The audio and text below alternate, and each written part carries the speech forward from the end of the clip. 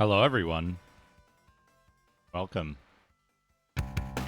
Welcome. Saturday RPG, it's Morrowind. It's my first time playing through Morrowind.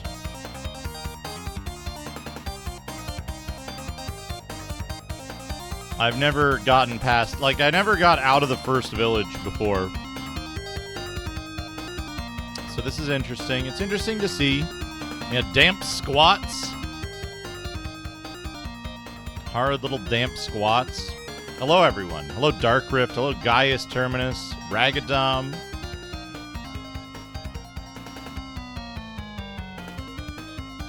Hello, Marmot. Hello, Chubo. I love the Banana Man emote. Banana Man. Hello, Zerodyne. Hello, Surprise Bees. Welcome, everybody.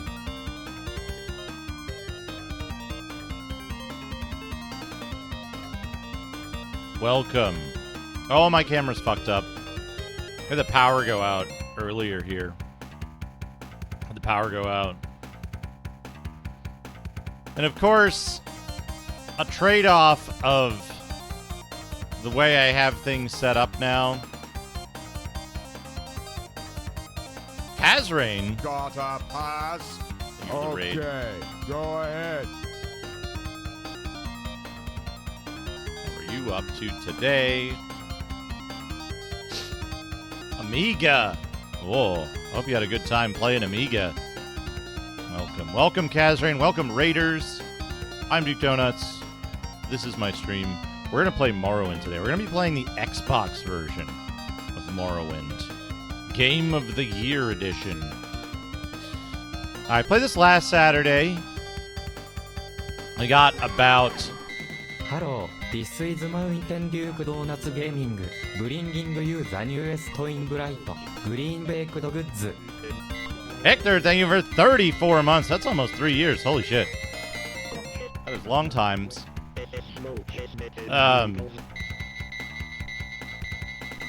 Started this last weekend. We're going to be playing it every Saturday. Hey, Scrooge McDuck's money bin.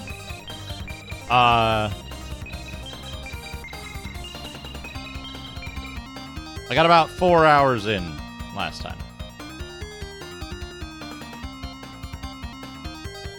Hello, Nando the Noob. Welcome.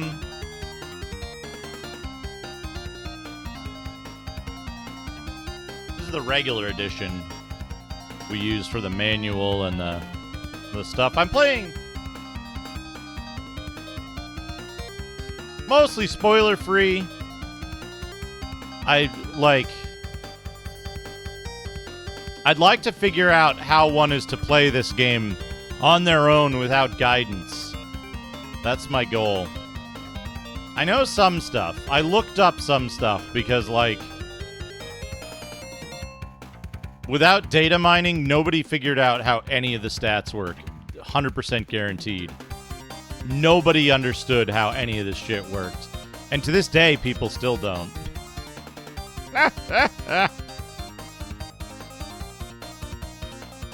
But yeah, we're about 4 hours in. We're not playing Path of Exile. That was yesterday. We're playing Elder Scrolls 3 Morrowind. Game of the Year. Ash. Hi, Ash. Ash played... I think Ash played all of Morrowind. All of Morrowind. I'm confident saying it was all of it. Yes, all of it.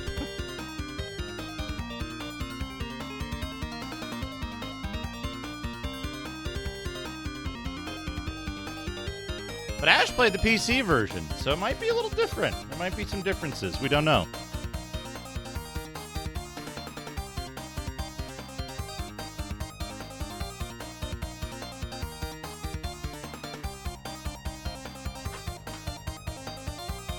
I, of course, have the appropriate controller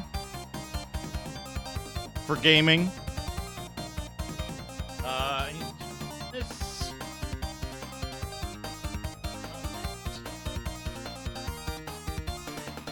good. This should be good in a minute. We'll be good to go. How's everybody doing? I hope you're having a good Saturday so far. I don't know why this takes so long to sync up here.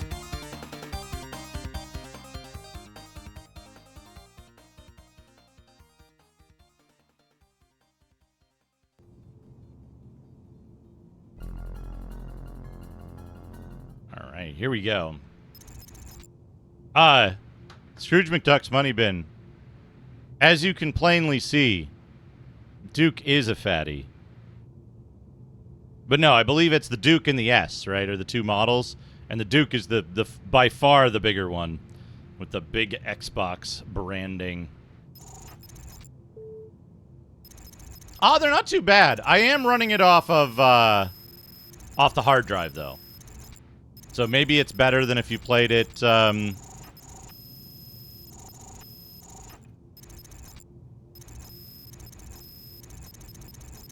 What am I? Oh, I didn't go far enough. Morrowind Game of the Year.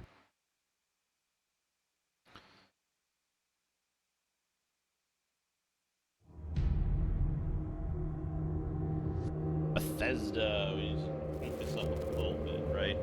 This game is a little quiet, if I recall correctly.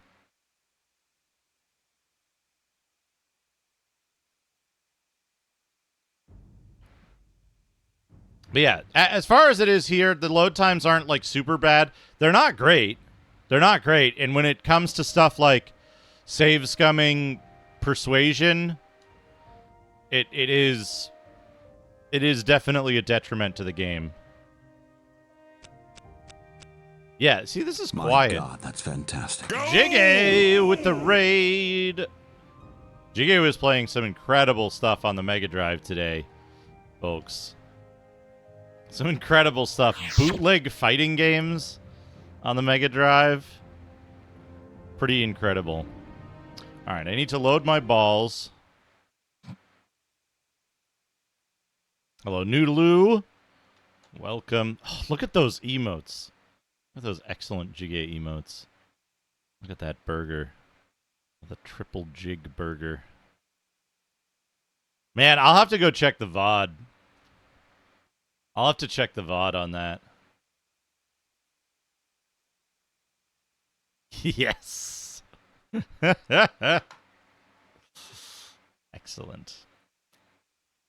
Yeah, so like loading once in a while takes... Jiggy, have you ever played the PS2 Beast Sap patchy slot? Madness turned on 21, seeking his next victim. Here we are. Let me just double check. Voice and effects all the way up. Music a little higher, but like... it's as loud as it gets.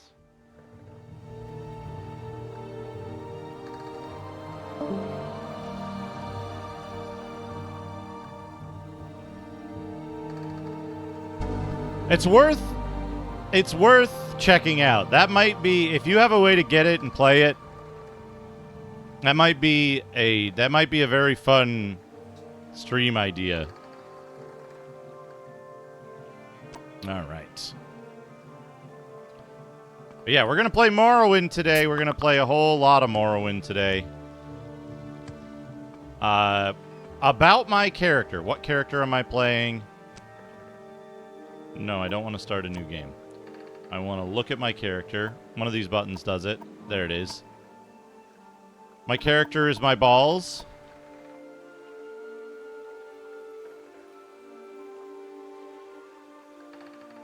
It secretly reboots your Xbox during loading screens. That's wonderful. I think I had heard that before, but I had forgotten about it. This is my balls. We are... Can we... No, how do we check...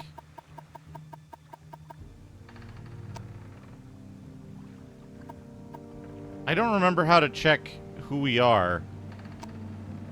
I think we're a male orc.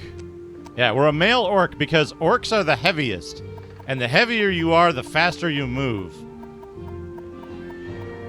We've invested a lot of points into speed and moderate points into other things. Less points into agility. No worries, no worries. Enjoy your second dinner. We want to level up athletics as much as possible in order to get the speed bonus from it. Ditto for unarmored and short blade. So we're using daggers, short blades, and stuff. We're also going to use a little bit of heavy armor. And I chose Speechcraft simply because it's something that orcs are lacking in, and it'll make it easier for us to level up our personality.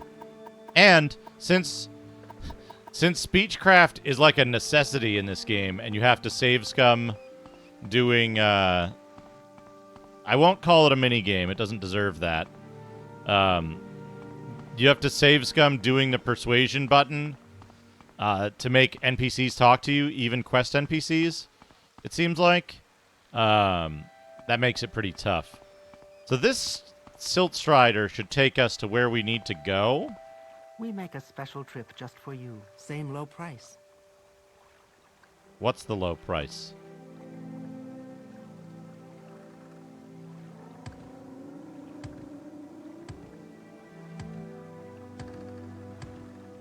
Why did I... Blueberry nachos. Oh, this guy are sick. Thank you for the 80 bits. I hope you enjoy your blueberry nachos, which is just a bunch of tortilla chips with blueberries on them, I guess. We need to check the map somehow. World map.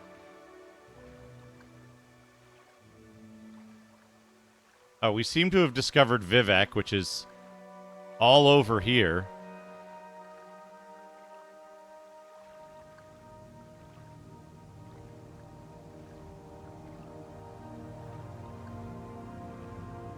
I don't actually remember where we were supposed to go.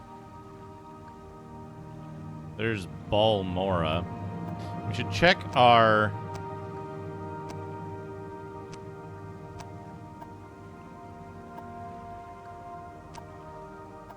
I'm sure I have it somewhere.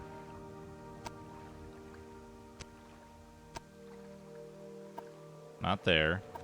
Aha, here it is. White button. We've arrived at the fields of Camus. Right. Orders to go to the town of Balmora in the Vardenfeld district and report to a man named Caius Cosades.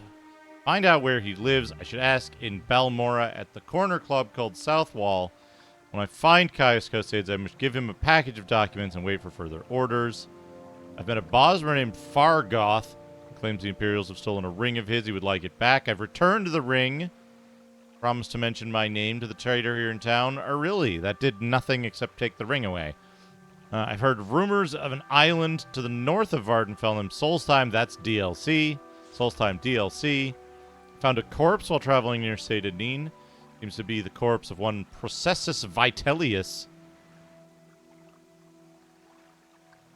Based on some items found on his body, he's carrying a parchment that looked like tax records. He also had 200 gold on his body, probably taxes he'd collected. Met a wandering pilgrim named Nevrasa Draylor. Apparently, Nevrasa has been searching for a holy place near here, the fields of Camus. She tells me that it is near a farm and along the coast. I've agreed to escort Nevrasa Draylor to the fields of Camus. It can be dangerous traveling in this area, and she doesn't look like she can take care of herself. She tells me the fields of Camus are somewhere along the coast near a farm. We've arrived at the fields of Camus. It is a peaceful place, peaceful spot. You can see how some could find solace here. Nevrasa was grateful for my help in escorting her to the holy place. She has rewarded me with 150 septims. Elone at Aureli's Trade House gave me detailed directions to Balmora, which it doesn't repeat here. I've spoken to Socutius Ergala in Satanine about Processus Vitellius. So Cutius wants to know if I found the tax money he'd collected. I decided to keep the truth about the 200 gold I found on Processus to myself. So Cutius was disappointed that the money had been lost and saddened by the death of his tax collector. He thanked me for letting him know what had happened. I assume you get nothing if you... And Eyes. as a result of the way this game plays, I was immediately forced into the conversation option where I had to choose one or the other. I couldn't take my time to think about it or save before choosing the outcome to the quest. And so since the game demonstrated to me that being a good guy gets you nothing, I decided to not give him the money back. So it turns out that my balls are an asshole.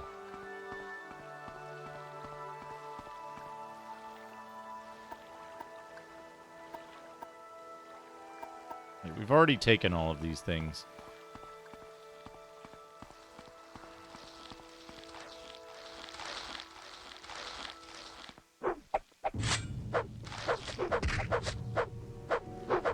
What's part of the problem with Oblivion and Morrowind, in a general sense, is that there's no reward for doing quests, per se. There's only a material reward. And if you already get the material reward early in the quest, why turn it in for something?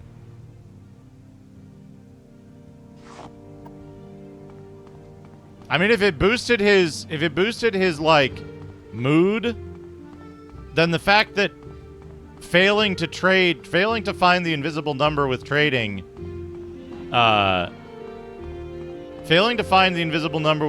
lowering his mood, and the particulars of the persuasion minigame.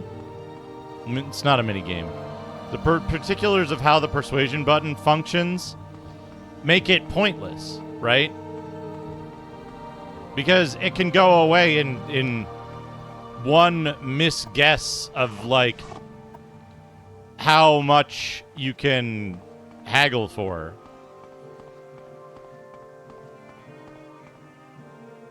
Are you a threat? Yes. Are you a threat I can take? He thought. They fought.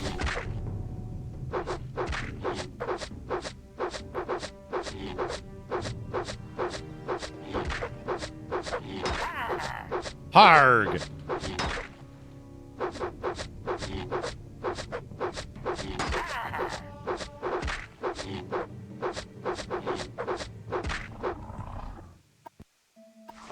Take that, Guar. It looks surprisingly good, yeah. It's pretty good.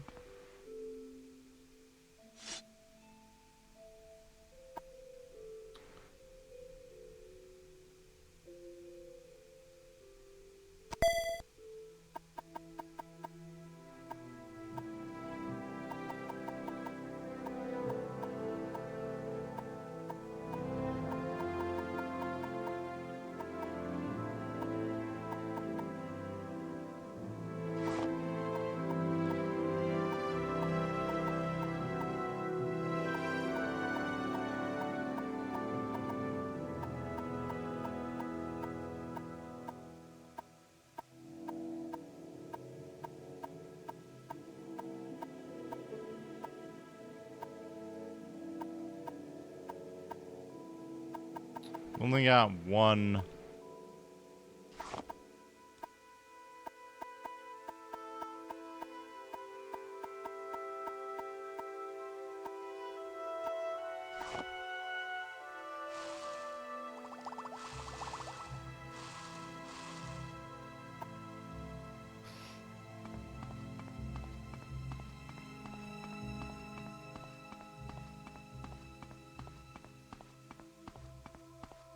Oh, thank you, Schubert. Thank you, Schubert. How far in am I? Like 10 minutes? I forgot to start the timer. Where did I put the timer? This isn't Menzo Baranzan. About 15 minutes.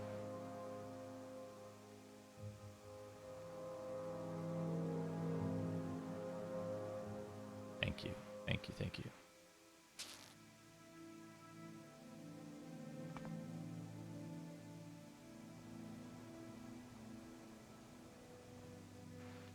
This does look, I don't know. This does some pretty good stuff for the Xbox. It's not the best looking Xbox game. But it's pretty on par with the PC version. I would say this was developed PC first. There's a lot of stuff that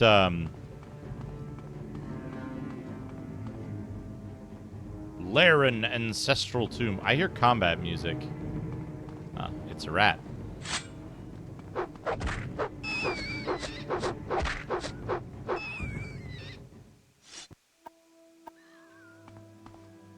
Rat, rat, rat, rat, rat. Thanks. Please call again.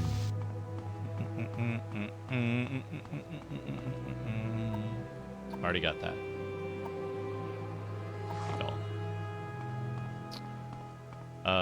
I should save here. Again, Mongo fought in self-defense.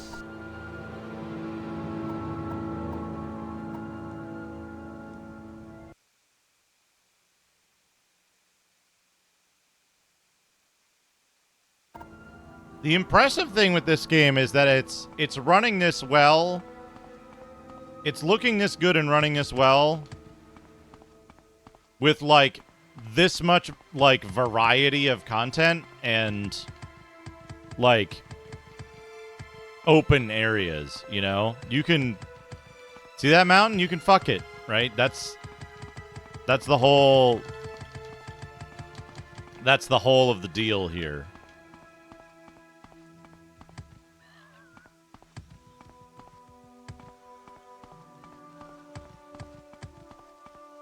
Can I? No. And, like, it's not like... There's a lot of better-looking Xbox games, I would say, but they're all, like, narrower in scope, you know? This still looks goofy as fuck. But not many games were doing footlocking of any kind at this time, so... It's a cliff racer. Do do do do do. What was it you could do? You could. Do you have to have your weapon out? Yeah.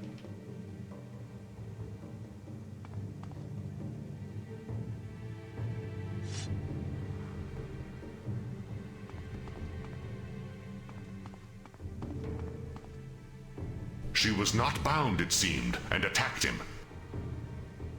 Are cliff racers difficult to fight? Should I be concerned? Should I drink a potion of restore fatigue?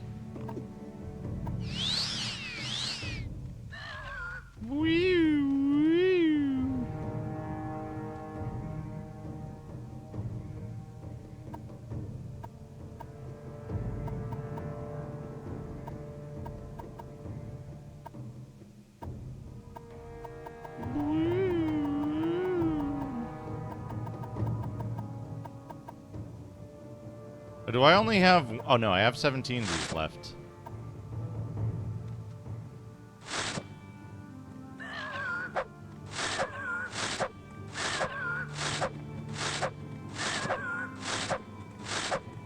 You think I'm missing?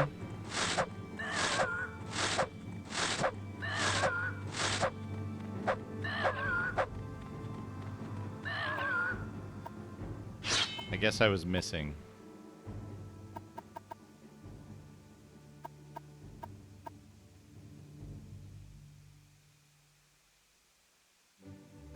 Oh, that's a long blade. I should be using a steel short sword.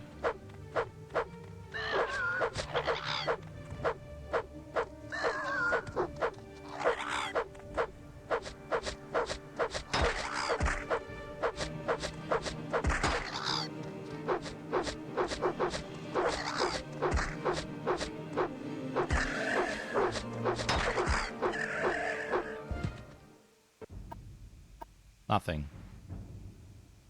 Oh, there's a thing. Somebody mentioned deleting well, not anymore. I can't. Somebody mentioned deleting corpses.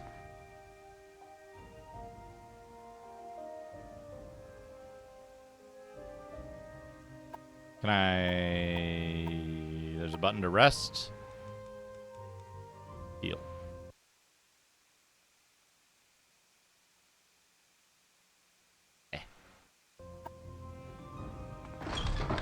In we go. Let's go into an ancestral tomb.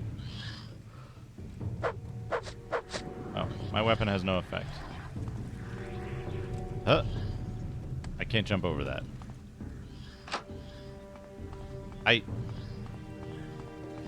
I'm stuck.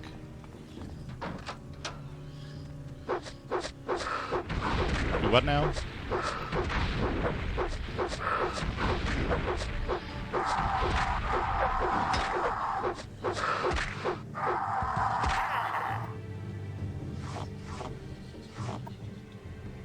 I don't even know what that was. Get away from me, ghost. Common amulet. Bone meal. Stop it, I'm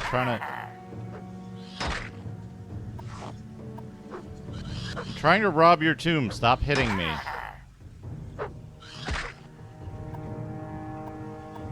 All I have is silver arrows, and I don't have a...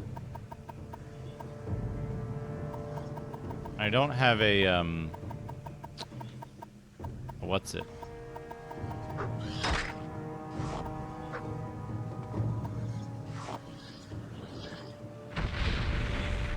Really? You just gonna shoot magic and shit? Where was that? I should rest. My unarmored has gone up.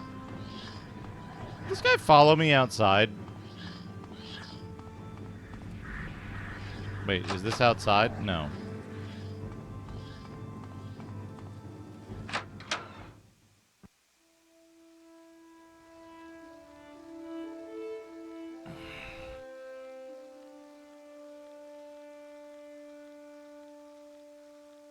Rest.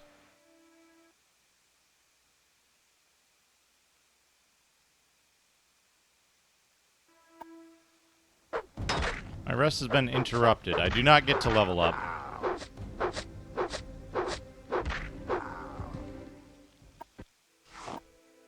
Okay.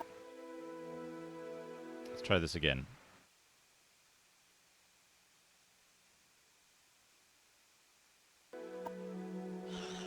No.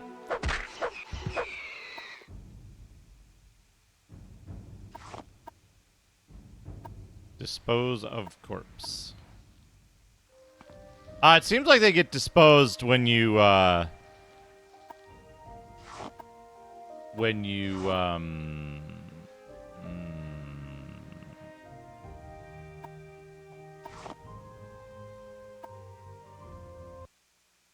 area transition as well. Because the Cliff Racer's no longer there.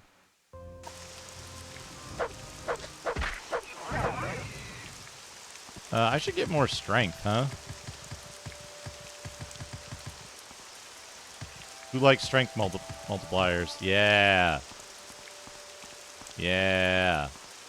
I should rest and meditate on what I've learned if I didn't get interrupted.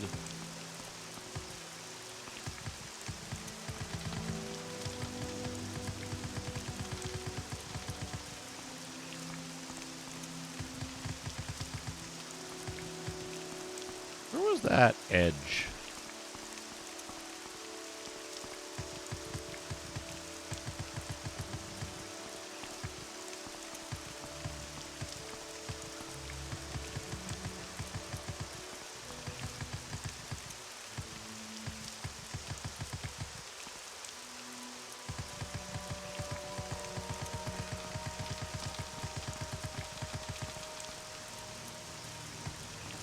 Imagine if you made acrobatics, your level up skill.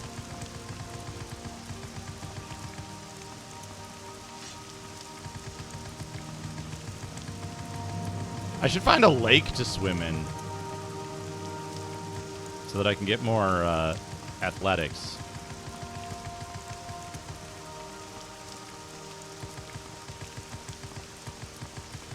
Hey, Hanadi.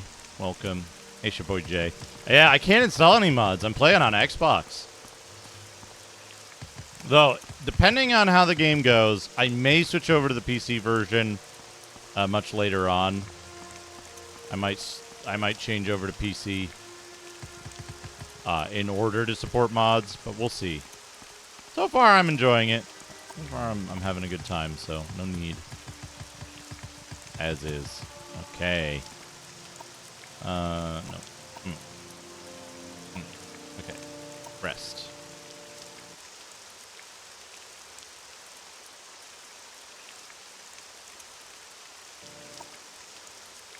Fried rice bowl.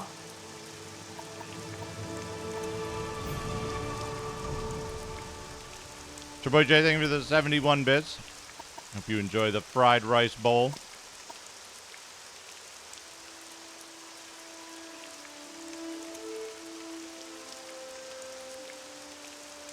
Cheese spaghetti. Cheese spaghetti. That looks pretty good. That's a lot of spaghetti, though.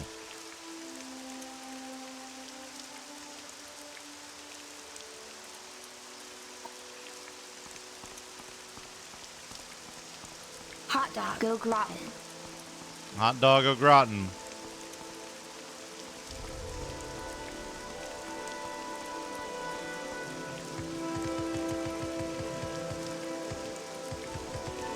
Thank you for the 71 bits times 3. Good boy, Jay.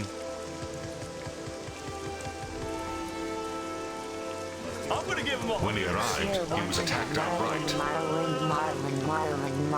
Morrowind. Zero, I think, of the 100 Morrowinds. Morrowind.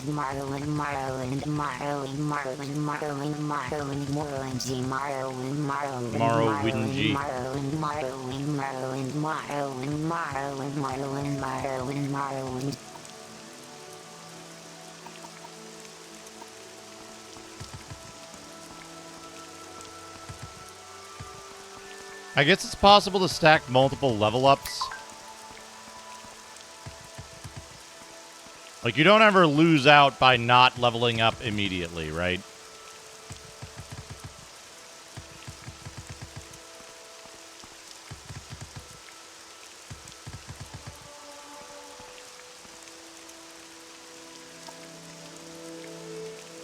Actually, you know what? Could someone confirm?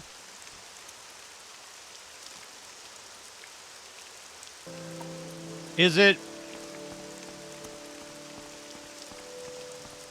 the number of points or the number of different skills that determines your bonus?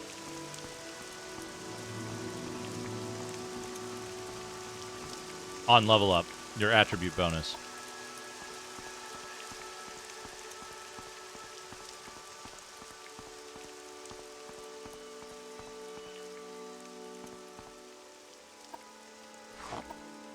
The manual is ambiguous.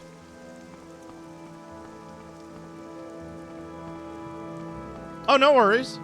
No worries. Always take that into account.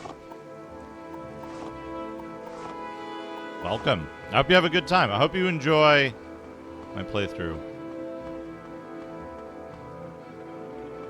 What are you? She ordered the demon within his body to leave, and she attacked. Sheridan Ropley Egg Mine.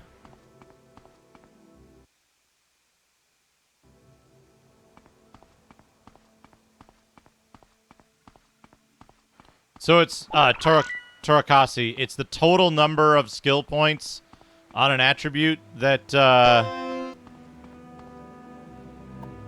determines the attribute bonus.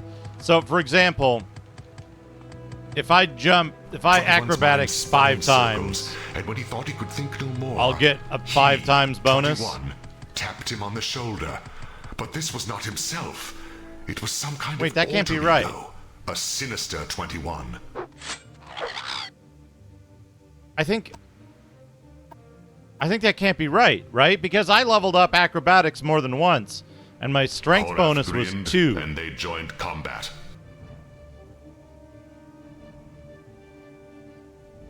10 skill increases for a 5x bonus, not 5. Okay. So I could... Where is it? Not that. This. I could load my save. Which I think is this one. No, where...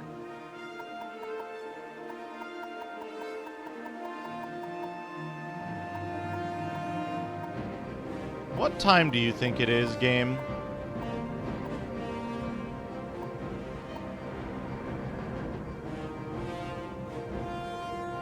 Day 6. Day 8. Day 6. I think it's this one.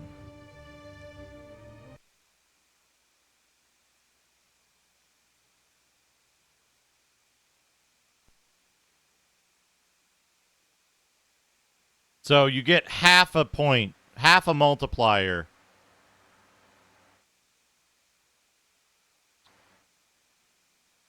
For each thing.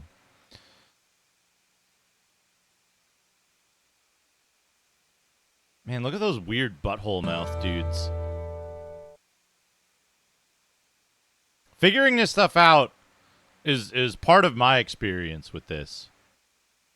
Right? It's like I prefer not to look things up or have like direct backseating. It's kind of yeah, okay, that's the lair and ancestral tomb, which is fine. I should be 1 away from leveling up. Yep. And so I can level up with... I'll level up with Short Blade if I go in there, I think. Hey, Grognak. I am unsure. The biggest difference, of course, being, like, mods and console access.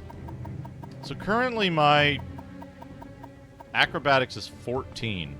I want to get this to... there's no way to see... okay, hold on. I'm on the steel short sword already. Go in here and fight that guy, and that'll probably get me enough.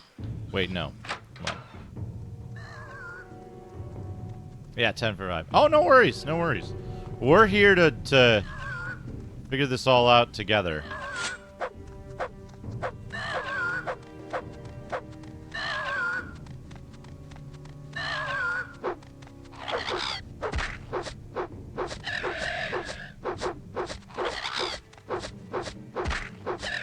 Does Diablo 1 use one of those sound effects? Use this?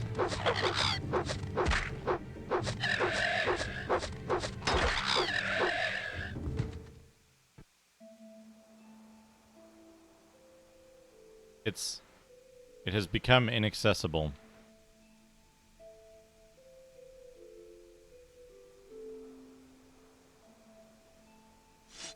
Okay, put that away. Heal. We're gonna override our autosave.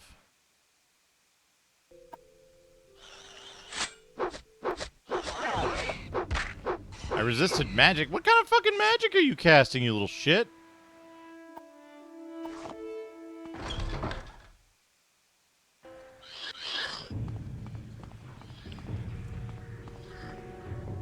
Gosh, this is dark.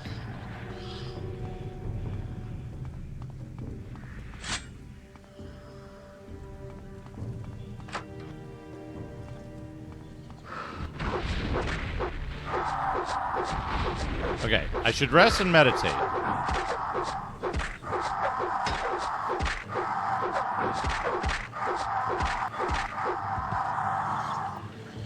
Bone Walker. Enraged, she fought.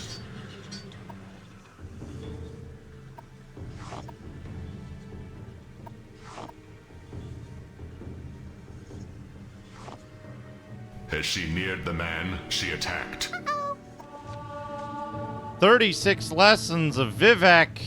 Sermon 5. We'll read that later. We got a skill point from that for Axe, which is unfortunate. I didn't actually want that.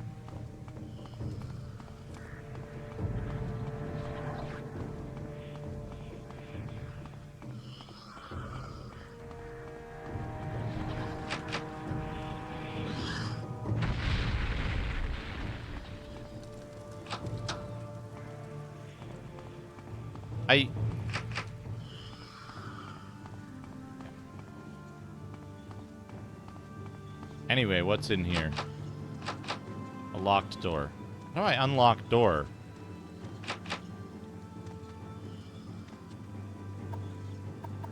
Do I have to equip lockpick?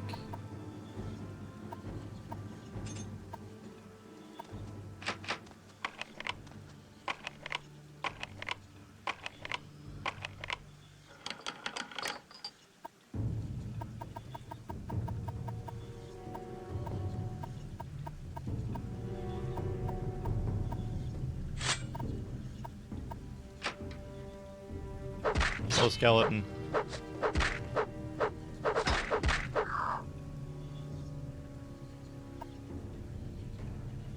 Iron saber. Heavy armor. Messenger scroll to summon a scamp.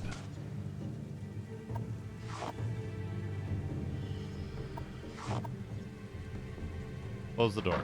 I cannot rest.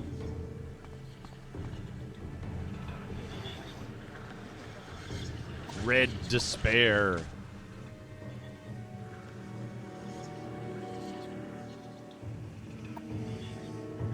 Chitin spear. Spiked club.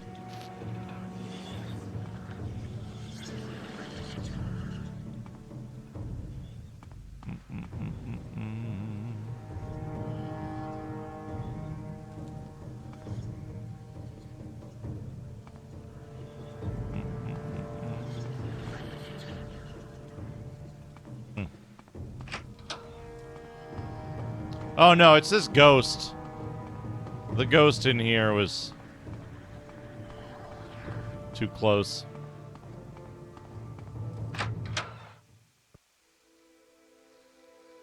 Okay, what I want to do here is I want to save the game on a new save.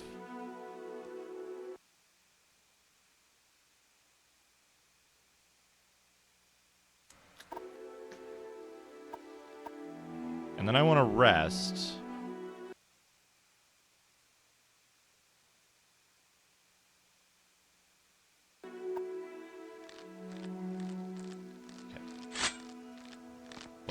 Buddy. I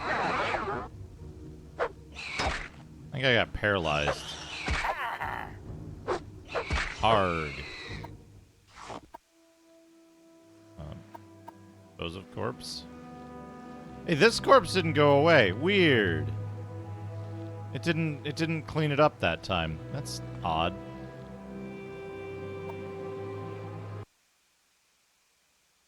Good G Pudding, how's it going? Okay. So we're 2x in strength, 3x. We're definitely taking the personality up.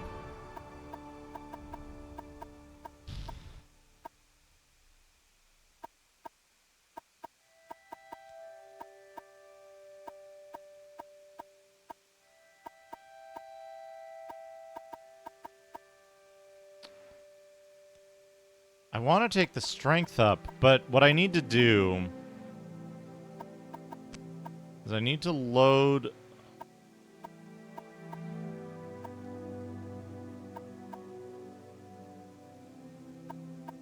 I think this is the one I just made. I need to load this save, and I need to go jump up the mountain until I get...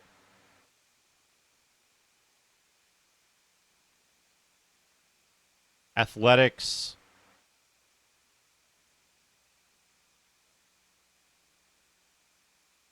If we're at 2 right now, I need 6 points of athletics. No, not athletics. Acrobatics.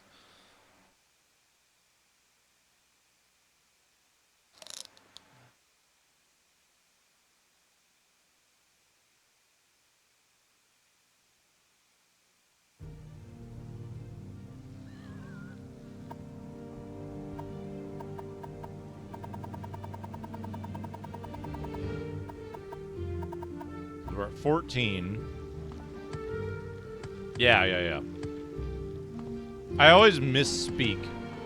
Like, I know which is which.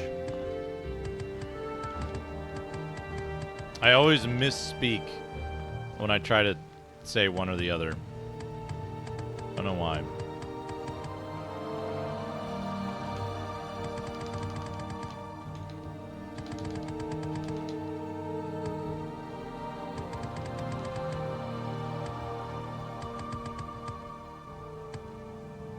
I've done a custom class.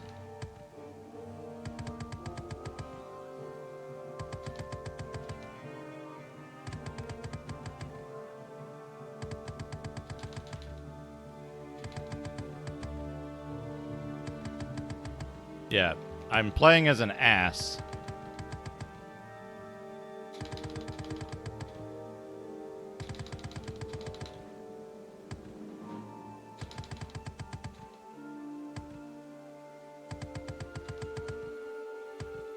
No. I want to get this. I want to get the strength bonus.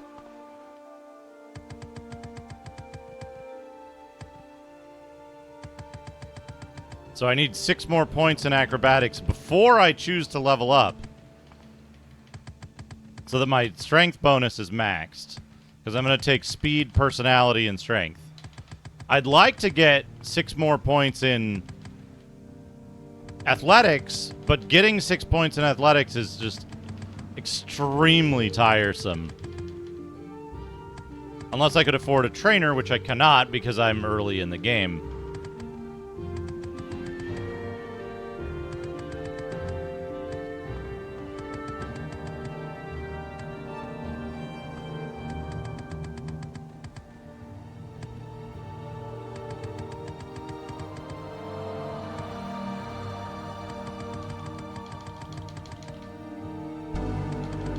Refrigerator.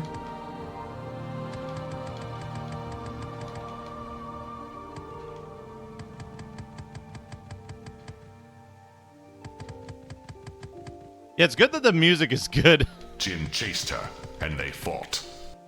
I will say, I was never a fan of this style of, like, level up stuff.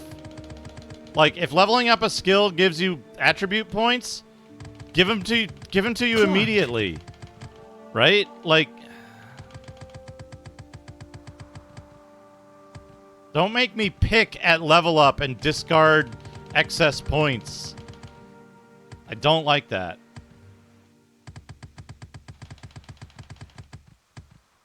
I was always under the impression that thing had started in I had never played this, right? And I saw people complaining about how they ruined Oblivion by making it X, Y, Z and making it do this, what, that, and the other thing.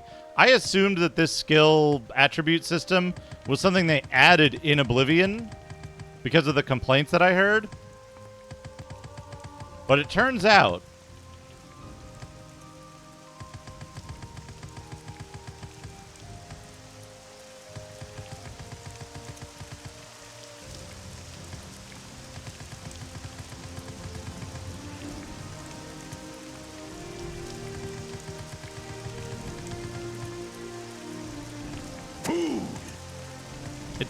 that people were mad that Oblivion was just not as broken as this in many ways. Though the level scaling in Oblivion was new, and that's a strictly worse scenario.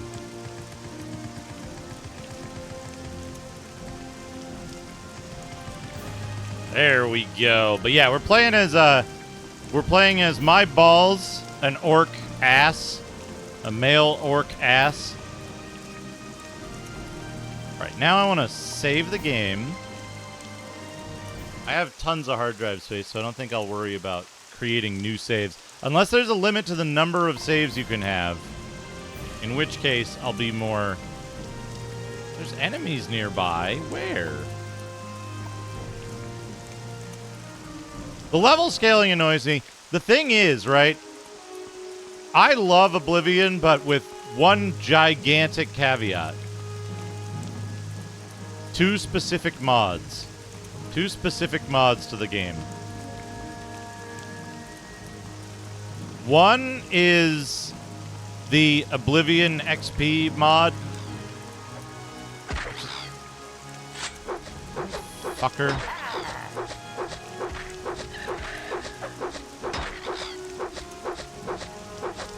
Don't mess with me.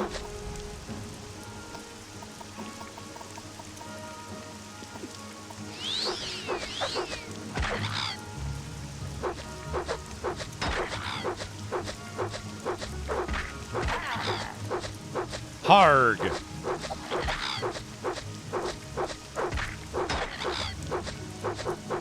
There's 2 of them, aren't there? They fought. Oh no, there's also a worm. How do you feel? Was it good?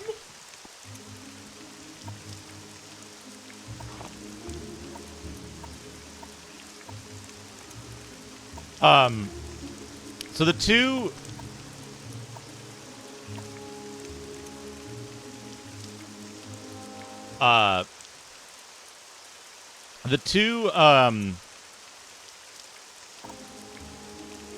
caveats to liking Oblivion are the XP mod. Okay, we've only got 4 strength now. We were at 2 strength before. We gained 6 acrobatics, and we're at 4 strength now. And it doesn't tell you what contributes to what.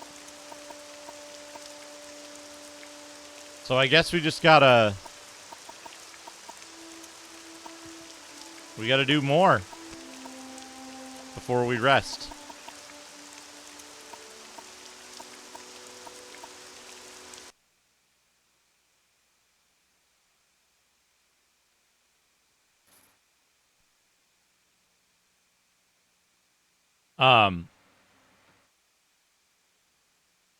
But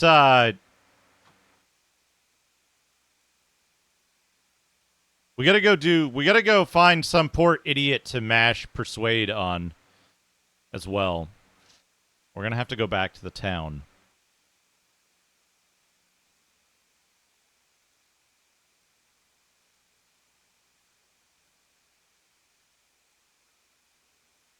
I wish I had an auto-fire controller.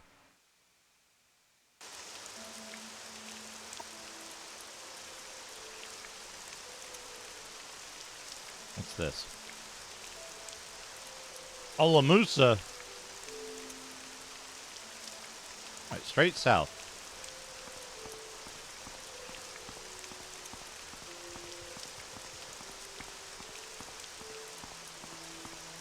So there's 2 mods. There's 2 mods for Oblivion. Oh, hey. Oh, I probably need to, chug these. I thought I had a restore health potion. I guess I don't.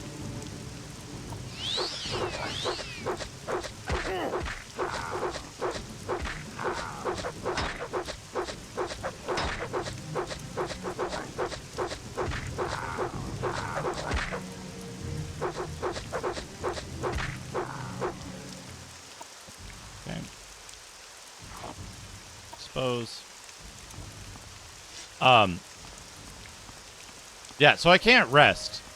This system is objectively worse than Oblivion for this alone.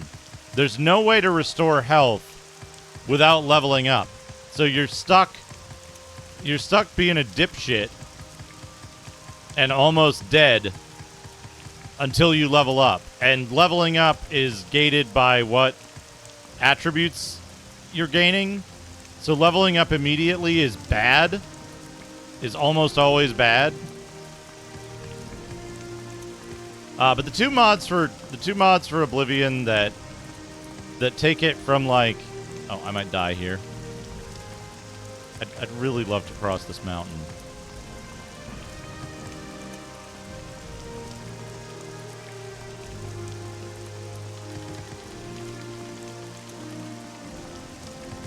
Come on. Up you go. Uppies. There we go. Now, where can I get across this stupid mountain?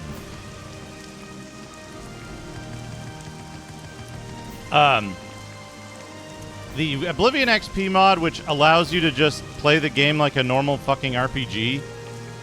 You get... Whee! Jump! You get experience for doing things and completing quests and killing monsters.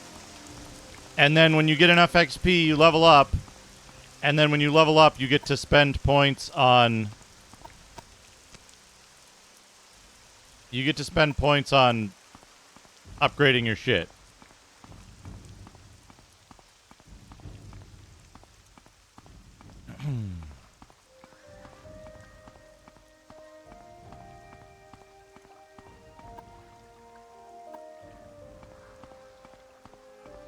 So, like, it solves all of the problems that this skill system introduced. I have a thing that'll restore my health. Do I need it? I'm back at the town now, right? Yeah.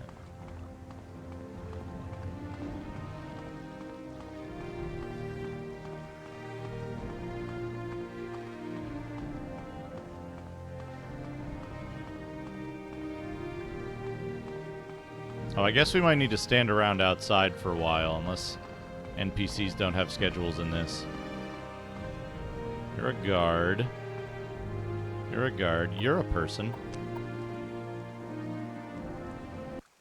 And the second is a level list modification mod for Oblivion, which is, Go ahead, stranger. Get out of here. What?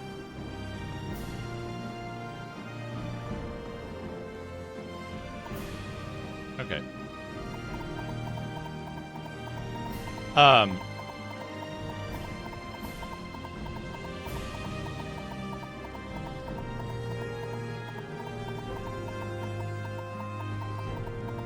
You're,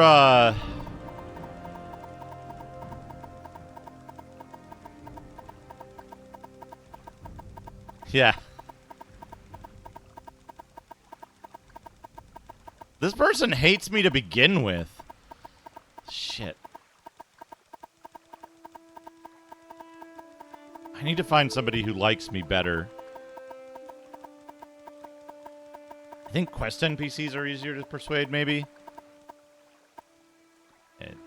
You're hopeless anyway. Where's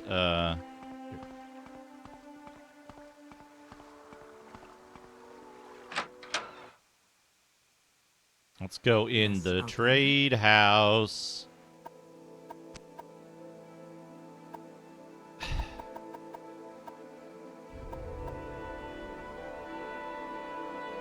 I gotta see.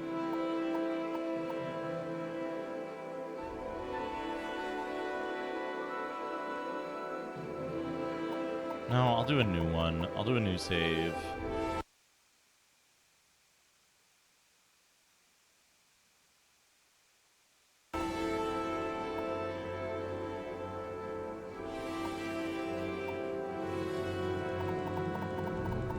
Okay, yeah, her success rate is higher.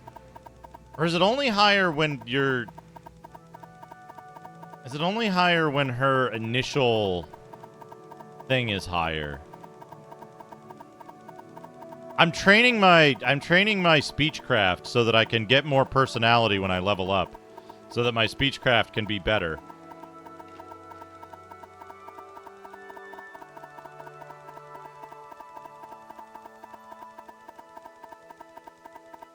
But yeah, the level listing for Oblivion makes it so that, like,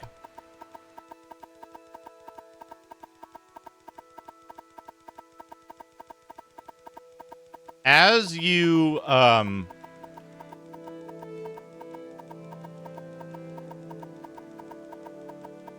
as you get further away from cities and roads and certain quest areas, the enemies increase in difficulty.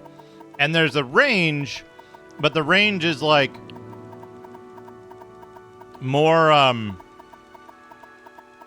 it's more low level when you're near civilization and more high level as you get further away. So when you go way up in the mountains to some random castle, it's going to be more likely to be inhabited by ogres or trolls than something that's like right off the main road outside the Imperial City. And that made a huge difference, right? Like, there's some areas you go to and you're like, oh shit, this place sucks. There's some quests, like doing the Mage Guild quest with that mod is much harder because some of the areas they send you to in the Mage Guild quests are like way off the beaten track, right? So it's interesting to see how that kind of changes it, and it makes it a much more interesting game because sometimes you're like, oh shit, I'm going into an area that's going to be dangerous. I'm climbing up this huge mountain, so I better actually get my shit in order and run away from combat a number of times because I should be prepared to run away from combat because there's going to be a bunch of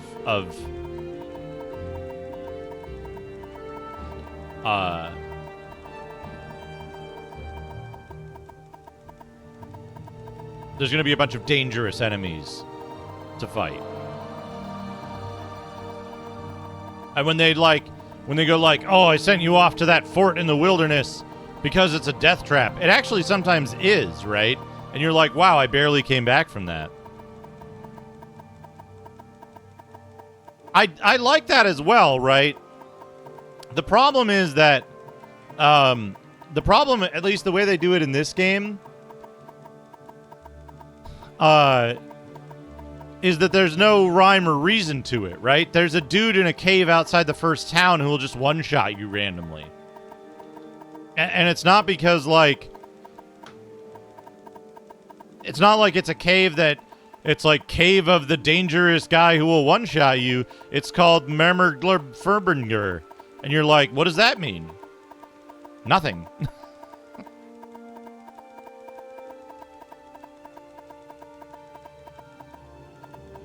But yeah, the combination of those things means that, like, you can level up stuff that you want to instead of leveling up something like really specifically by grinding a skill out. You can actually get the thing that you intend to get.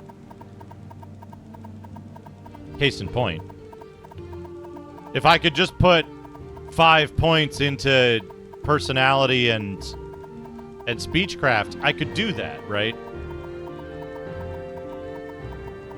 So the combination of the XP mod allowing you to build the character that you want to build and allowing you to build the character that you want to build and the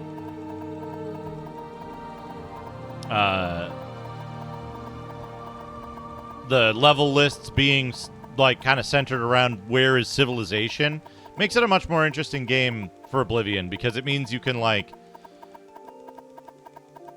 go out and like explore and be like, I shouldn't go here yet. I need to deal more damage because these enemies are taking too long to kill. Hey, Lelouch Hero, how's it going? Oh, I wish, Space Mister. Get lost. Now. Oh, you don't say. Well, I never. I love the Oblivion. Yes! Yes! Oh, we had a good run going there for a minute. We got all the way up to like 57.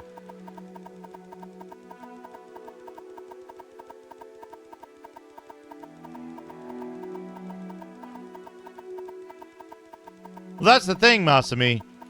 Literally, like, the second cave outside the first town has a dude in it that one-shots you. There haven't been any books to read that tell me that some area has a random bandit that'll one-shot me in it, right? That's the missing component, is that there haven't been any texts. I've read everything that's been put in front of me.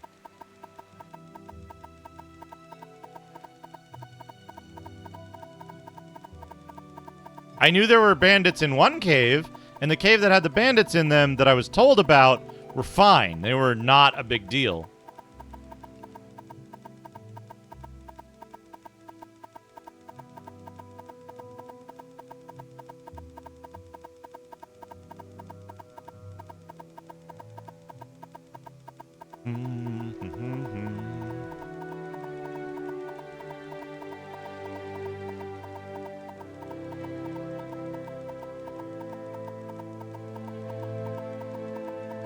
Doing pretty good. I'm playing Morrowind. We're gaming. I should recommend Bilbo to play this game.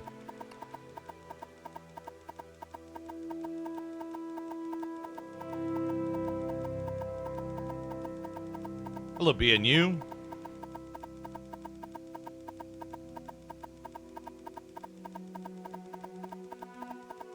This game's also in an interesting place, right?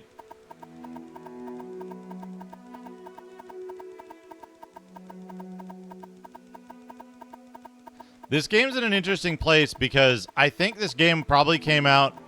This was probably the first experience with an RPG that a lot of people had after getting access to the internet in a, like, reliable, consistent way. And having a, hey, Hunter. This is my favorite game. Right? Like, this is probably people's first RPG. Many people's first RPG after, after getting access to the internet, right? Because what came before this? What games came out in that era? Because this was what, 2001, 2002 or something, and then this version I think was 2003. Am I placing that correctly? I can't go look it up because my hand is busy here.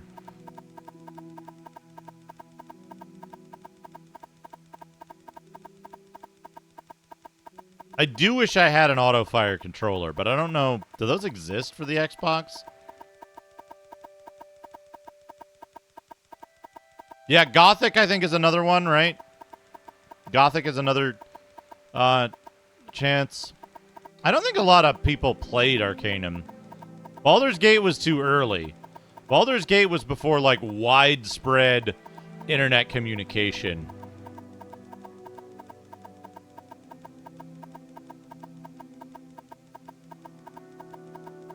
Right? So that's why I think, like, between Baldur's Gate and this, I think this is one of the big commercially successful RPGs that would have been people's first RPG experience after getting, like, constant, easy access to the internet. Baldur's Gate 2, another good example. But that's the thing, right? Look at the way that people play Morrowind and the way that people interact with the game. And it's very interesting to me that, like, there is, I think, a certain amount of nostalgia for an information sharing period that a lot of people may not have recognized at the time.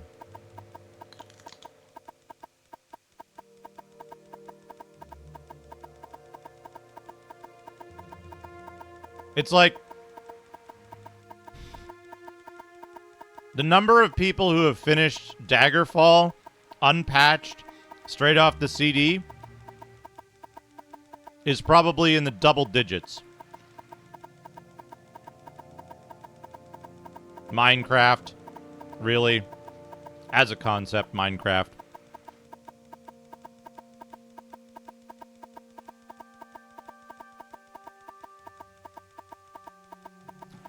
There were certainly games that had the similar approach, and like Tower of Druaga is definitely like the earliest example of that.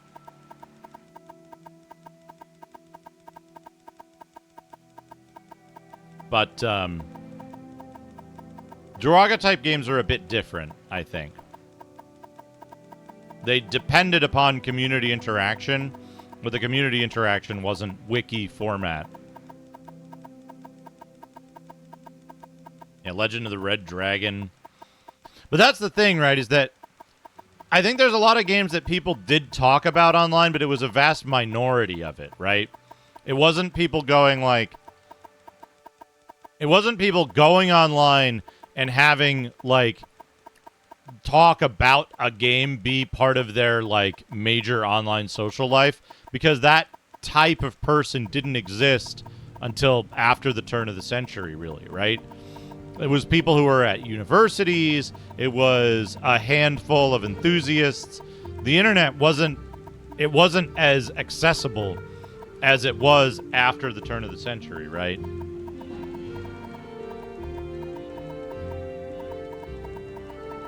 Now, Diablo 2 in 2001, right? Diablo 2 in 2001 had ubiquitous online interaction, right? I think, was it 2001? Like I said, normally I would look these things up, but my hand is otherwise busy. Diablo 2. Diablo 1 had direct player-to-player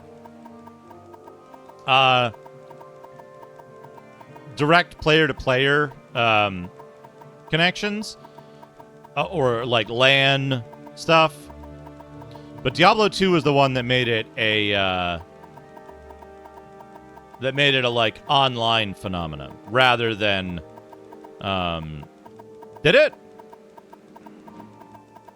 Did anyone use it? Did Diablo 1 have BattleNet after patches or on disk?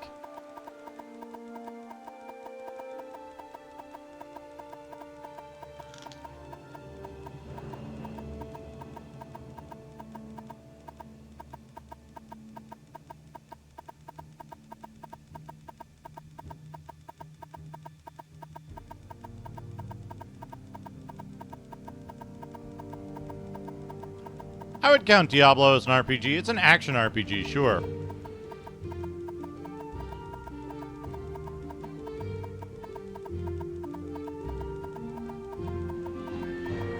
After Diablo 1's release.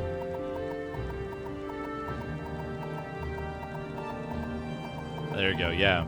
So it didn't ship with it, right? I think that's the big thing, is that, like,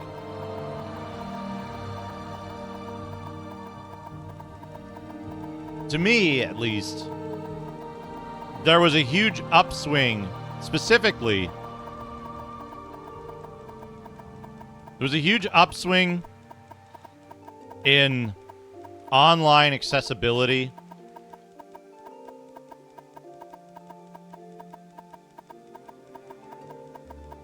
When operating system network stacks became much easier to use for that kind of thing. And when broadband became much more commonplace. And that was like 2000, 2001.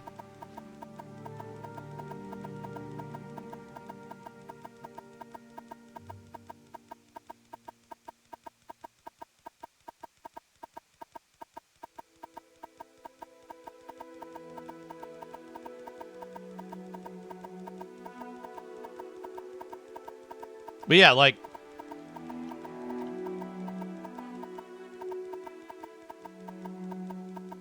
to an extent, right? I saw more about individual, individual stories about games right? Hello, Megami and Finny.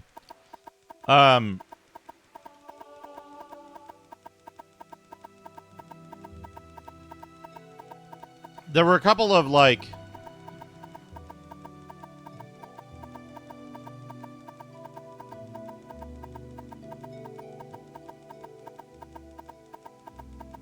There were, like, individual stories about games, and I heard stuff about games. But there wasn't this, like, pervasive... I don't know. Like... There wasn't this, like, pervasive information sharing about stuff. Games were still kind of mysterious, and people would be like, oh, I saw this thing in that game. Right? And then around the turn of the century, a little bit after, I start to see, at least what you can see of it now, is when a lot of stuff starts appearing, right? A lot of documents that we see today were, like, scanned in 2000, in, like, 2001, right? The manual for Final Fantasy II on Super Nintendo. One of the known copies of it that's everywhere traces all the way back to a scan in 2000 or 2001. And as a result...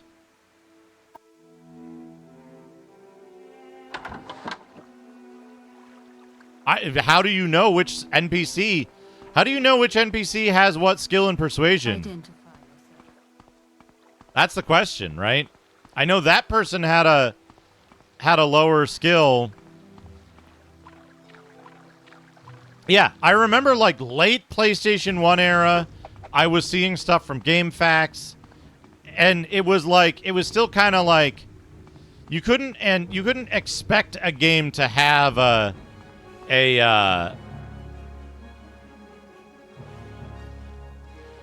there's enemies nearby. Okay.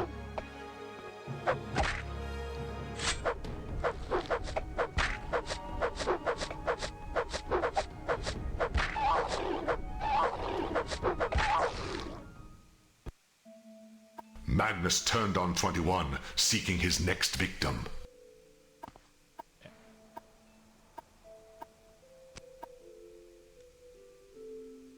I remember, like, late PlayStation 1 era, sometimes a game would have, Absolutely not, Masami.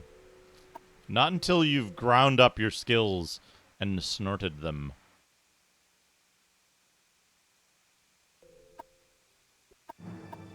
Okay, we got 5 in personality, 3 in speed, and 4 in strength. We need more strength.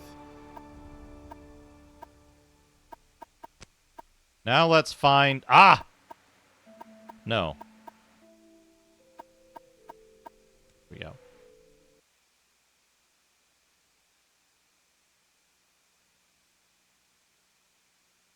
Yeah, exactly. Exactly, Ghostly Outcast. Like, later on, like... It's a difference between, like, EverQuest 1 and Of course, I'm World on of your Warcraft, side, but right? Business is business. And I think World of Warcraft, like, EverQuest 1 was a game for enthusiasts. It was a game that had,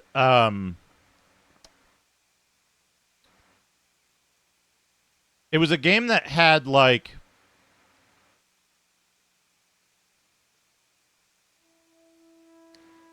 a lot of information was like shared about it and people talked about it and shit, but it wasn't it wasn't as much of a social phenomenon as World of Warcraft was, right? So EverQuest 1 was still just like a game for people that played EverQuest, right? There were more, I think, limitations in the audience of it. And by the time World of Warcraft came around, World of Warcraft was a game that, like, everybody was playing. I didn't particularly get into it, but there was a sea change in, like, how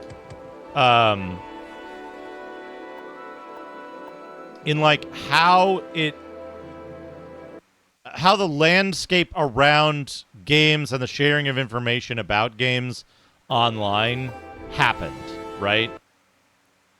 I think that's the thing that I'm like kind of digging at is that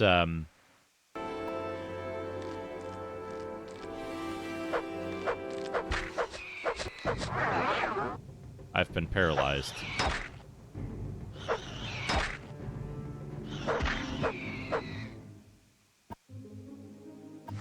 I should go swim so I can get the 5 speed points.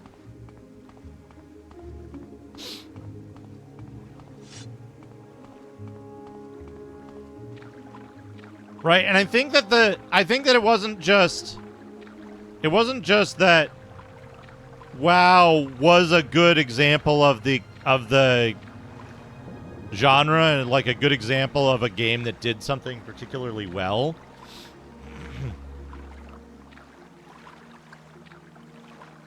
And I don't think this game was necessarily designed around the concept of ARG.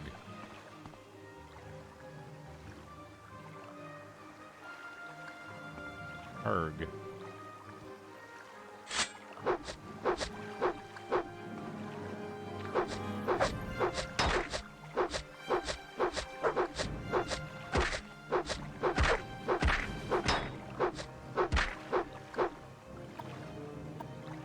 Small laughter fish.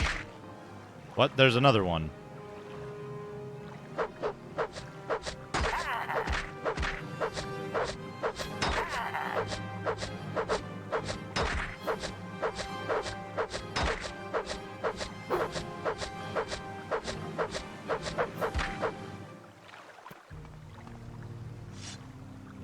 Okay, let's save the game. New save. So, hey, girly Satan. So, like, my point is that, this game wasn't necessarily... Oh, I can't rest here. Can I rest here? Can I rest here? Can I rest here?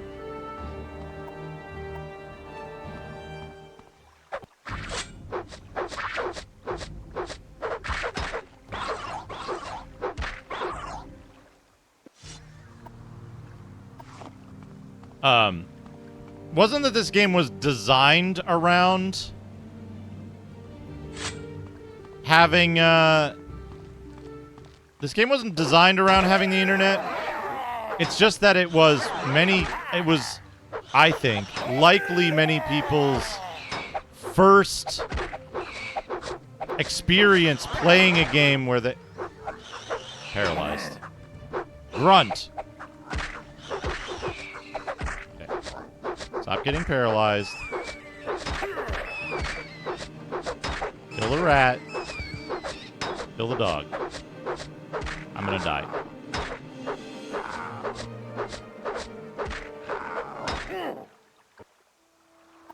Cool. We're almost there.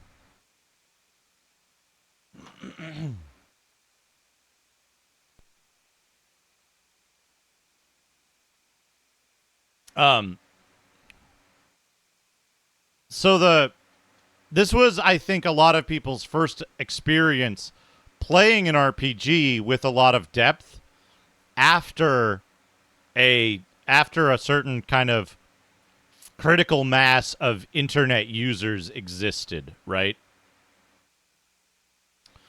And as a result of that, and I've seen this in playing this, right? A lot of people have vestigial knowledge about the game that consists almost entirely of exploits.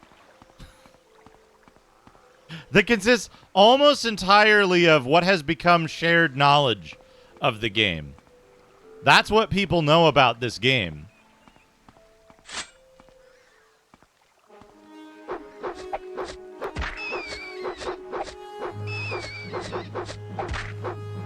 And it's really weird, right? I will fucking shit all over Sonic 3 every day. That game is fucked. Designed by literal criminals.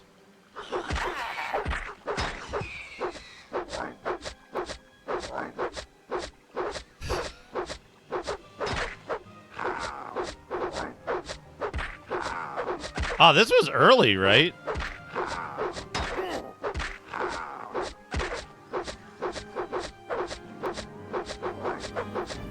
This was like not super late for the Xbox.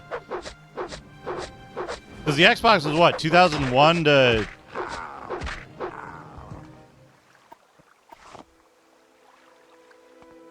2001 to 2006? It's possible, yeah. Hey, Billy Rivers. 2002. And then the game of the year was new save game. Yeah, game of the year was 2003. So we're playing the 2003 version of it, but it was originally 2002. Okay, we're going to rest. We're going to hope we get interrupted so that we can get healed. Okay, we got 5, 5, 3. Okay, so we're good on strength. We're good on personality. We just need to swim in circles for 4 points.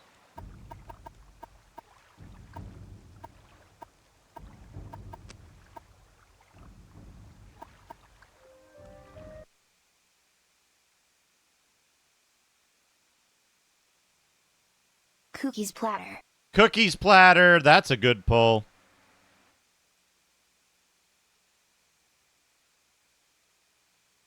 Yeah, same, Strider. I wish... Here's the thing, right? I looked it up, and it looks like it's not nearly as comprehensive, but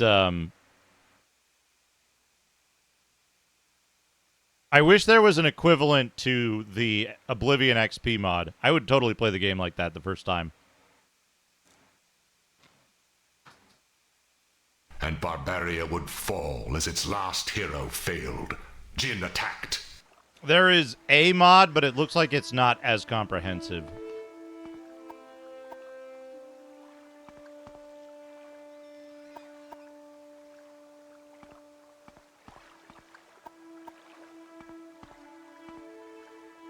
Okay. First thing we can try to do is just swim. Scrib in the crib.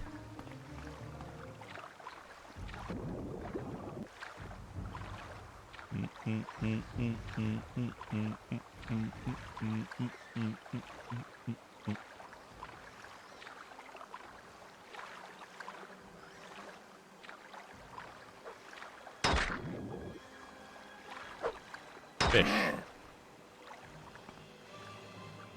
Man, you know what?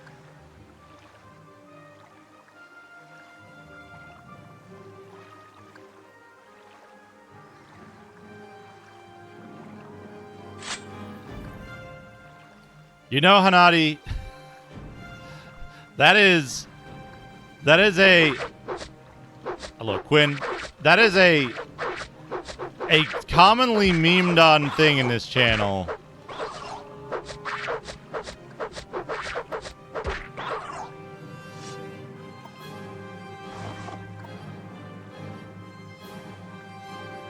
Yeah, that's exactly... I think that's the one, Masumi.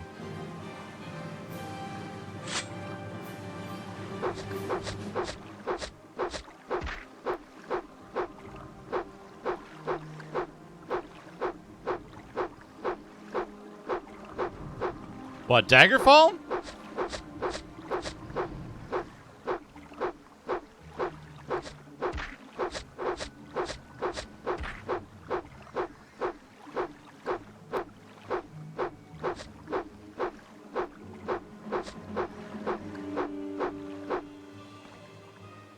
Daggerfall was different to this. And fell upon him with violent rage.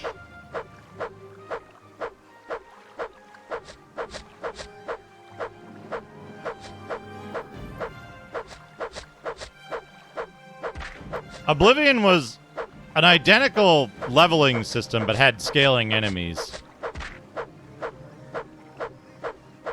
Actually, Oblivion's better than this. Oblivion made an important improvement that I'm dealing with the consequences of right now. In Oblivion, you could wait, which would heal you.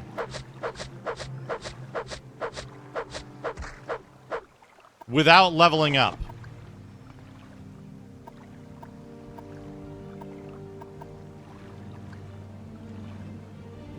In Oblivion, you could wait without leveling up and heal.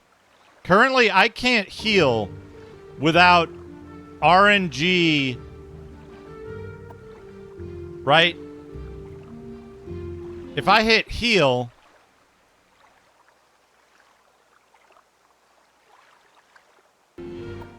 oops, I leveled up when I didn't want to because my stats weren't ready.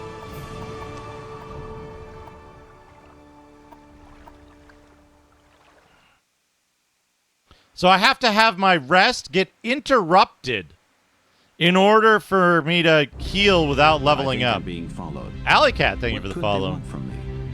Right? I have to get RNG of leveling up to avoid leveling up. There's actually a lot of games that do that, Hickler. A lot of games will label a fatigue meter and it goes down.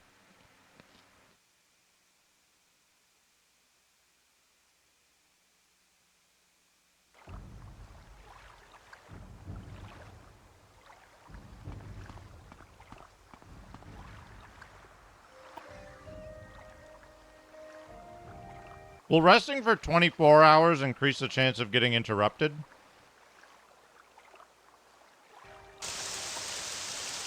It appears not.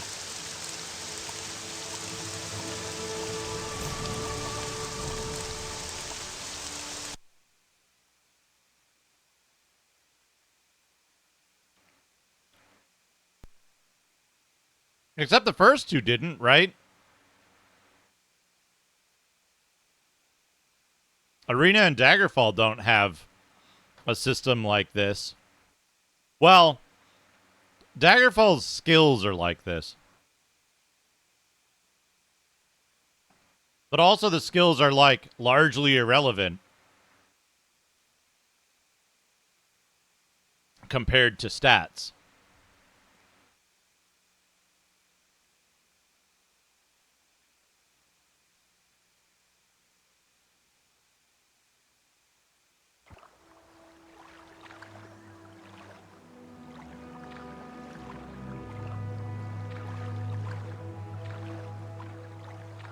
I'm trying to do this in a way that won't make chat nauseous, but it's more dangerous to do so.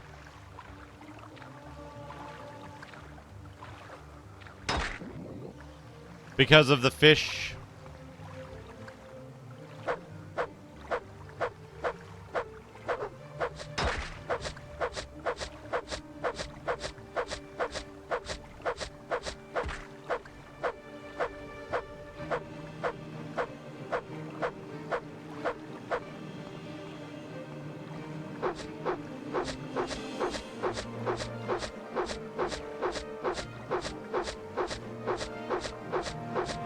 Water in this looks great, like for the time, and even today, like there's games with worse water still coming out.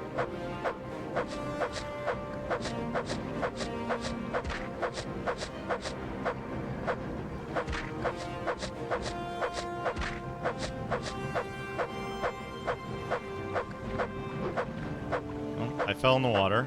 I didn't want to do that.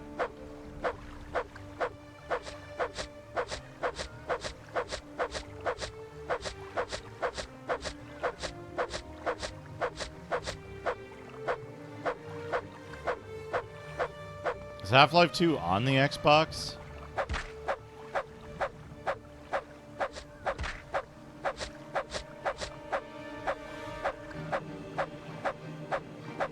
I had a super fun time with Daggerfall. Daggerfall is... I stand by my assessment that the number of people who finish Daggerfall as is off the disc is double digits at most, including myself in that number. The number of people who did it without any outside support, even smaller.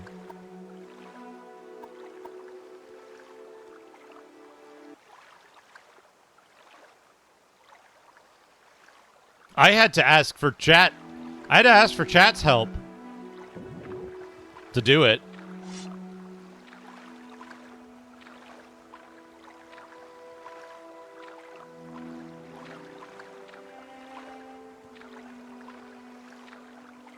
You know, Masami, if an update... Who keeps yelling die? Who's dying? Are there more fish? Herg. There's more fish. Why are there so many fish? Why are the fish so aggressive? This mud crab's dead. Clean it up. Okay, let's try to heal. Let's try to have an interrupted rest so that we can heal. Oh, no, cutscene cutie.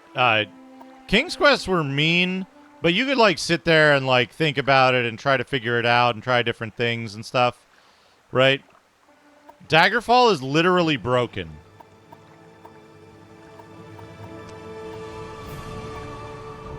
Daggerfall is literally broken. At one point in the game, you will receive a quest to go do some shit at some like dungeon to go get an item or something. And it fails to put the point of interest on your map.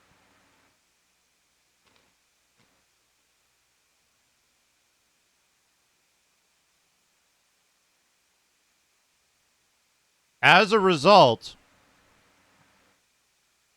you would need to know where the dungeon you're looking for is.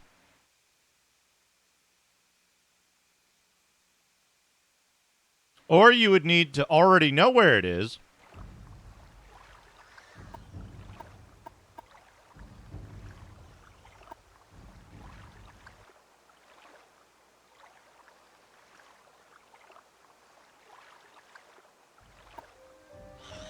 Oh, perfect.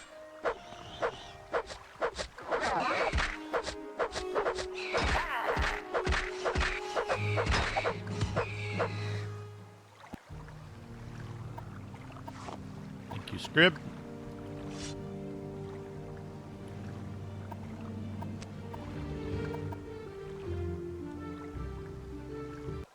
So, you would either already need to have the POI revealed, already know where that specific dungeon is on the overworld map, or two other options.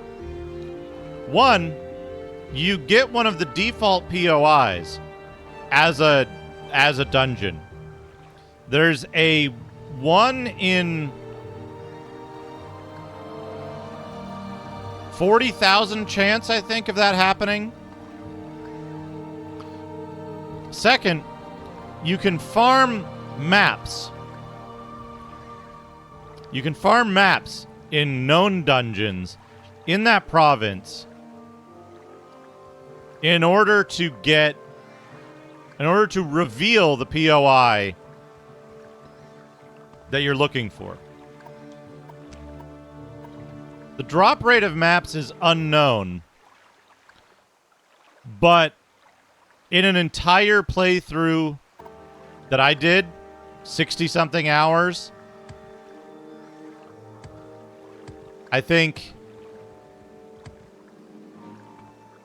4 maps dropped.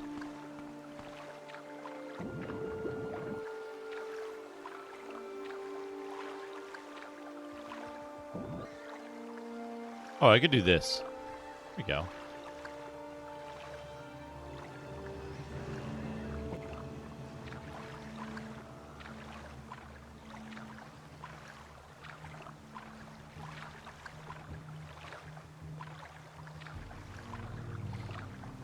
In order to get the map that you need, it's random.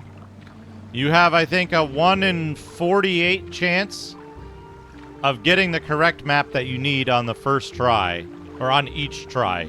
No.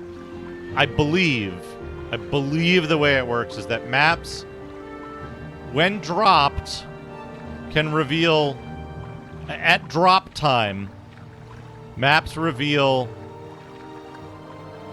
one of the non-revealed POIs on the current province. So you can't get a map and then farm, like, you can't save scum using the map to reveal new areas. The map's data is fixed when it drops.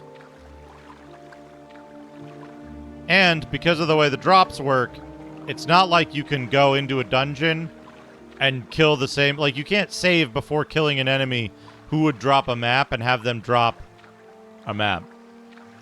I think Arena is the most fun of the mainline Elder Scrolls games. I think it's the best. However, it has a fairly rough start because you can get killed by goblins or diseased by rats, and your game will be very, very difficult to continue playing.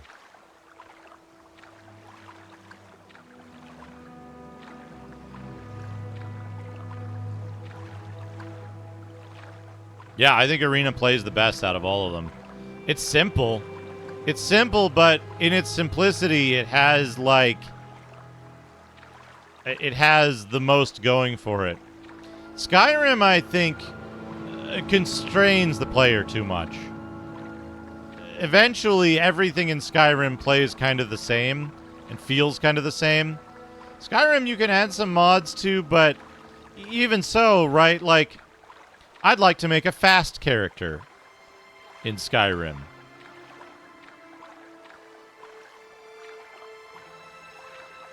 That's the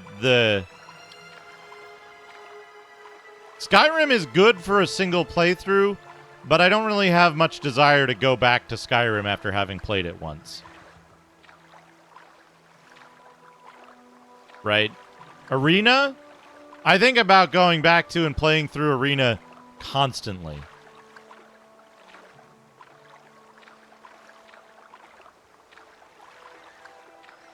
Daggerfall would be great if it wasn't so broken.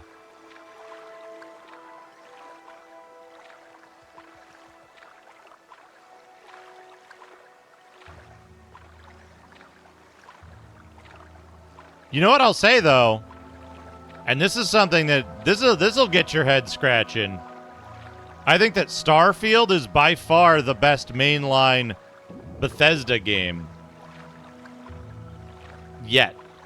It's fantastic.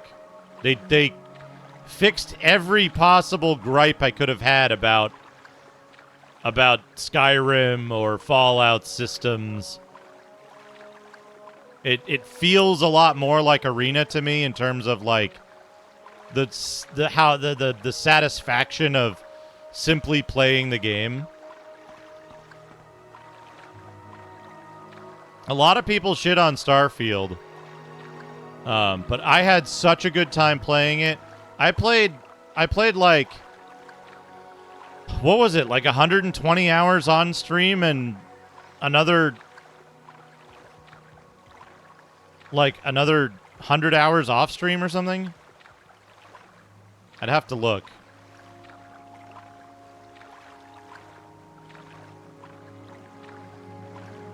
But, like, it's rare that I play a game all the way to the finish, and, like, there were, like, 2 parts where I was like, this is kind of annoying.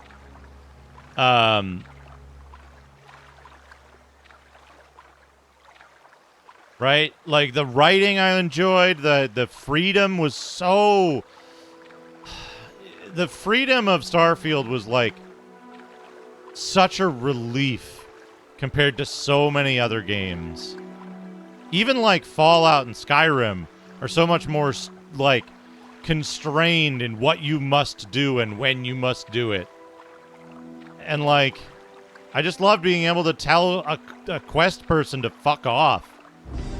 Brockmeyer, being followed. thank you for the follow. What could they want? Or to drag some quest NPC along with me and be like, we're going to shoot this guy now. We're going to go click on a skeleton. And then just be like, don't you think we should get back to the thing? What, like once or twice? And it's like, no, I don't. Shut up. And they did. But like, beyond that, even the writing and the like mechanical design of the writing and mechanical design of gameplay parts of the game were fantastic. Right? Like, I got to a point in a quest where a guy was like, I have the item that you want, and I'm not going to give it to you because I want you to do a task for me. And I just shot him. And he was like, oh my God, you shot me. Take it. And it's like, that's so good. Let me do that every time.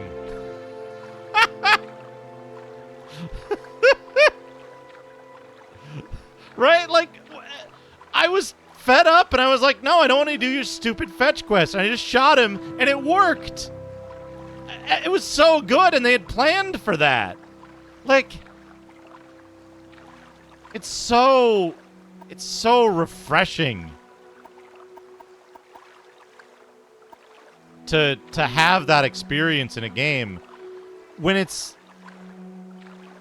I haven't even done the Ryujin stuff, right? Like I did very little of the faction quests, and those I've heard are like the star content, and like I did little of them, but what little I did was really fun.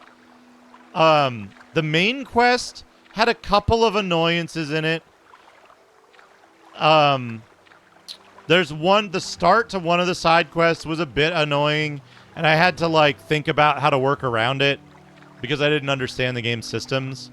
But once I did understand the systems, it was like, oh, okay, I gotta go here to nullify my bounty so I won't get roped into this quest.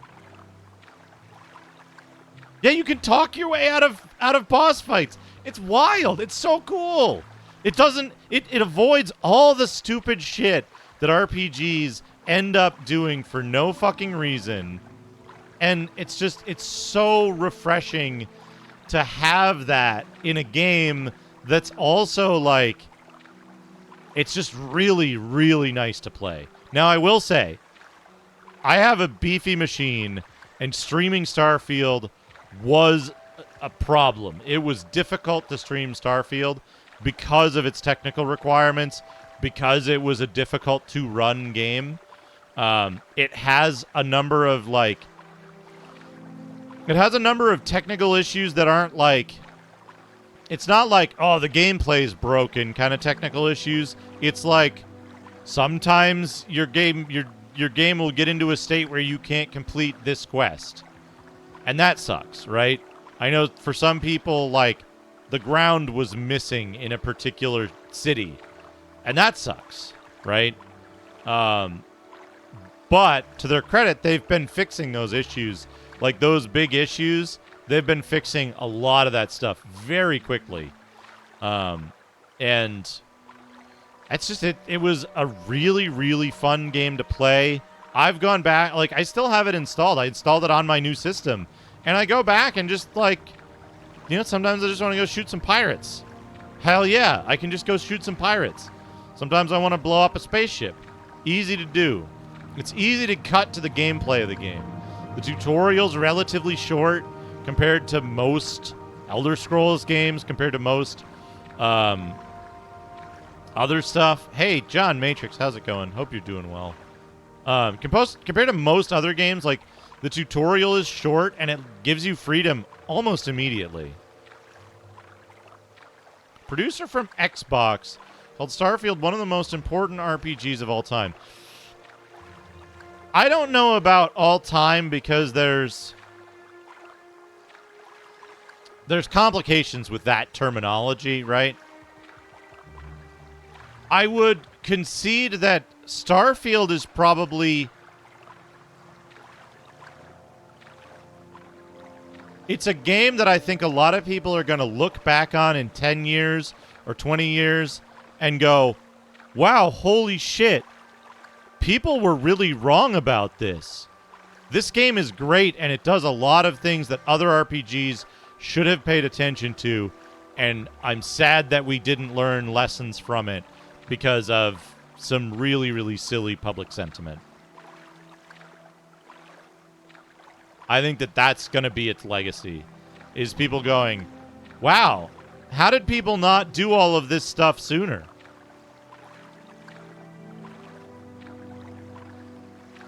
In a way, right? I think that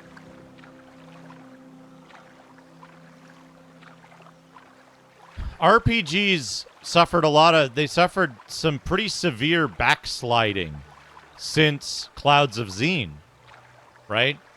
And I think that Starfield is, in a way, the Clouds of Xene of its day. Although Clouds of Xene is recognized, in its time, was recognized as a great RPG.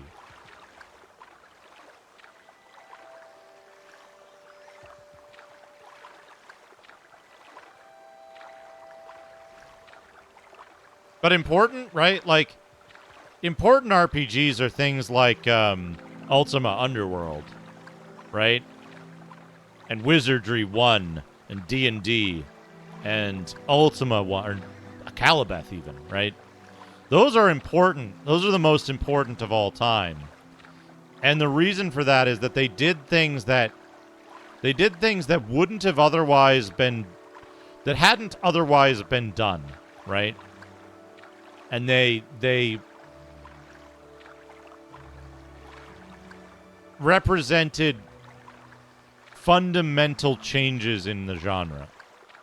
Rogue is another example, right?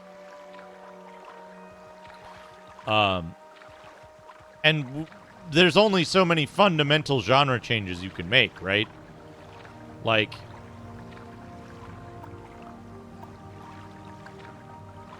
you know, Fuzzy Numbers, I was so glad that Starfield wasn't No Man's Sky, because No Man's Sky was such a gigantic disappointment to me. No Man's Sky was one of the very few games I've ever refunded because it was such a letdown. Oh, we got a fish.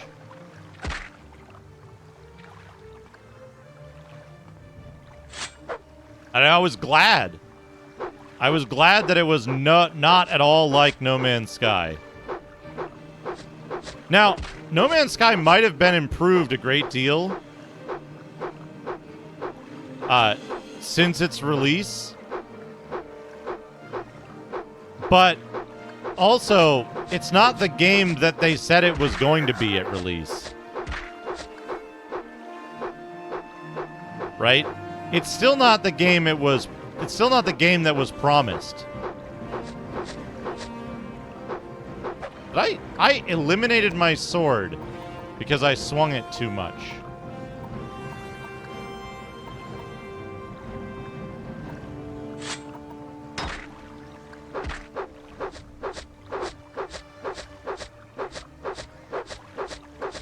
Hello, Red Brown. Thank you for the 80 bits. Spaghetti Alfredo. Spaghetti Alfredo.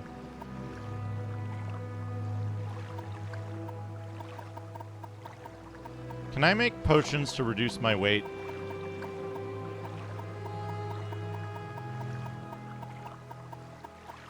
No, I can't, because that'll make my intelligence go up, and I don't want my intelligence to go up yet.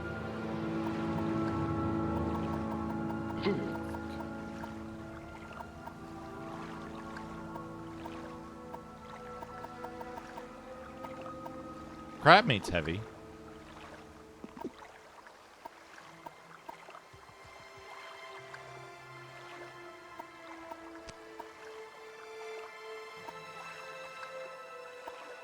Yeah, I think the big problem with No Man's Sky, right, is I think No Man's Sky is... There's a game for some people out there. I'm not one of those people, right? Where it is now, right? And I think there's a lot of stuff in No Man's Sky that I particularly disliked. I don't think now that it's necessarily a bad game, but at release, it was absolutely a bad game. It didn't do any of the things that A, it promised, or B, that, like, I expected well. And that was just, it was heartbreaking because No Man's Sky could have been an excellent game. What did it amount to? Standing in a station waiting for traders to come in and out so that I could jack up my, so I could, like, do the, like, so that I could do the, like, trade special at the station and get a whole bunch of money and then buy the stuff that I needed, because the, like, crafting, harvesting shit was so boring and so soulless. And then it was like, no, you can't do anything here. You can't travel laterally. You must progress toward the end game in order to get any upgrades in anything, because we simply refuse to spawn any of the resources in any of these planets. You only get better resources by following the story. And I was like, fuck you. That's a fucking asshole way to do a crafting, space, survival, whatever game. That's some fucking dipshit ass, hostile shit. Your ego as the designer is more important than making a good game. Play my way. You must play the game how we tell you. And I was not fucking on board for that shit. It's like Starbound. Starbound was super cool early in its beta. And then the developers got a fucking stick up their ass about how they were going to be like, oh, we're going to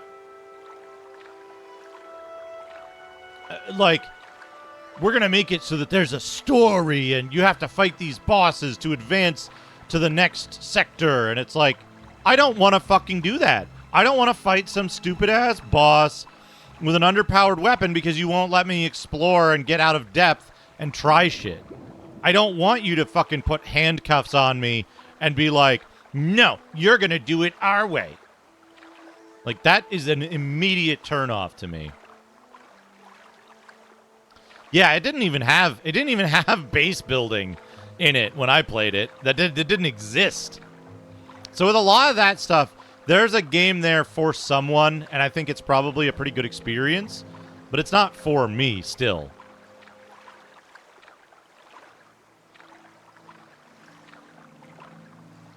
You know, I disagree, Hichther. If the solution to a player being overpowered is to put the game on rails, they should quit being a game developer. If your purpose of your game isn't to be on rails from the very beginning and you design your whole game around it, if putting a game on rails is a band-aid for power creep, quit the fucking industry. Stop making video games.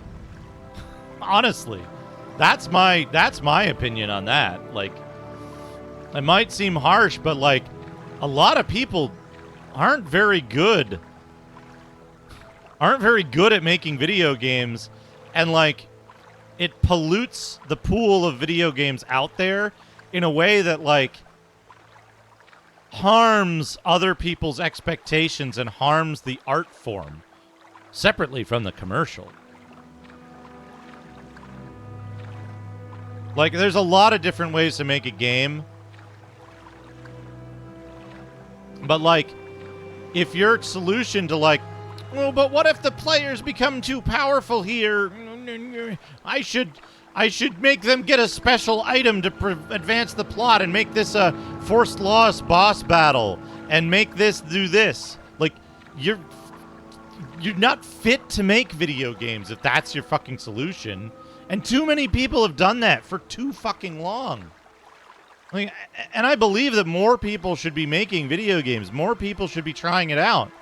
But don't climb up your own ass and think that you're the world's greatest fucking video game developer and that your solution is grand and players should listen to what you have to say and do. you have to do good and then, like, you have to do good and attract players rather than tell players that you're good, you know? Hey, Hesh, how's it going?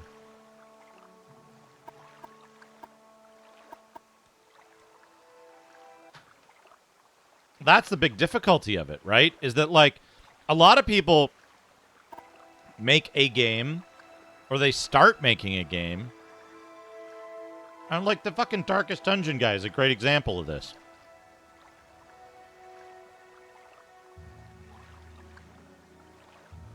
People online go,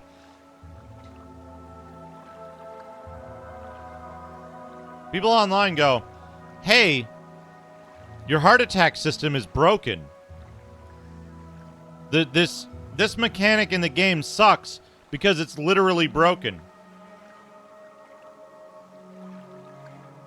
And the dev goes on their own forums and tells people that they're idiots and that they don't understand their vision and that begrudgingly they'll add an option to disable this intended mechanic that's how the game is supposed to be played, and that if you turn it off, you're playing it wrong. And then, like, 3 months later, quietly in some patch notes that they expected no one to read, fixed an issue where heart attacks were occurring when they shouldn't have. Like,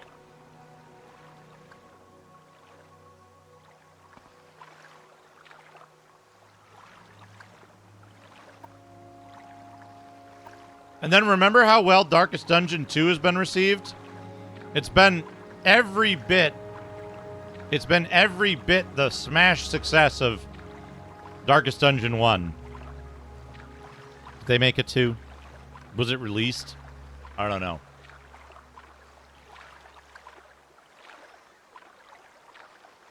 But that dude got up his own ass.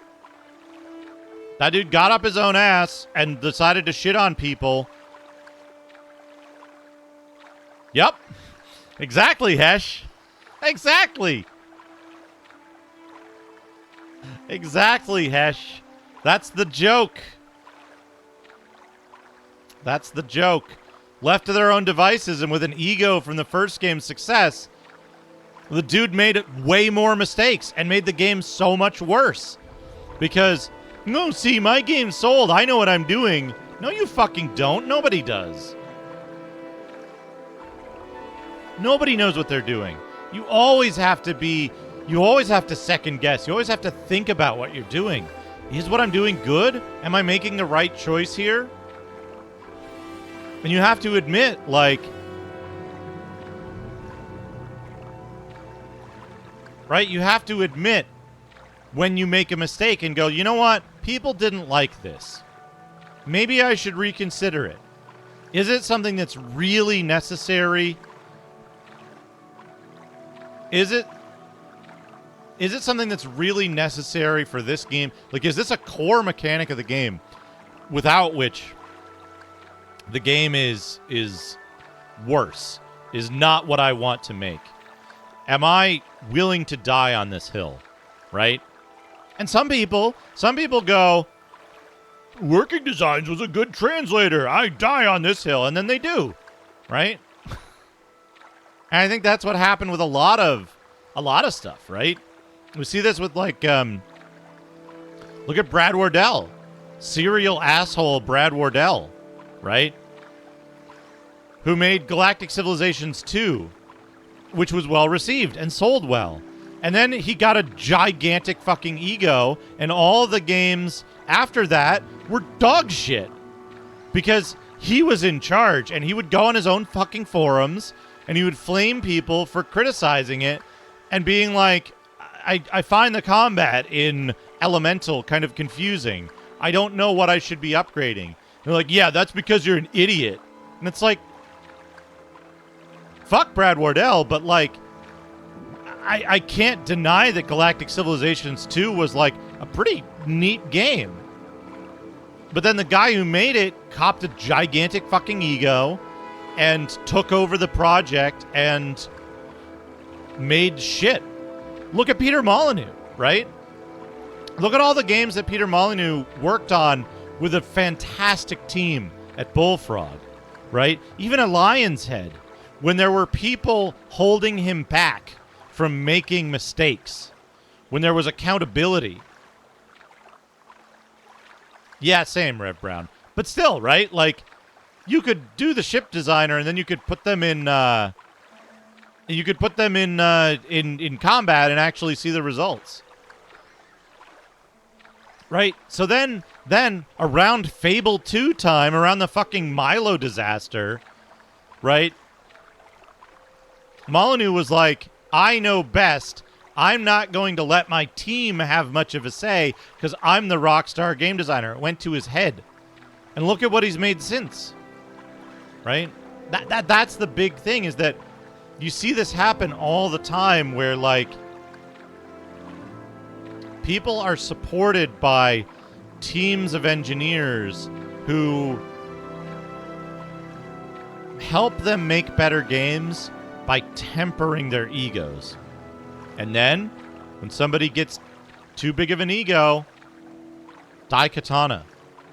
Look at what John Romero has done since the failure of Daikatana, and the way that he learned from it, and the way that he rehabilitated his ego. He's like a super down-to-earth, like, cool dude now. And look at the stuff he's making. Look at Sigil. That shit looks awesome. And it's cool to see it, because it's like, when there was more ego involved, when there was more of a, like, we're going to make the best game, like, it flopped. Daikatana has some interesting ideas, but the execution suffers for it. But then Sigil, it's like, hey, I'm going to make some fucking Doom levels? Awesome. Like, he did a great job, because it was more about making something fun and cool, and not about the ego of it. Yeah. And it's cool to see that in reverse, because we often see stuff where, like, somebody makes something that's good as a result of their being unsure. They get a giant ego, and then they make trash forever for the rest of their careers. Even, like, he's more of a figurehead and doesn't give a shit about games, but, like, Garriott, right? Or look at, like, fucking Ken Williams, right? Look at what Ken Williams and his wife put out by being like, it's so easy to make a game. People don't know how to make good games. We're going to show them all. We're going to make an amazing game. And what did they do? They made Colostomy Cave Adventure. Dog shit.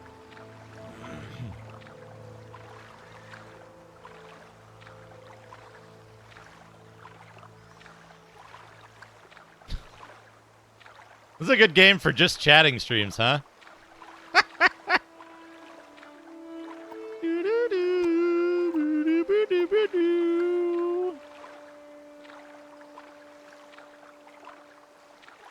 Yeah, Hesh. They made a lot of claims. That's just it, right? Is that, like, I have an idea for a game. My idea for a game comprises, like, 4 elements, right? Exploration and adventure, physics, multiple different weapons, right? And that's it, right? It's what if Zelda played like Quap? That's my whole concept. Everything else within that is so flexible, because I don't want to force people to play something bad.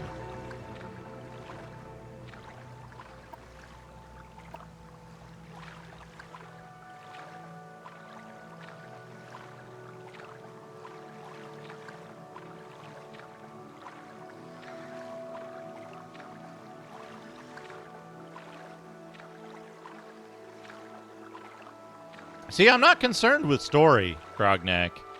I'm not concerned with story. Because for me, a story can be good But in a video game, a story isn't necessary and very frequently isn't good, right? You often hear, it's got such good writing for a video game. Either spoken or implied.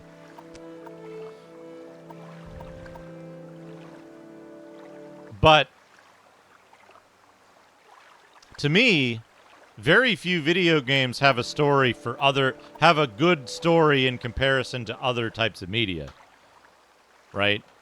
I think Daughter of Serpents does. I think the writing in Wizardry 7 is great. Here we go. We can do it now. I don't know if Betrayal at Krondor has a good story because I could never suffer through it. That game is so interminably long. I got to the sewers like 3 times, and then I was like, this sucks. I don't want to play this anymore. We did it, chat. Now we can finally level up and get 5 points in personality, speed, and strength.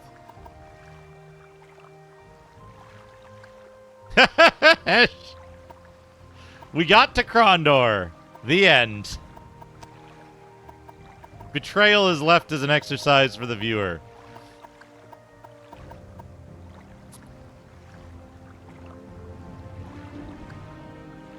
Yeah, you have to... This is exactly it. This is exactly it, Hector. In order to make a great game, I think you do need vision. You need to have some guiding light, some kind of imagination of what's going to come out of the game, right? You can't sit down and start making building blocks to build a game that doesn't exist yet and turn out something that's any better than like a kind of sing-song mechanical operation of a game. We see that happen a lot, right? We see games where we're like, this is competently made but thoroughly uninteresting. And it even happens in indie spaces too, where people make a game because they think that's how a game should be made, and you end up with a game that's functional and good and fine. Maybe it has good art, maybe it has fun combat mechanics, but there's something missing, right? It's not a holistic, complete product. And what sucks is, on the other hand, right, you need to have a vision, but it's very easy to allow a vision to overwhelm the elements of a game that make it fun. So then we end up with things like Fable, right? Fable was such a good system, such a good world, right? So fun to play until you get to the point where the game locks the door on the world and says, now you're going to listen to my story. You're going to do everything exactly like I say, and that's the only way to move forward. And it's very clear that that's when ego won. That's when people stopped developing a game and started writing a story specifically for people to play through. No, you're going to do this because it's going to be good, and I don't care if you dislike it. That means you're wrong, right? There's a very clear element of that kind of attitude showing up in Fable at that point, right? And it's interesting to me because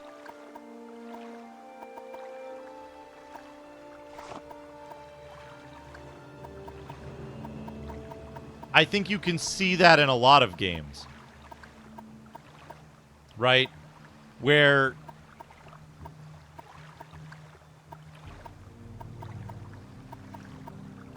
it gets to some point and the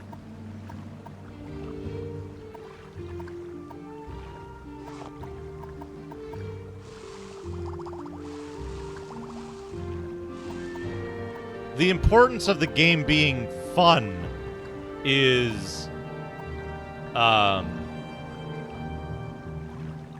lost,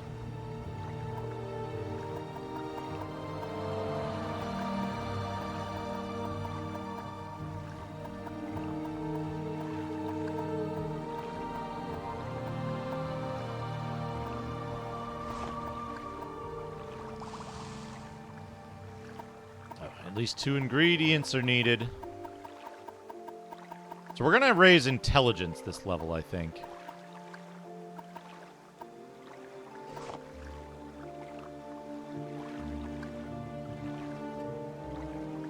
You know the thing, Dominus, the,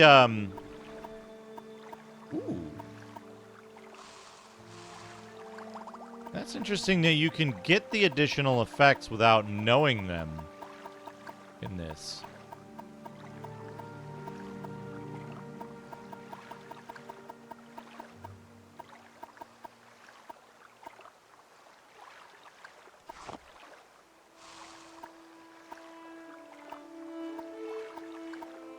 I do wish it just showed you the stuff right out of the gate, though. Okay.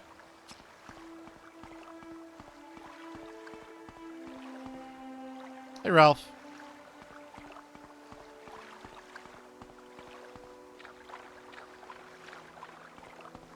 We're not going to jump at all. No jumping.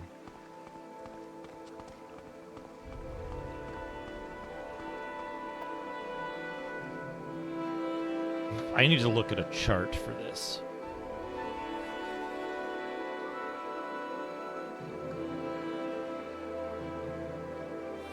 But yeah, Fable 1, the prison sequence in Fable 1 is where the game, like, falls off a cliff in goodness.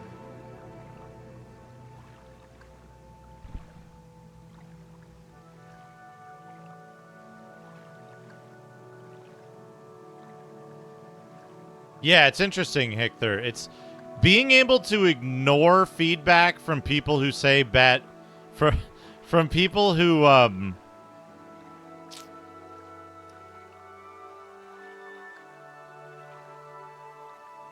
give bad feedback. It's much more common than you think.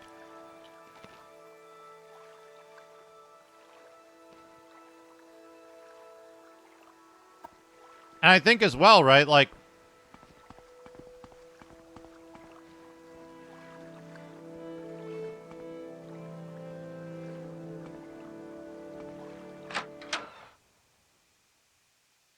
I have no time for you, Orc.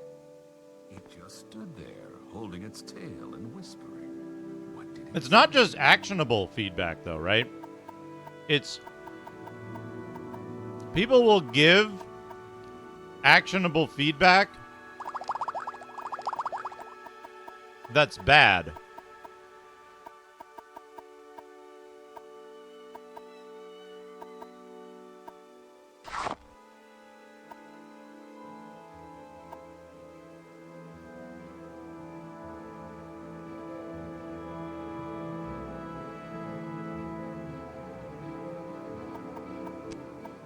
Right? Give this boss more HP is feedback that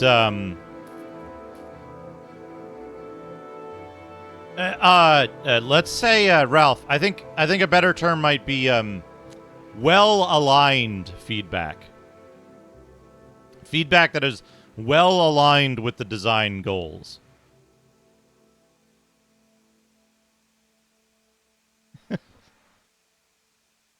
Hey, Alien from the chat. It's going okay. We leveled up. I got 5 points in strength and speed and personality. Now I need to figure out how to raise heavy, medium armor, and spear. I guess I gotta switch to a spear so that I can get endurance before I level up too much. Spider-Man, my criticisms of Starfield are mostly technical.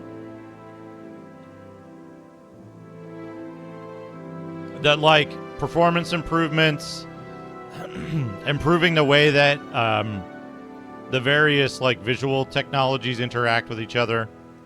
I was disappointed with, from a game design perspective, I would say I was disappointed with the fact that some parts of the game didn't scale as well as others. Like melee weapons don't have quality affixes, so they can never be as good as guns. And that was pretty disappointing. I'd like to see melee be a more viable route, even though it doesn't like fit with the game, but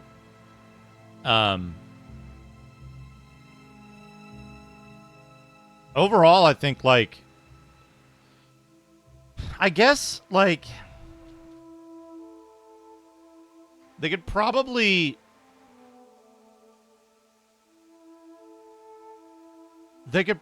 make a great deal of improvements to the settlement system, and I think I was disappointed with one key resource bottleneck.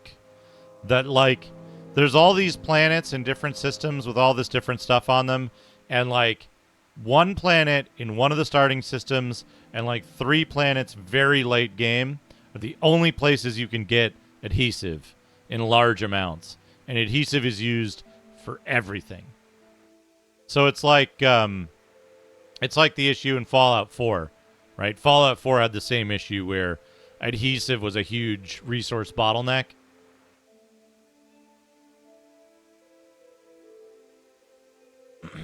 But otherwise, like, I think they balanced a lot of stuff really well. I think like and you know, that's an interesting thing, right, Spider-Man, is that I think that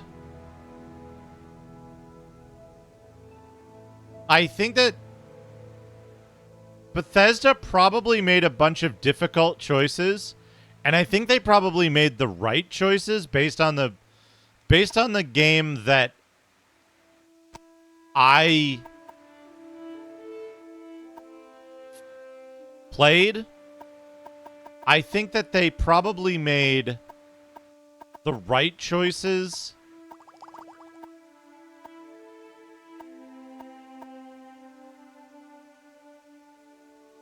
about what to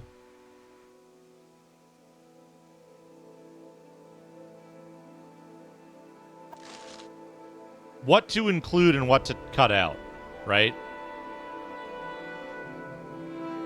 And to a certain extent, right? What if Starfield didn't have fast travel? Right? What if Starfield was far less convenient? What if Starfield had food and food and drink mechanics that made it much more cumbersome to actually play the game?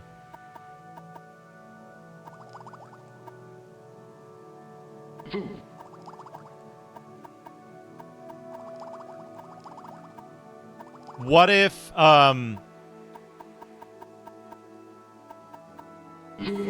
Sever, thank you for the 25 foods. Stop eating. Good. Thank you for the 100 bits.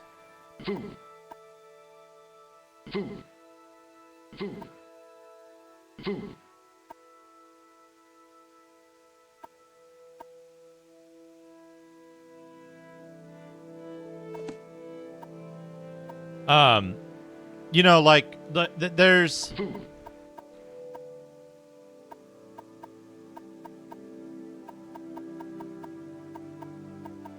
a lot of stuff in. Does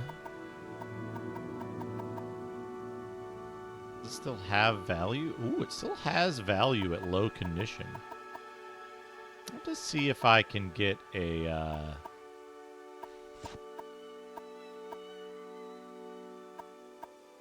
Iron Saber. I need that chitin spear. It's only Iron Saber.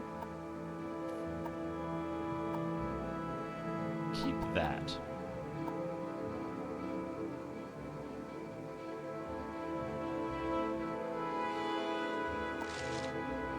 Oh, okay. It worked eventually.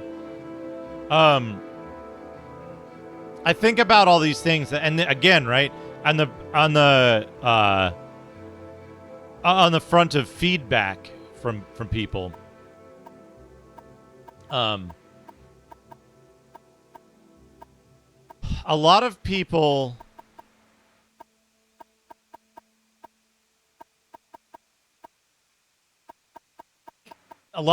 complained about stuff in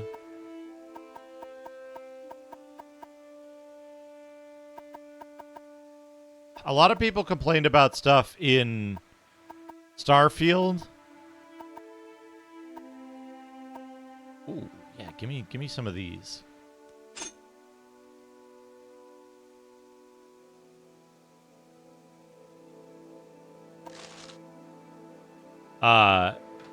That would have made the game much worse had those complaints been addressed.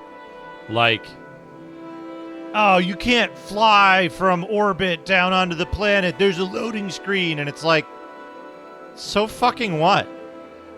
Imagine if they had diverted resources away from making the game better to working solely on a smooth transition from space to planet. Right? Oh, there's no point to the food. Okay, what if they made it so you had a like hunger and thirst meter, and like you'd get thirsty and you'd have to maybe they should have you use the fucking bathroom all the time too. How fucking tedious and annoying would that be? Like, why would you want that in a game that's just a fucking space opera shooty laser shit, right? That's shit that keeps me from... Share 100 of thirst for EOB Sega CD music. Zofar, thank you for the 100 thirsty bits.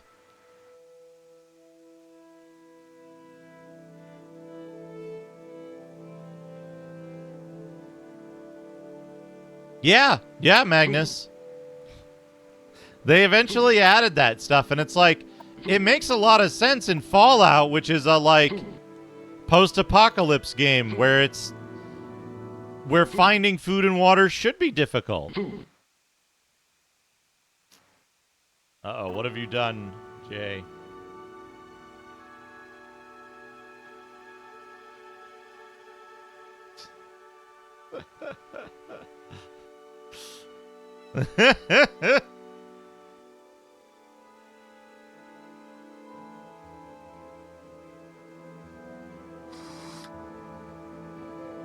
Yeah, so there's a trade-off and stuff, right?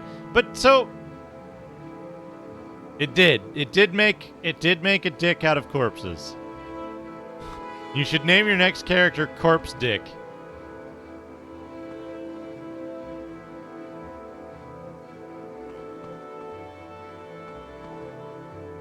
That's exactly it, Ralph, right?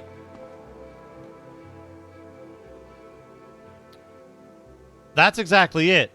Is that a lot of people's complaints were like, this isn't Star Citizen. This isn't Elite Dangerous. And like, it's like, okay, look. It's an adventure that takes place in space. It's not a fucking space simulator. Like I said, Starfield is the best. It's the best mainline Bethesda game yet. Right? They might make Elder Scrolls 6 fucking incredible, but Starfield is the best game they've made yet. It's better than any other game.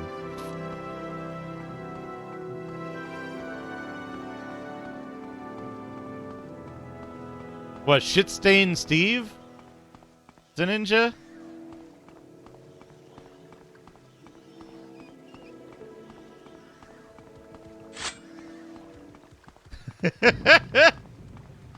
Fucking legend.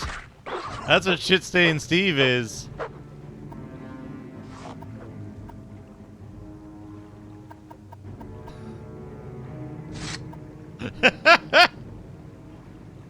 Where does he get all his fucking sulfite?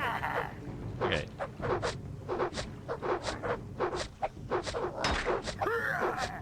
Aye. Harg.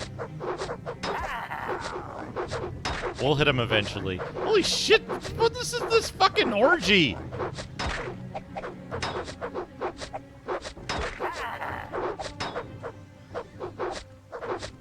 Already? I'm already meditating?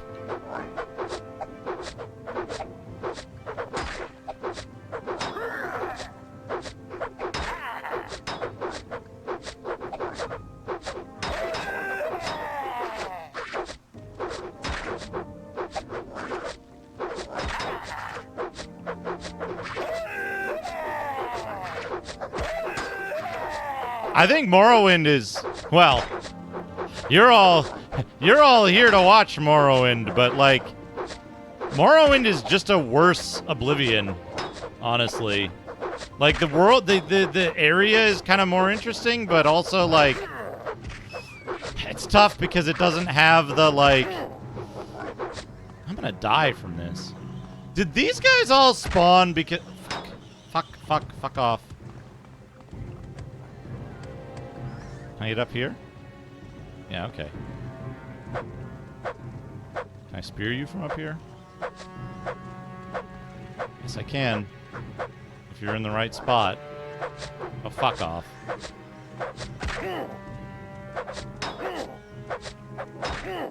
I'm dead.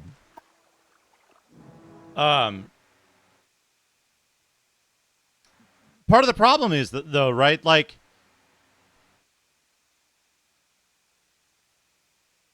yeah, I think that's a huge standout thing for Morrowind, right? The visual direction, the fact that they went into one of the weird provinces, I think that's great. I think that makes it more interesting about it, right? I don't think it's a particularly good game at its heart, right? And honestly, so far, I don't think the writing has been particularly good. I think the quality of both the like moment to moment, one word in front of the other, has been kind of poor. There's been a lot of typos, spelling mistakes. There's been some difficulty with understanding it, but also, like, it's very, how do I put this? I find myself not wanting to read anything that anyone's saying. Because What'd you do? Sell it to my reef? it's Sneaks. Thank you for the $10. Hello. See you all soon. Thanks. Thank you. Thank you, Sneaks. The $10. Right, like...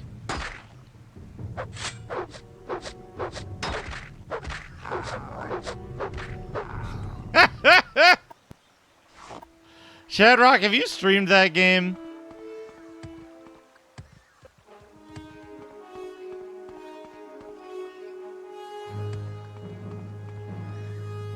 There's a lot of text in this game. And like a lot of the text in this game is not particularly well written. Tried it a few times to understand. No, that's what you're supposed to do. Shadrock, that's what you're supposed to do. The entire conceit of that game is that you play it through multiple times and get bad endings while you try to figure out what is the correct thing to do. That's the whole purpose. So you should be streaming that. This. And why on Xbox? Why am I playing this on Xbox? Because nobody else does. This is a fully contained version of the game. Albeit, this is the Game of the Year edition that has all the extra stuff in it. So we're not missing out on expansion content. But it eliminates the idea of, I'll just use the console to give myself 100 speed. Oh, I'll just use this mod to make the game better. This is what the game is. This is how it released.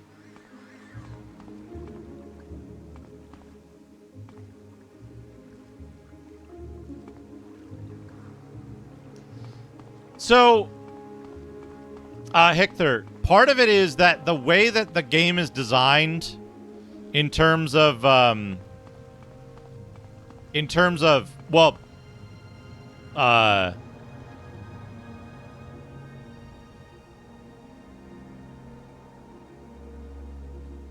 do I put this?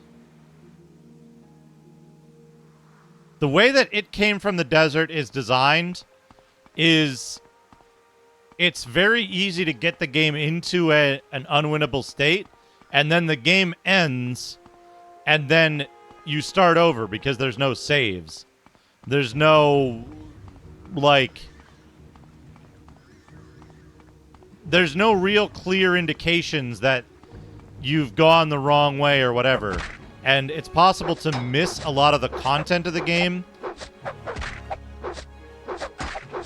simply by playing it, right?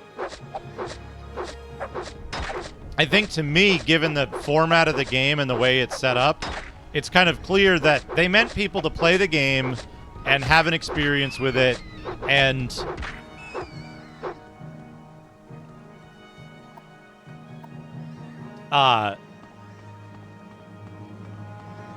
to have an experience with it and play it and then try again. Right? Like, I think a lot of,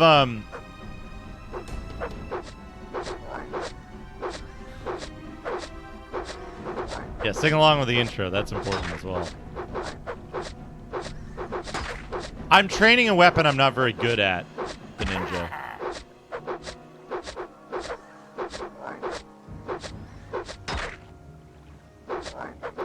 Yeah, imagine an adventure game where you didn't have... Imagine an adventure game that's, like, very short. No, but I... Like...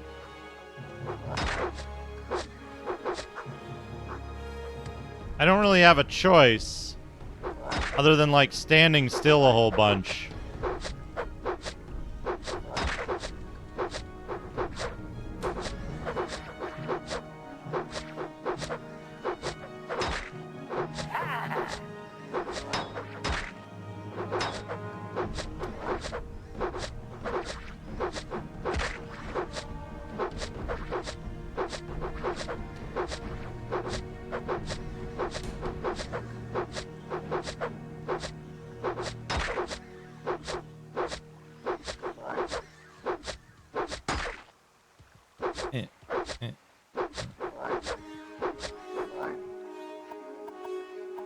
I sold all my fatigue potions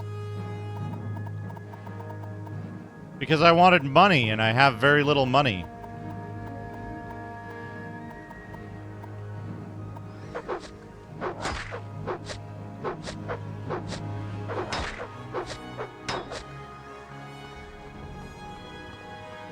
I need to get to a place where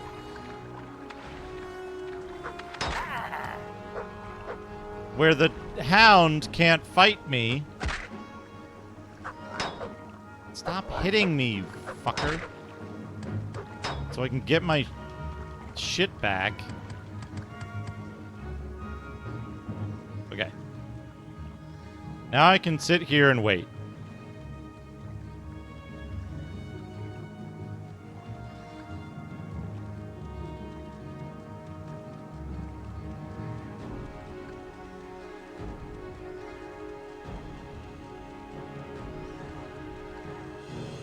Yeah, and I think, like, with regards to this game, right?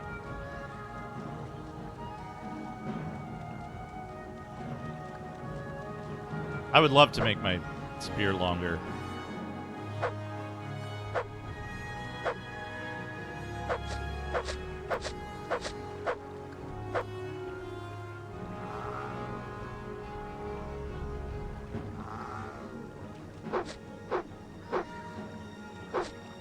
Nope.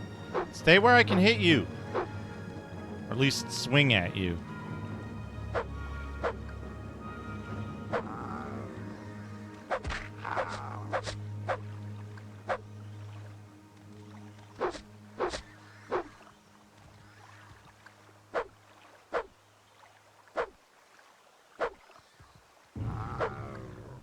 And Hunter, please feel free to contribute whatever you have. I'm trying my best to keep up with chat. It's always good to have an active chatty chat. No. No, go up the hill. Please go up the hill. Oh. Pardon me while I get knocked down every time I get hit.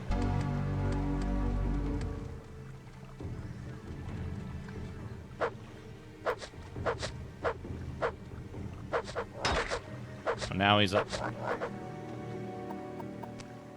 Alright, time to load the game again.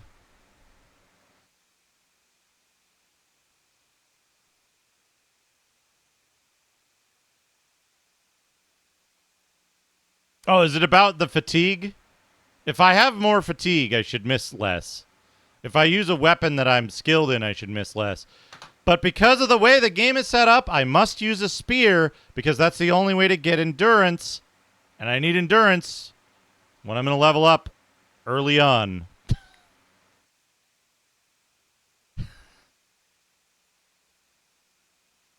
I did die on the hill. Actually, no, I didn't die. I just loaded the game.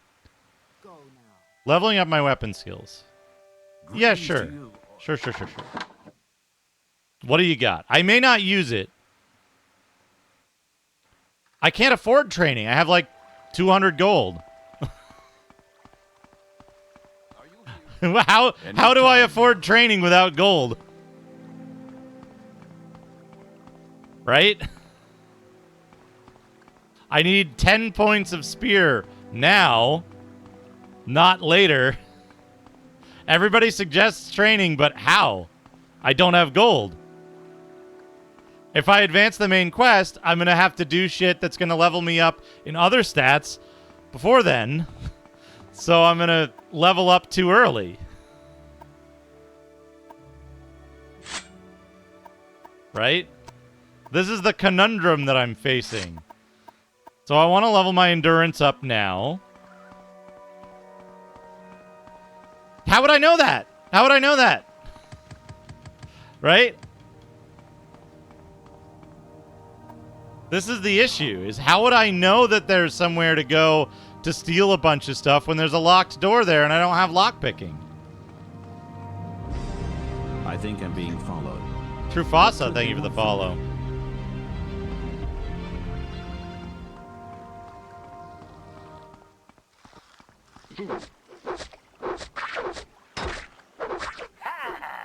I'm getting attacked by a second thing. Okay, there it is.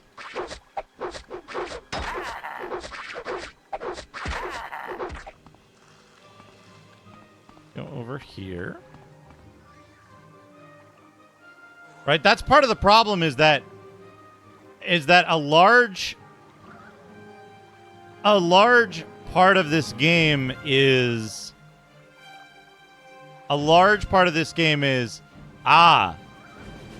I learned about this thing and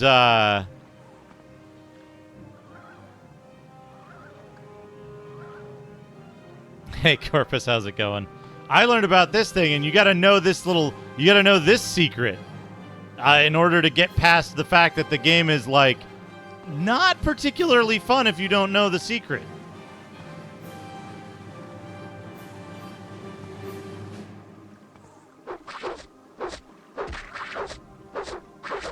Unrecognized entity. Consider that, oh, he died. Okay. Where's that worm?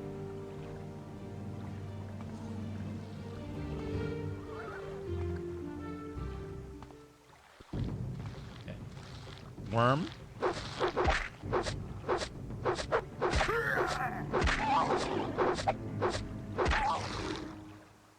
Okay. We beat the worm. We beat the crab. There's going to be a bunch of dogs around here.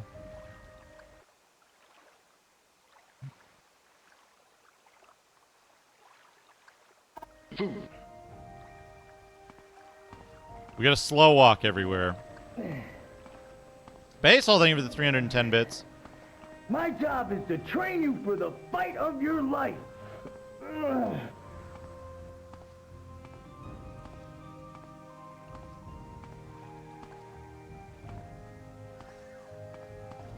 Yeah, I think that's it, right? Is that, like, this can be a 100-hour game, and, like,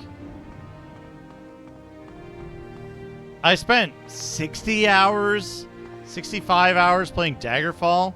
Daggerfall is the Daggerfall is the longest game that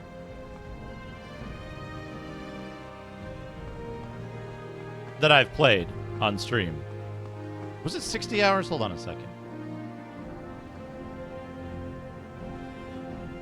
And again, right, I don't think the game is, like, bad. It's worse than a game that's much better. Or, like, it's worse than one of the best, like, first-person action RPGs out there. Which isn't... That isn't a huge criticism, right? Where is this?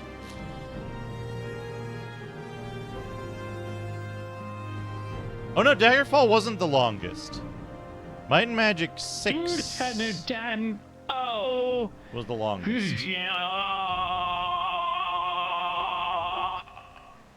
Second longest. 50 hours for Daggerfall.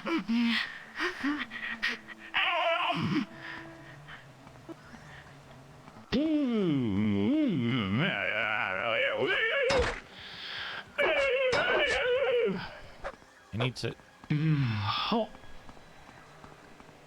get up on a thing.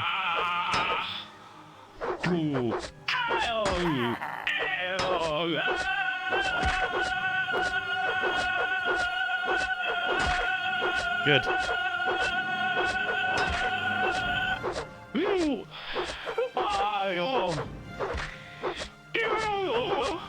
Hey, Chicken Salt.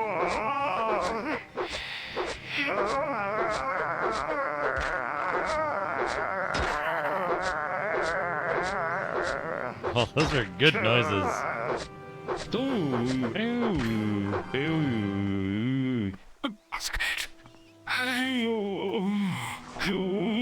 We just need to keep our...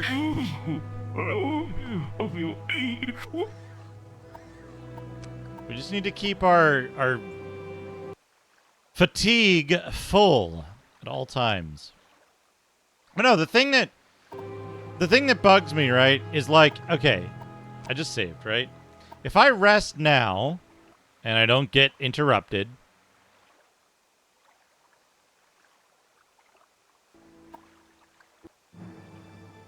it's a waste, right?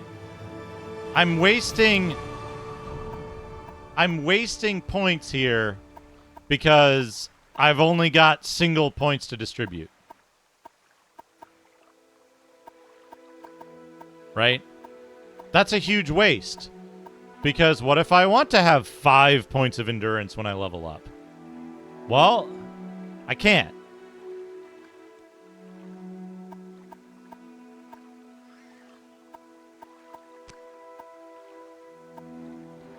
Well, so the problem with that, right? The problem with the idea of optimizing is that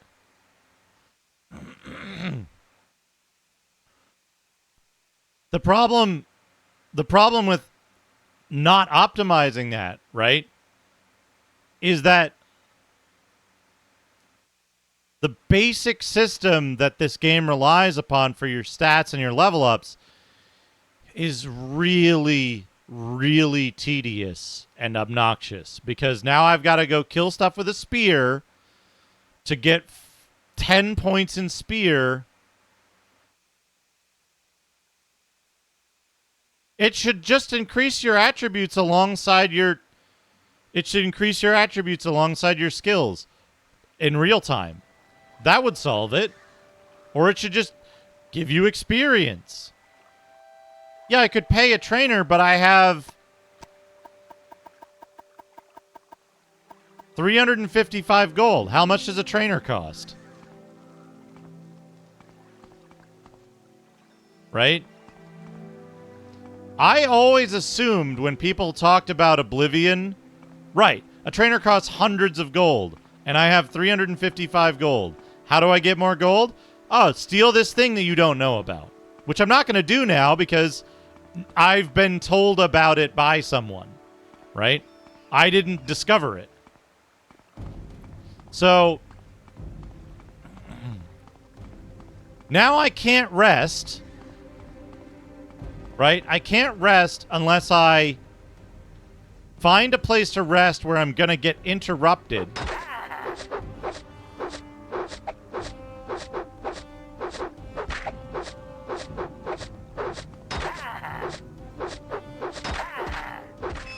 What am I getting attacked by? There's a second enemy.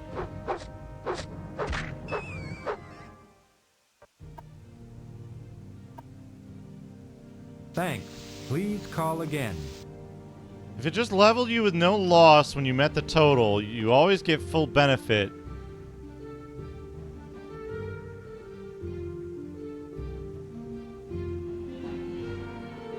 Oh, I can't even talk to the merchant. Merchant won't even talk to me if I have skooma in my inventory.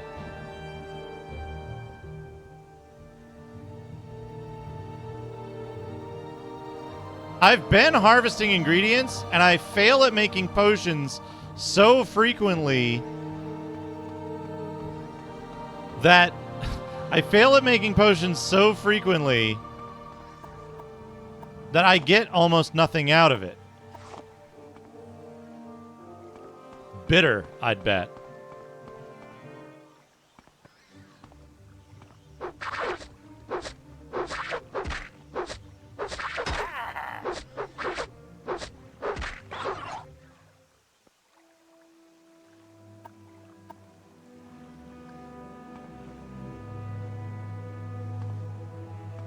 But the problem, and this is where this game diverges from Oblivion in this regard, the problem is that until I get money, or until I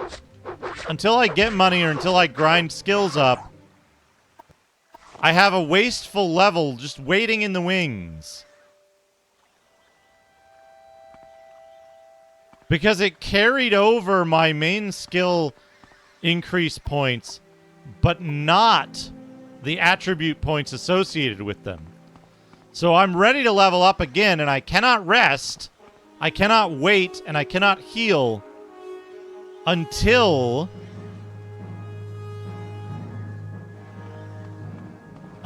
I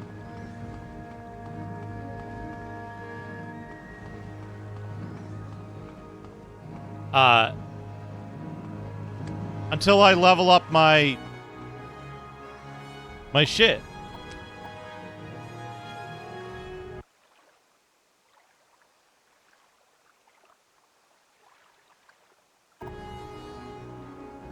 Okay. Can I rest? I cannot rest. There are enemies nearby. Where are they? I do not know. I can't see anything because it's nighttime.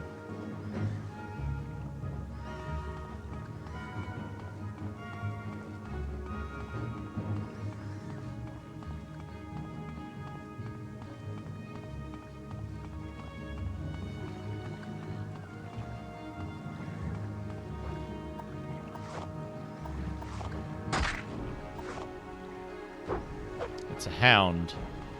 That means finding a rock to stand on so that I can allow my... Fuck off!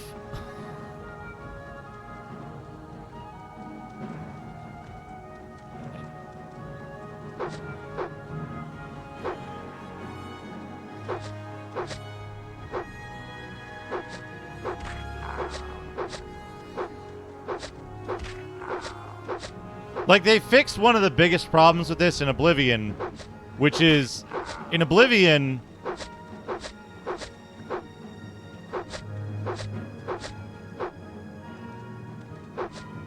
you can wait,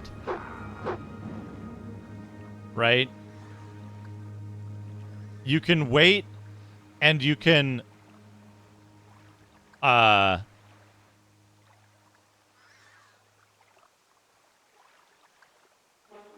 and you can heal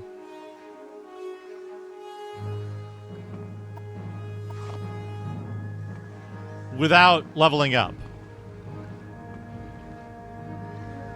I did, Hunter. That's why I'm not using that. That's why I'm not using my main weapon. I'm using Spear because I have to level up Spear 10 times before I hit the level up button. Otherwise, I'm going to have dipshit endurance.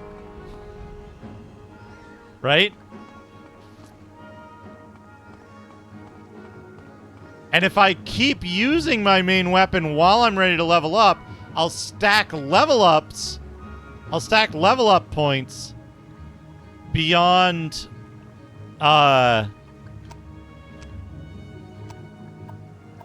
right? If I use Short Blade, I will continue to level up. My level will continue to increase because my points for leveling up are higher. But all of the skill up multipliers get discarded when this number gets too high. Right?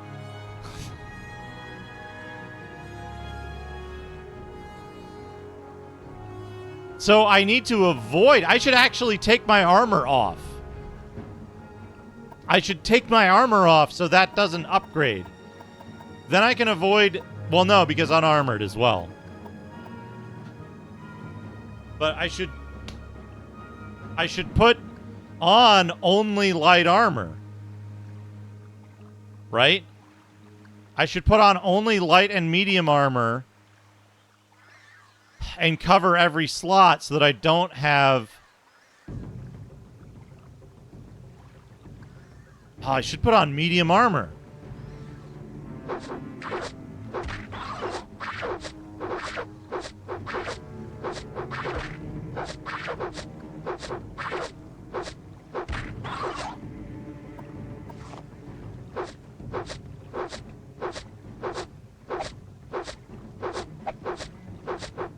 Do I have enough money to buy a full suit of medium armor?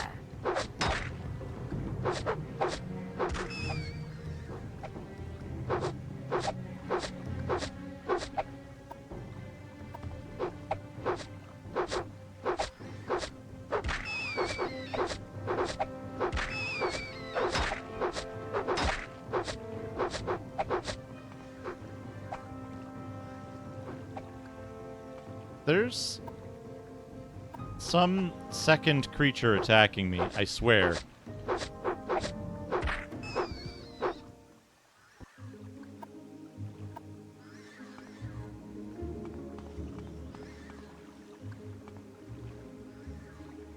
Okay.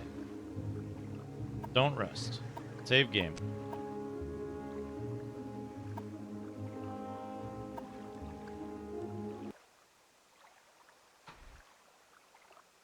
Firebrand? You mean from Gargoyle's Quest? I didn't know he was in this.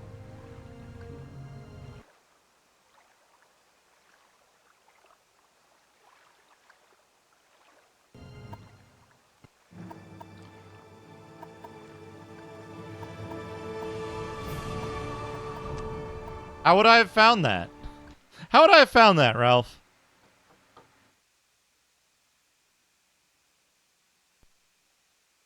Why would I know what that is or where it is? I'm playing the game for the first time, you see.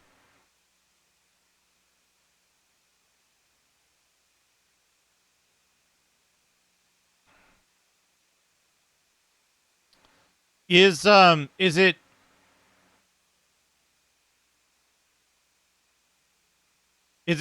the same as it's in Oblivion? It's 10 gold per existing level of the skill, right? So at level 12, Spear would be 120 GP to level up. At level 13, it'd be 130, and so on.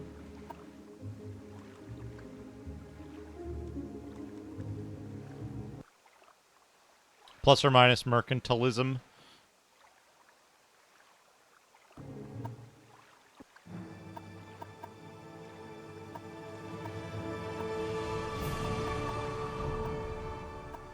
Right.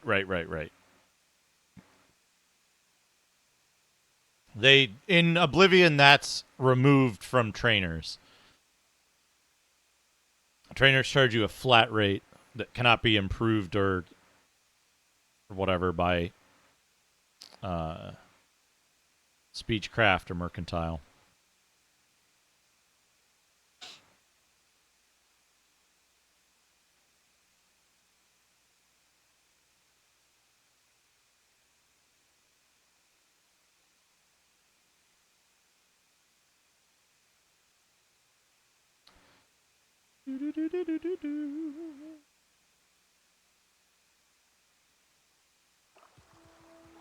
Okay, so we can't rest here and get attacked. Maybe we have to move farther afield.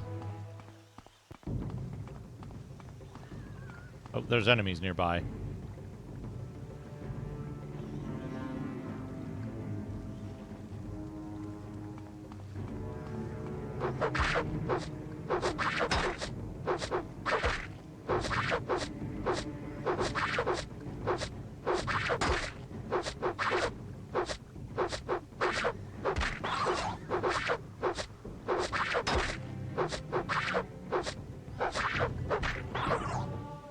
Oh, we got another point of spear skill.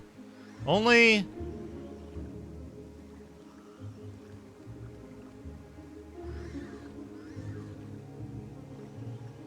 6 more points to go.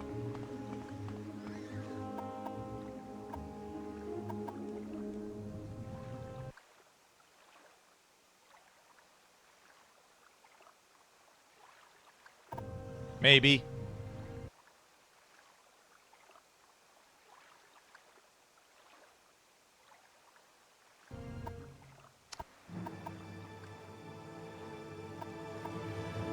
Seven more points to go, I mean.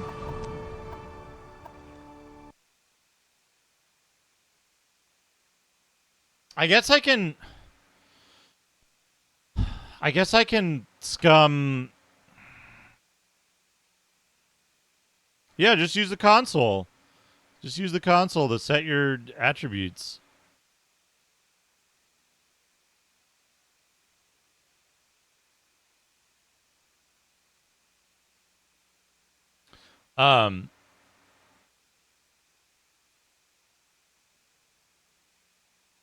I guess I can get free strength by grinding acrobatics. Right? So I can get strength for free there. I didn't know it was going to fuck me over with the discarding level up point shit. Gambling.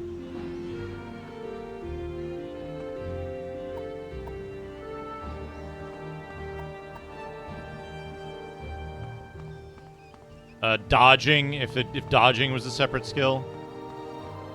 Or no, dodging would be agility, right? Magic resistance, if you separated that as a skill.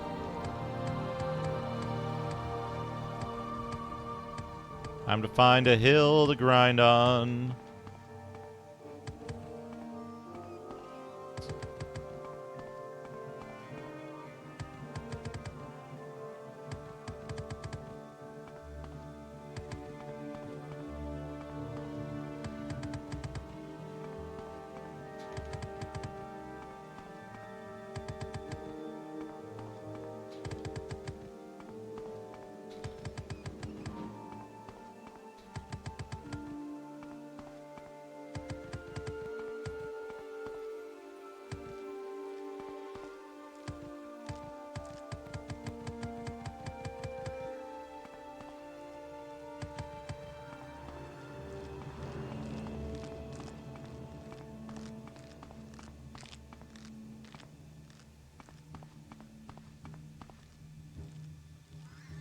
It's one of those guys.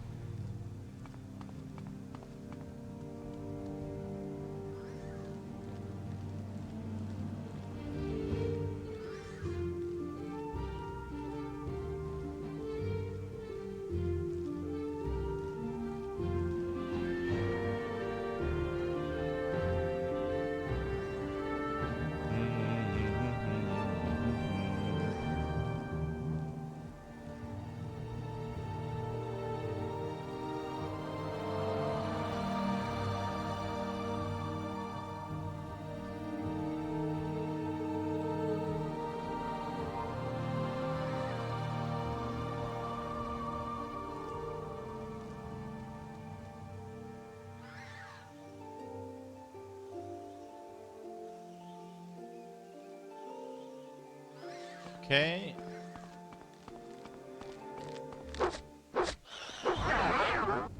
I'm paralyzed.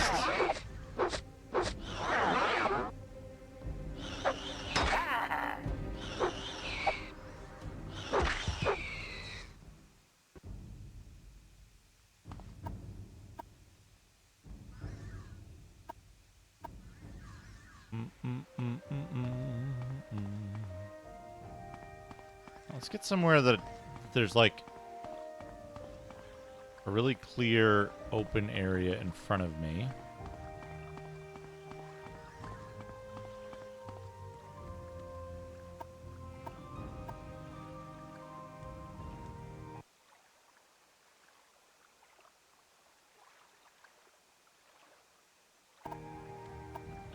Try to rest.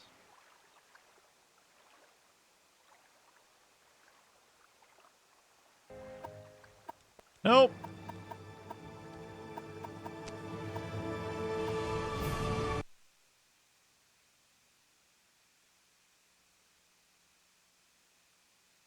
And what's funny is that I was getting interrupted trying to rest constantly earlier.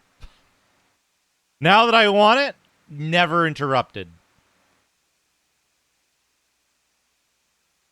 I'm gonna have to get some more coffee.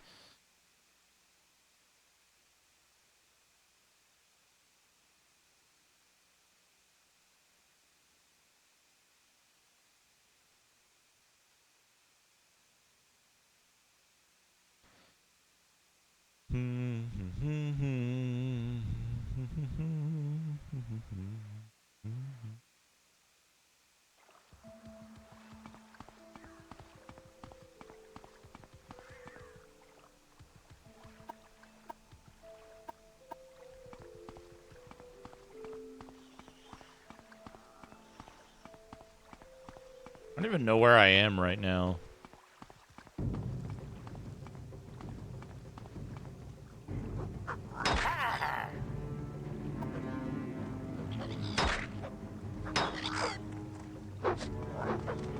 Oh, there's a cliff racer, too.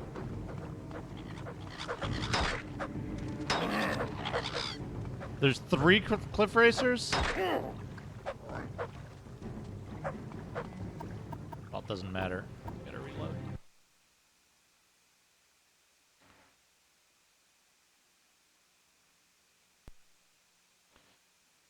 But yeah, like...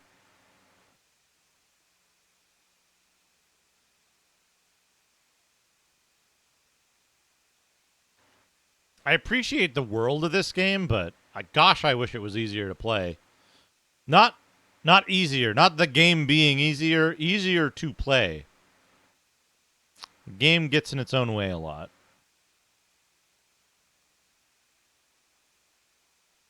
I'll be interested to see what they do with 6. I think, Cheer 100 fuck? Well, at least I tried. Hey, Dildo. How the fuck?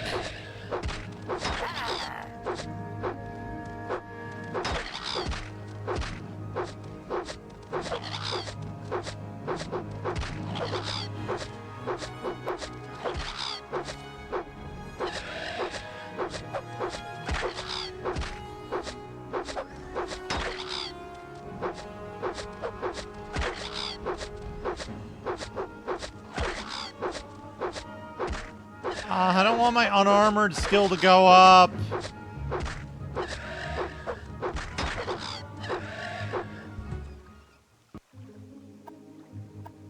It's diseased, even.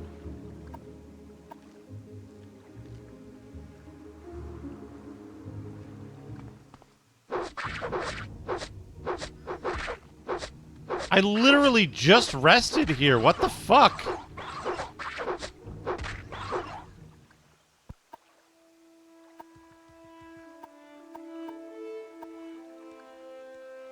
Why are there so many new fucking enemies here?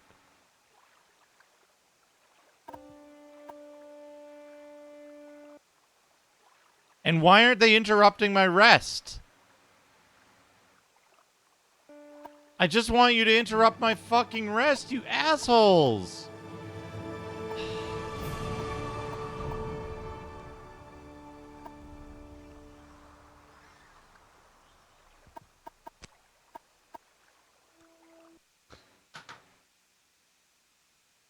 I just want to be able to rest so that I can get my health back so that I can fucking... No, Akabiti, you're wrong. I'm sorry. Wrong comment. What you meant to say was Morrowind is before they ruined the game by making Oblivion. You're supposed to say, back when it was Morrowind, everything was good.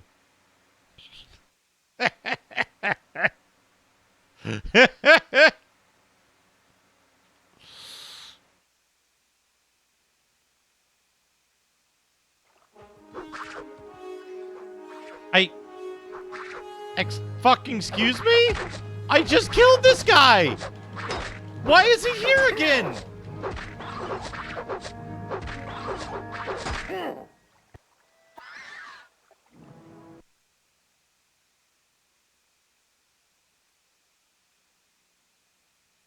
This game might be actually literally broken. That's going to be a problem.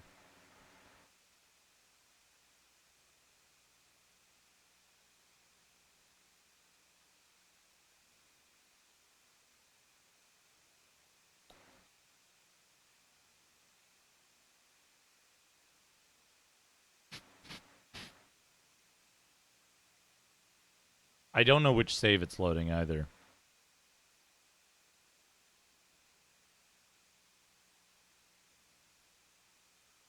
No, if the game is like actually broken, I'm going to scrap playing it on the Xbox and play the PC version with mods to take out the leveling system because I won't play a I'll play a functional game with fucked up systems, and I'll play a broken game that's like I'll play a broken game that's got good systems in it, but not both.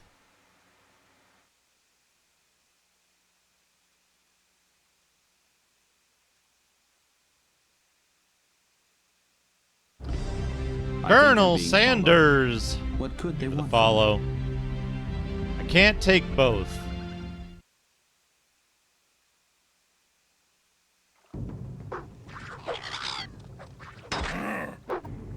Yep, it's broken. Oh no.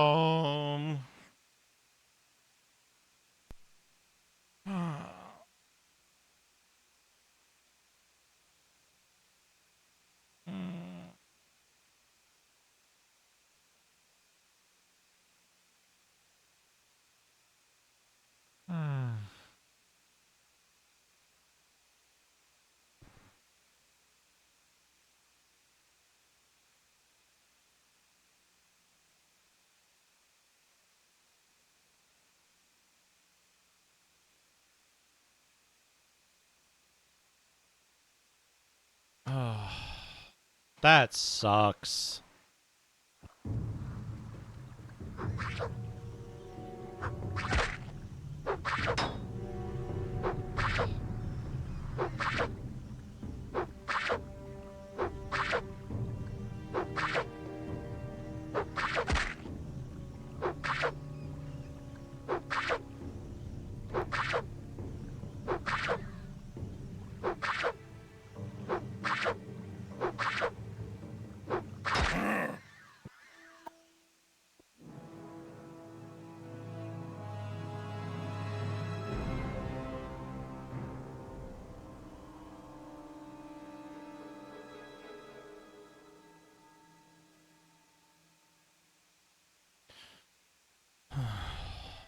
So,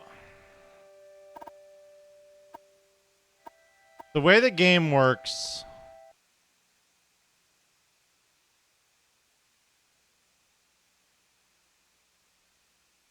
Hello, Janet Grimes. The way the game works seems to be that on game load, there are fixed enemy spawn positions that respawn on load. So you can kill an enemy, reload the game, kill an enemy, save and reload, and the enemy will be alive again. Or some enemy will be alive in that spot. There's fixed spawn points where enemies spawn, and they always spawn on load.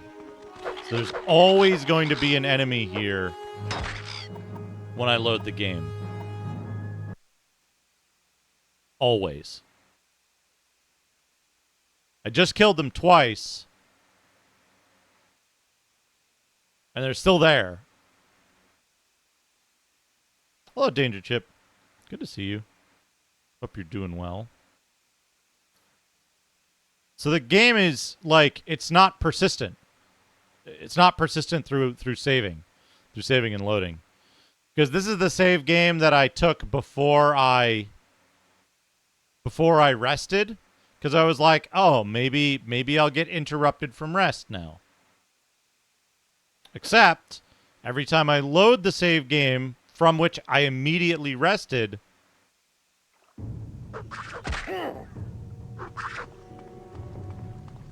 now enemies have spawned in. I don't have shit. I'm at the beginning of the game. I don't have any of the secret stuff that everybody picked up from secret stashes somewhere that allowed them to deal with any of this shit. I'm playing the game normally because I haven't played it before.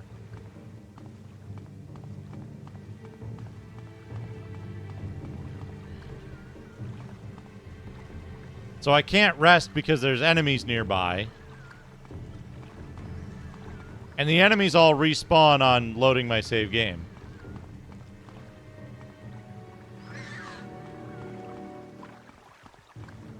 So I have to navigate in the dark because I can't rest. I have to navigate in the dark to whatever that cave is. World map.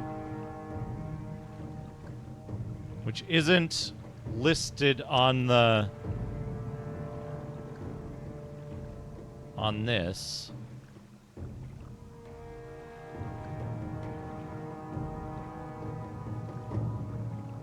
Where's the Siltstrider station?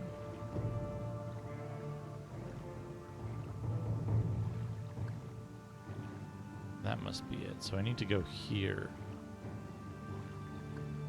Which means I need to go southeast.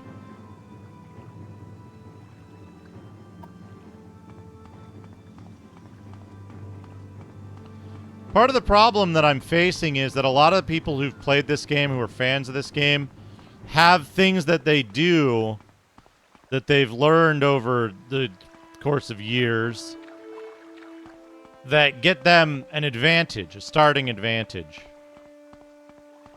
And without those starting advantages, this game is borderline unplayable at this point.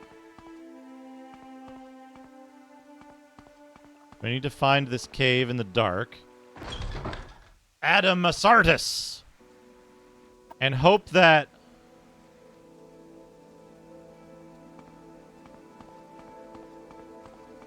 Yeah, okay. Now, I can't rest in this cave because if I rest, I'll unintentionally level up. None of the stuff in this cave respawns. That's fine. So I don't want to level up. This game isn't difficult.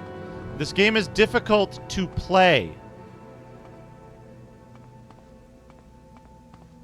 There is a difference between being difficult and being difficult to play.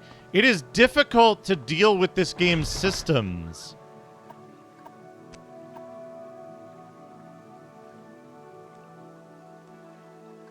Because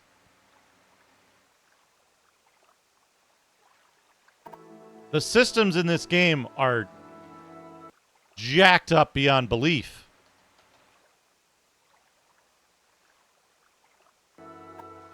Okay, I've been interrupted. That's perfect. Get out of here. Okay.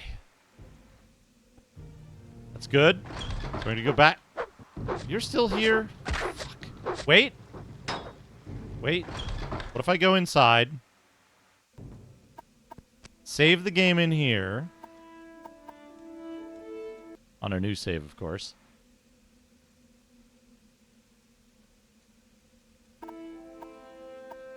Then load the game while I'm in here. I'm going to need more coffee. I need more coffee to deal with this shit.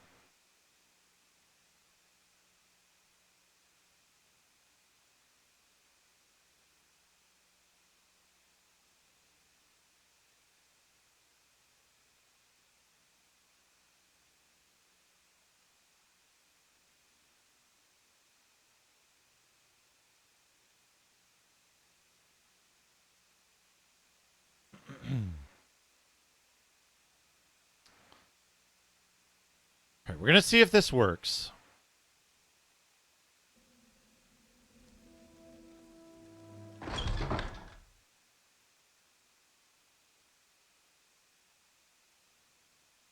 Does it save the dog being out here? It does! So it's consistent. It's sometimes consistent.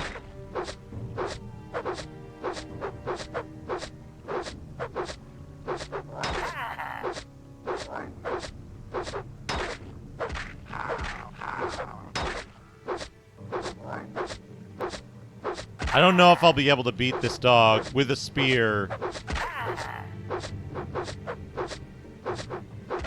With this much health.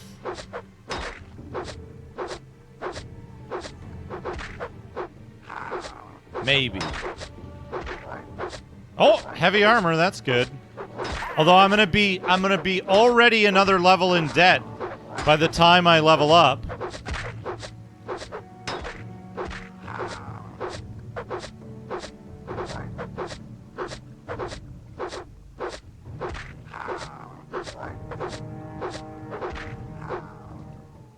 Thank fuck.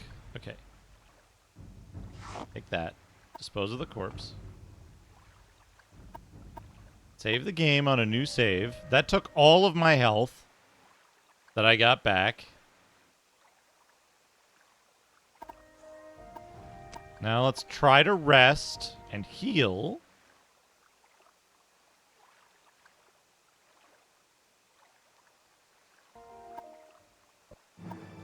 Still at 3. Still at 3. Now let's reload and see if the dog is back.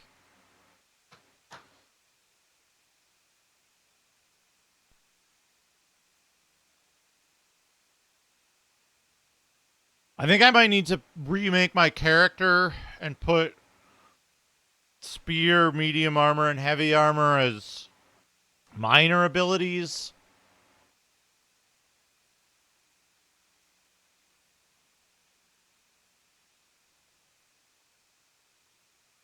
And all the speed stuff as minor abilities. And then make acrobatics a major skill.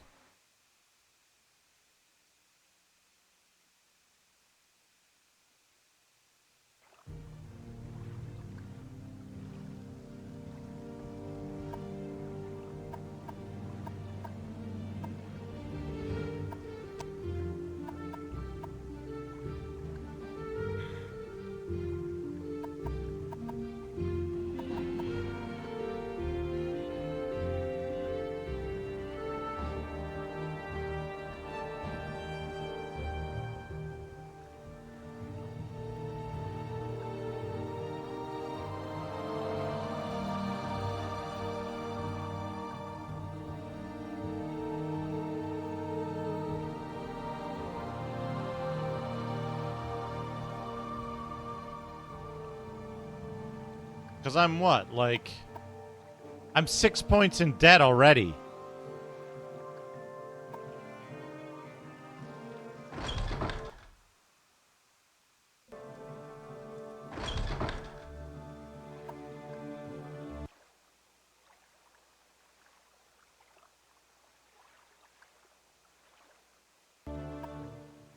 Okay. Oh, interrupted by a worm. Perfect.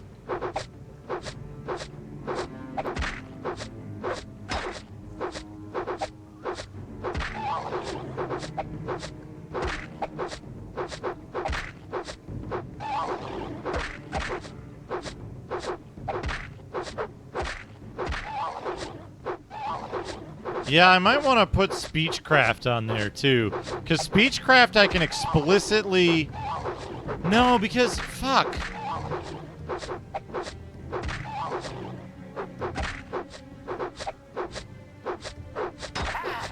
Fucking... I've run out of spear. Hello, Nukem. I've run out of spear. Hold on, worm.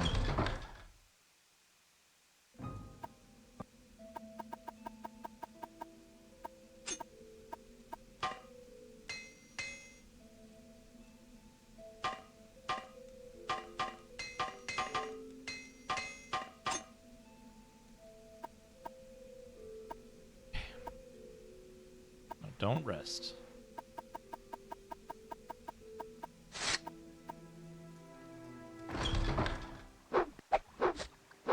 I have played Oblivion before on stream.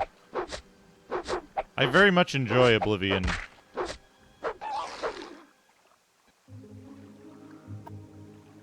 Give me that. Save the game.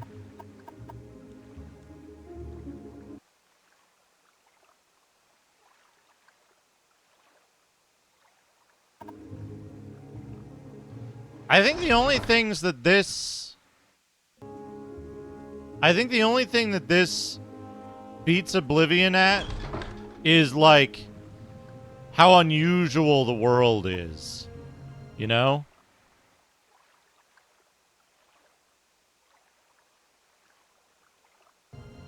Fuck. No, we still need at least 4 more points, I guess.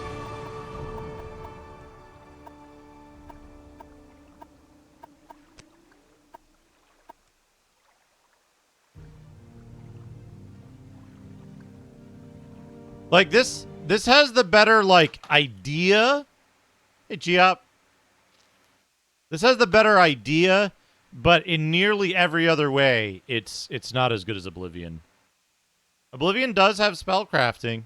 I don't know how the spellcrafting compares to this, because I haven't been able to do spellcrafting in this. Granted, spellcrafting in Oblivion does take a while, like, to get to. We're going to go in and out and then rest. I think that'll be sufficient to maybe trigger rest interruptions. But they're otherwise deterministic from loading the save game. Although loading the save game might change the deterministic properties. Let's see.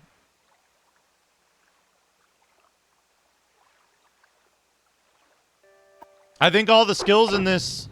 All the skills that this has that Oblivion doesn't have are pointless. They're like pointless cruft.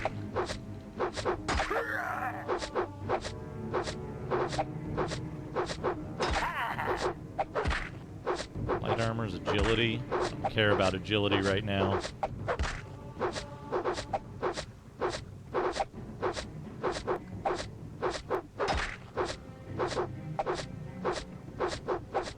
I did a comparison recently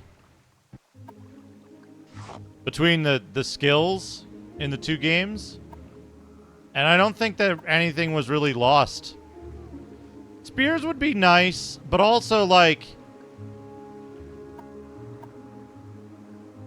I would like to have more weapon variety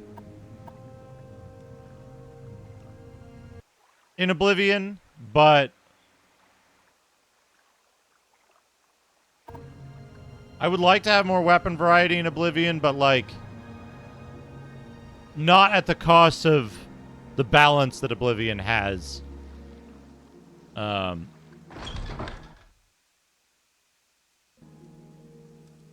As an improvement over this, right?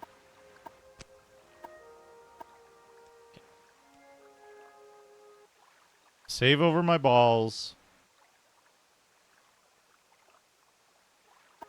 I think that this game suffers for some of the like extra stuff it has. Like the unarmored, light armor, medium armor, heavy armor, I think is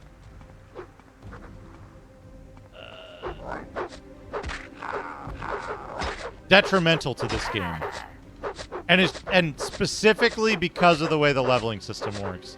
At the core of all of my complaints of this game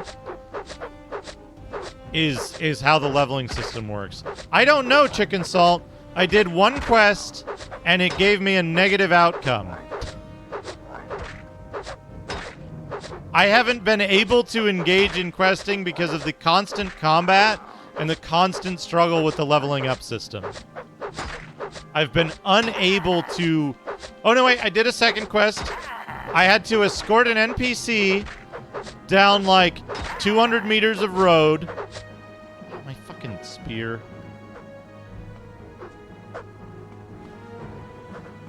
I had to escort an NPC down 200 meters of road. Where the fuck is the... I walked like 10 feet away, and now I can't find the stupid cave entrance.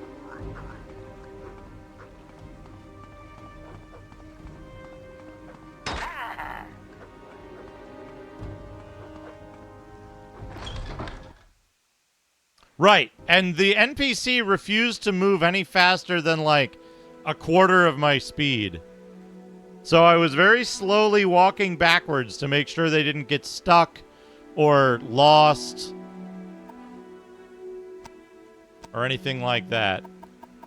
Hey, Mora. Happy Saturday.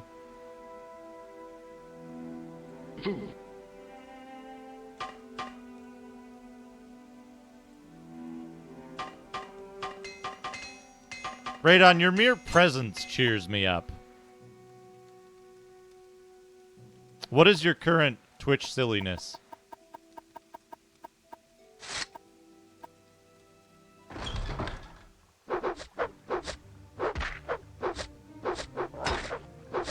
Hello, Necromancer Karis.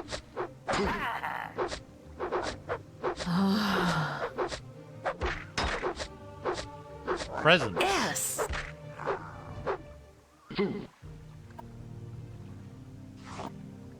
Ass. Fish Alfredo.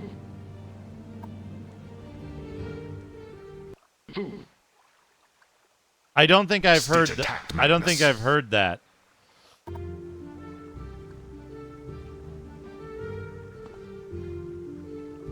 Shoutouts to Mr. Radon. Mr. Radon's a fantastic streamer who you should all follow.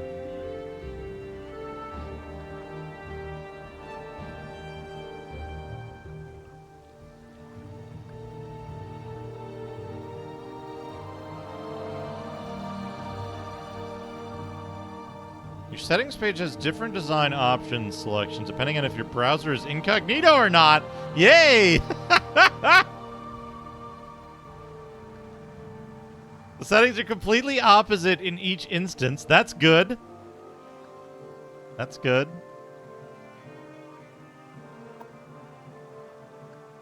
And what's more? Dun, dun, dun, dun, dun, dun, dun. I'm keeping it to myself.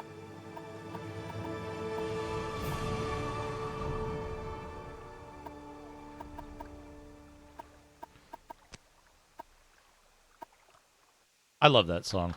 If anybody in chat knows that song, you get 1 point. 1 bonus point.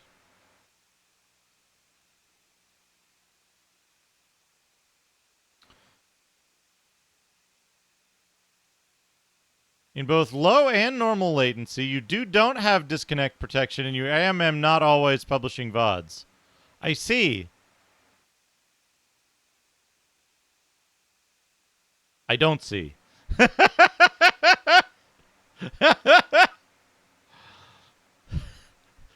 Hopefully they combine them into weird quantum options that are impossible to unpack. Basil, thank you for the 300 bits.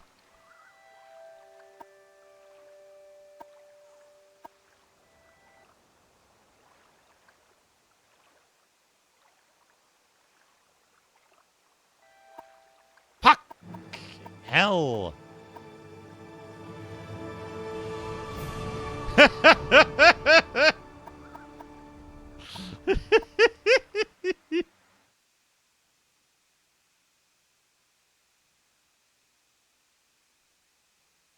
Yeah, database acid is just take some LSD before working on your database.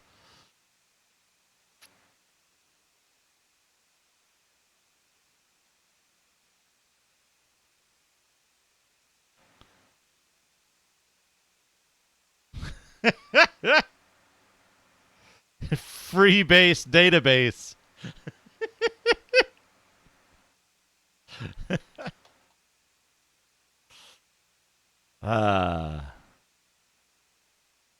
Imagine if the options were like, don't always publish VODs never.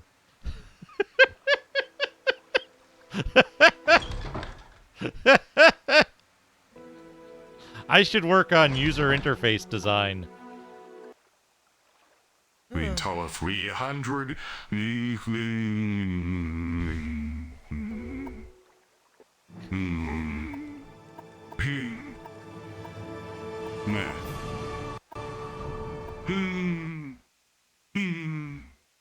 Do always don't publish VODs never.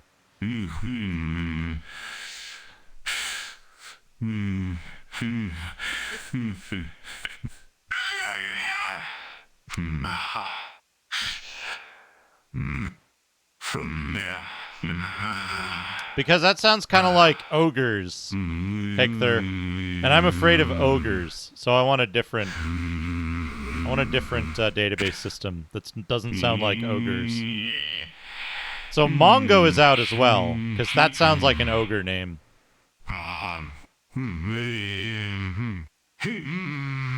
Barbarian and...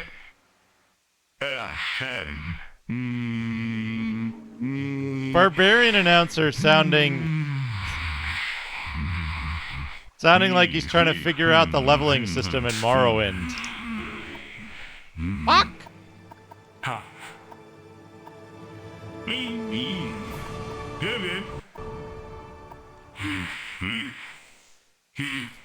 John Matrix is playing Home Improvement on the Super Nintendo. Good luck, John Matrix.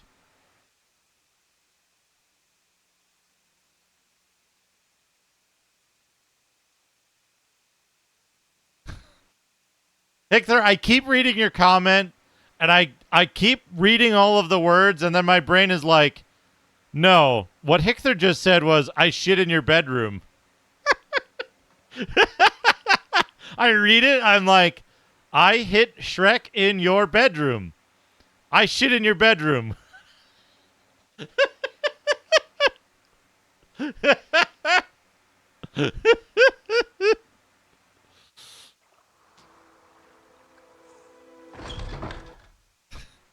Shit Shrek. Okay. Wait, did I leave a corpse out here? Maybe that's why nothing's spawning. Maybe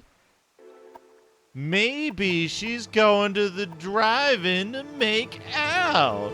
Yeah, I think we gotta clean up the corpse first. Clean up the corpse, save the game.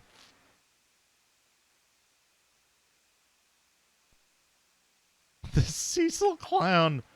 Man.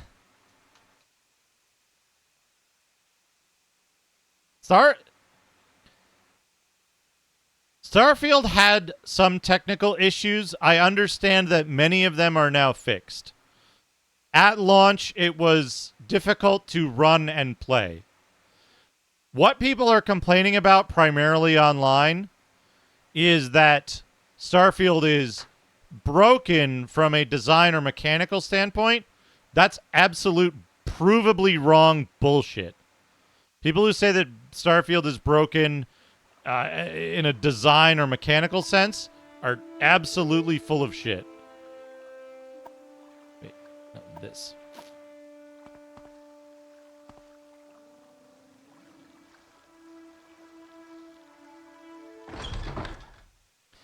What I would, you know what, Nukem? What I would recommend doing is I think over 100 hours of VODs of Starfield.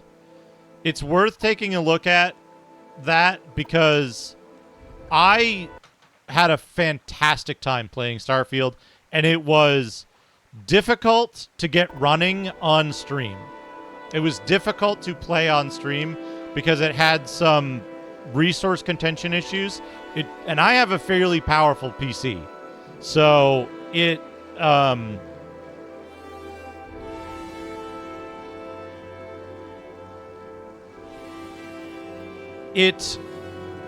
to me, it was extremely fun. I had a tremendously good time playing through it.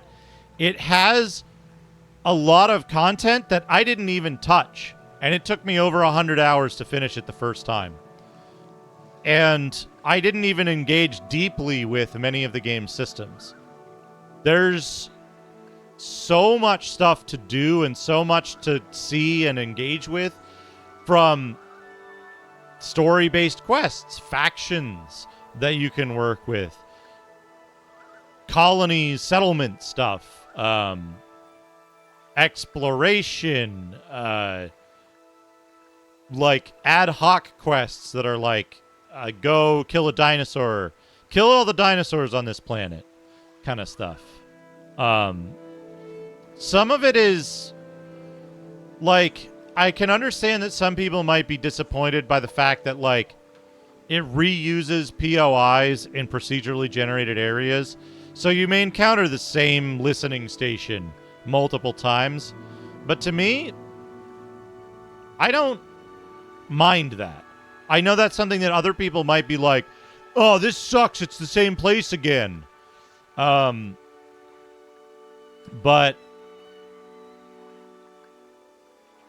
it's such a freeing game compared to the way a lot of games are designed. It's very... You can tell an NPC to fuck off. Absolutely not, Spudbugs. Like, they ask you to, like, resolve conflicts. Shooting somebody is a valid option in resolving conflicts. I'm sick of this shit. I shot the guy. Quest complete. You shot the guy that was causing the problem. Right? In one case, I was super, super impressed because the game was like, go here and try to get this artifact from this guy. And I was like, okay, well, I'll entertain this. And then the guy was like, yes, I have the artifact that you want, but you need to do something for me. And I shot him. And he was like, oh, God, you shot me. Please don't kill me. I'll give it to you. And I was like, that's the best. I want to do that in fucking Star Ocean 2. I want to do that in fucking Persona. I want to do that in all of the games that have let me down by railroading me into this narrow funnel and ramming me through this stupid fucking preset path that they want me to follow. Right? I wish I could bring that into every game. Right? I wish I could just say, no, fuck you, and kill the guy. Right?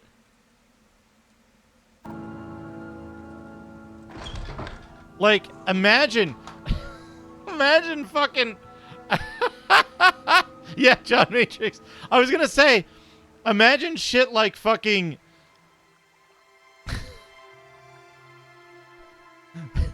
Imagine Portopia, but you can kill anybody at any time. Imagine fucking, what's that high school game? The PlayStation one that everybody jacks off over.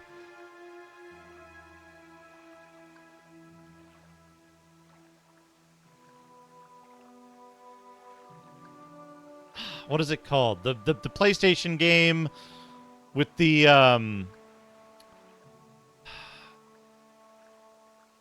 Tokimeki Memorial. Imagine that, but you can kill somebody. You can kill any NPC at any time. Tokimemo, but you can kill people. I would play that fucking ROM hack.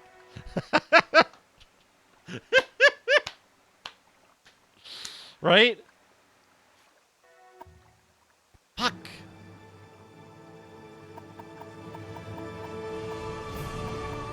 Well, we have full health. We can go...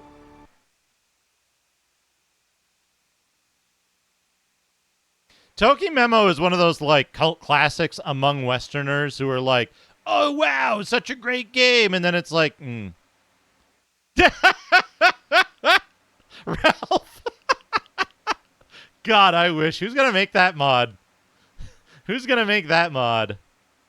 That would improve my opinion of Cyberpunk like 1,000%. You got like, I did the like Nomad start. You meet Jackie at the trailer. Dead. Play the game.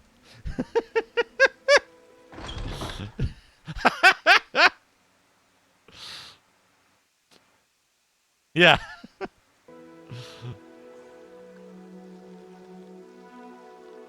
Yeah. Yeah. That's exactly it, Bivork. You can just fucking leave. You can leave. That's the best part of Starfield. You can just fucking leave.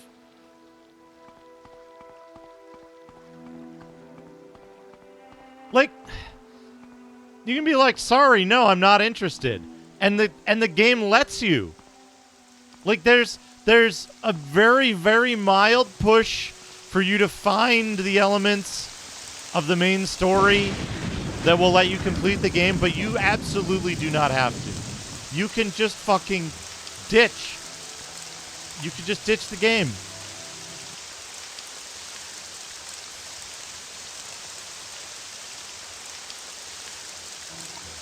Yes!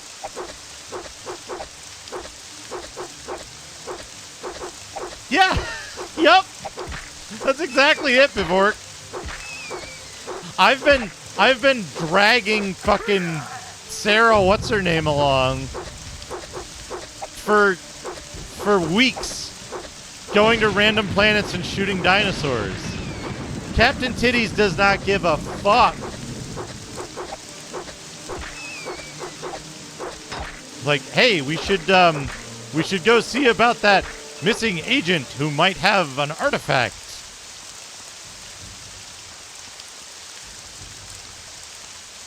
Oh, yeah. I always carry the cutter with me. I figured that out early on.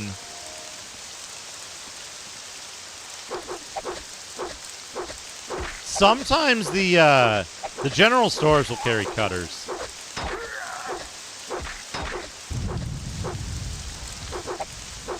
The attack animations and the hit reacts aren't synced up.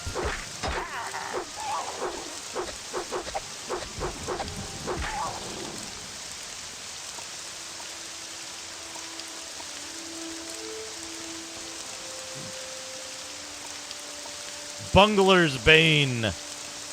Bungle's Bane.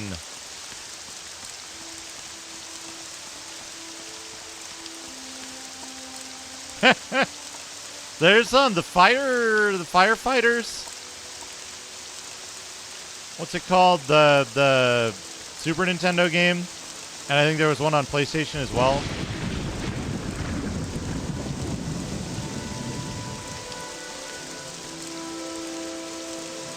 Okay, this is working out. I'm gonna run out of repair hammers, but that's okay. Okay, I really do need to take a break, though.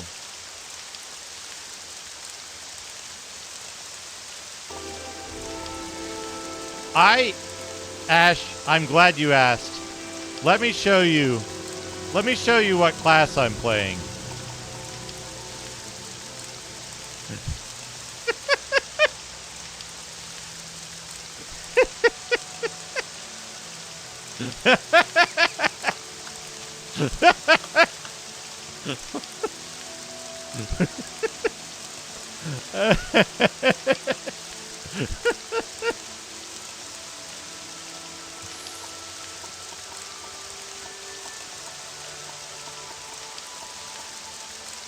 I'm like, it's kind of working out.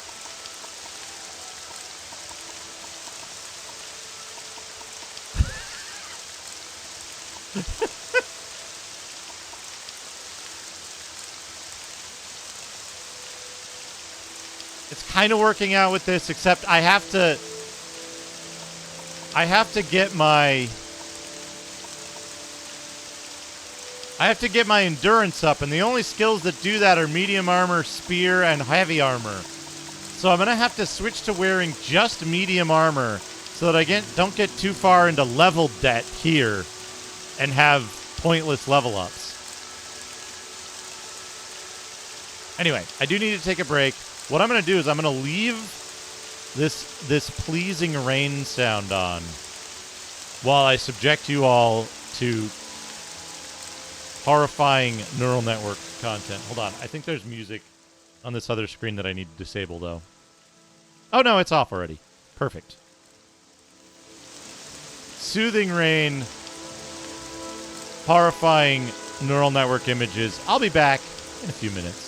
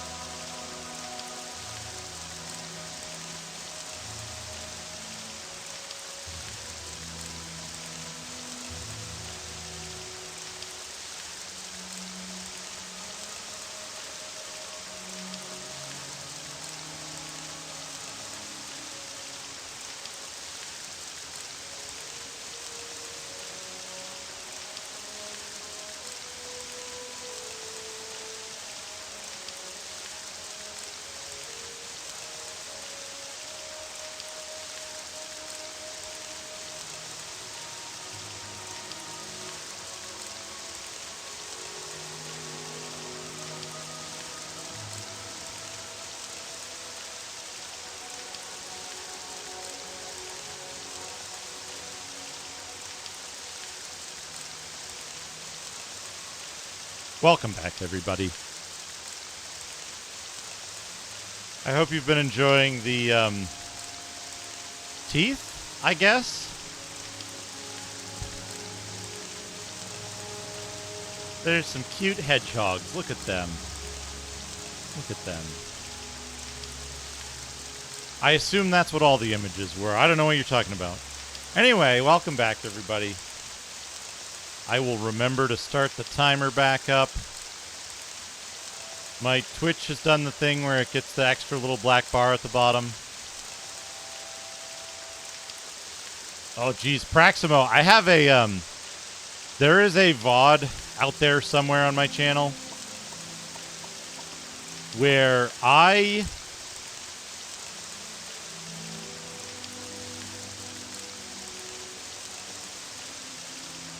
cleaned the Apple keyboard for my Apple 2GS that came from like a trade show that was in the free keyboard bin that Toplan got me.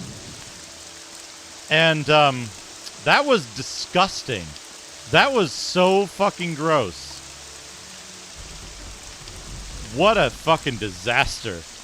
But hey, I cleaned it up and it's clean now. Whoa.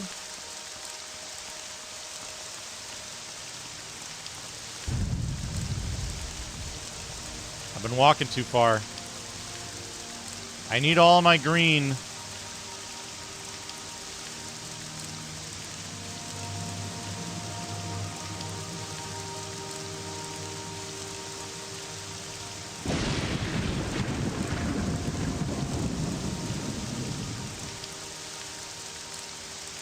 This game, here's the thing. I'll complain up and down about the leveling system of this game. I'll be annoyed by the mechanical intricacies of it. And then you walk around in a thunderstorm in this weird alien landscape, and it's like, you know what? I gotta keep playing. I gotta keep playing because this is fucking awesome. You know? The game might be borderline unplayable, but gosh. You know? I want to make this investment early on so that I don't have to worry about my leveling up later when I'm actually ready to explore. You know? Now again, I'm a huge fan of Oblivion. I think that like when you're like walking through the fields outside of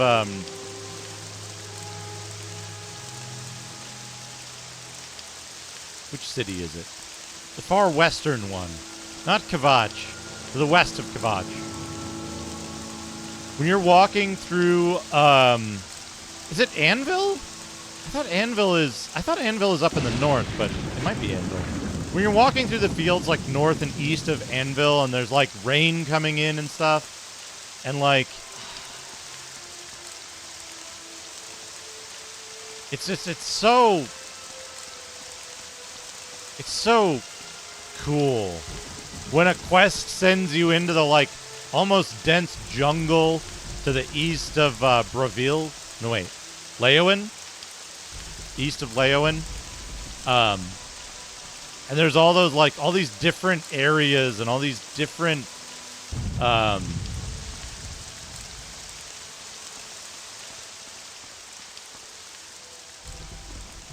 yeah, I always mix up Charl and Shadenhall.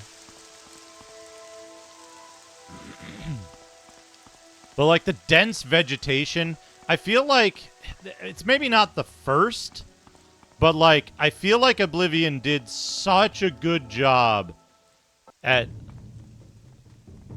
yes, stay over. No. Stop navigating.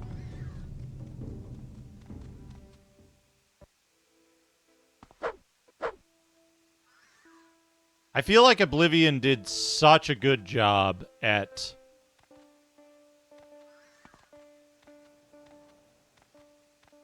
making lush vegetation and like not necessarily how do I put this?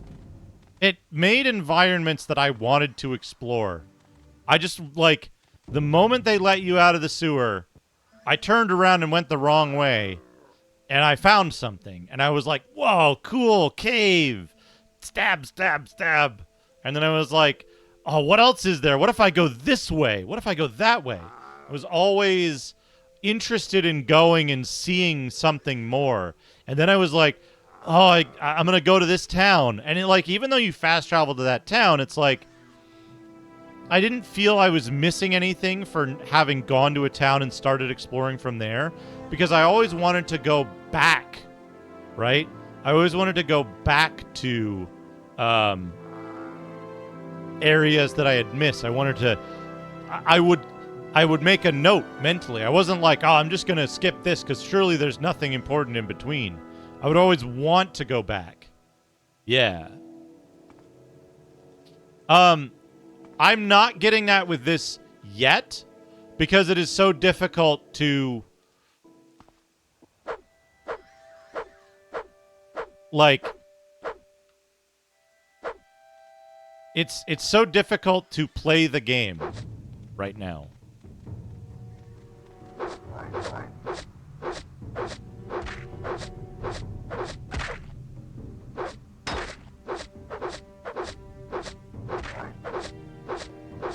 So I'm making the investment to power up my character what I feel is the right way.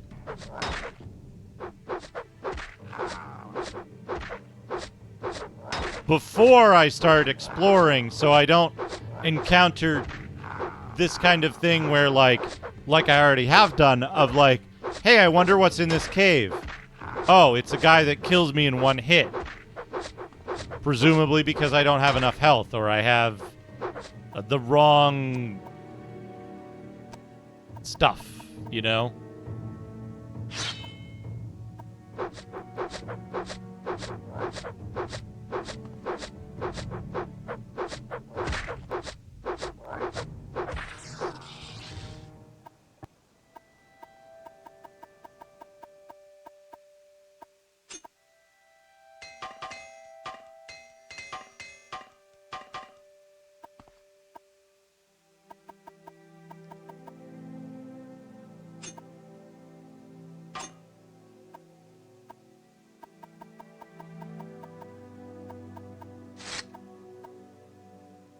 And that's one of the weird things for me with this game, or the comparison, right? Is like,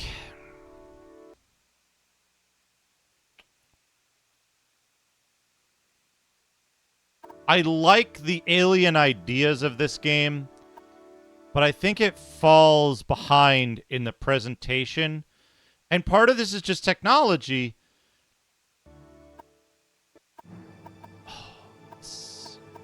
I'll take 522. I'll take 522.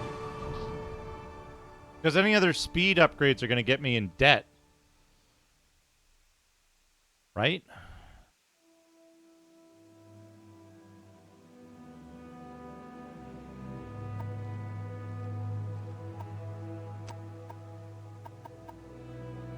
I'm already 7 out of 10.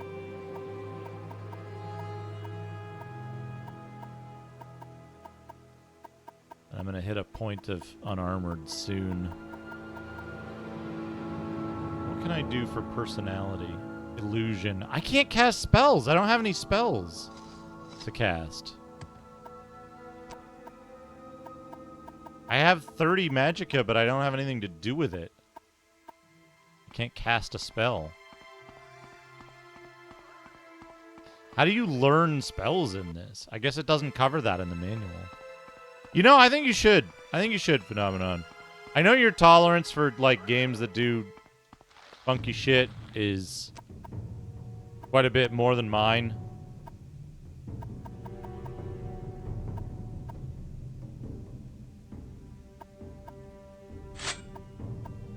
I think you'll have fun with this. I would say probably you want to play the PC version for the faster loading and the faster stuff.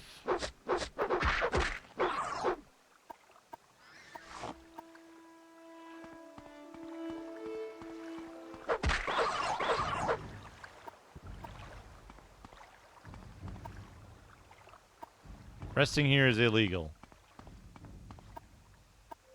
Where? Why?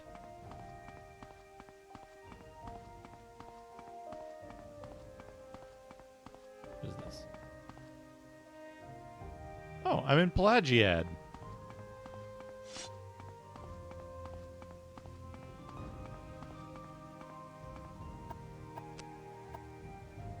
Okay. Now we can save. The Blasticator. Yeah, because I'm too close to a town. You can't... you're not allowed to rest too close to towns. It's illegal and you get immediately arrested.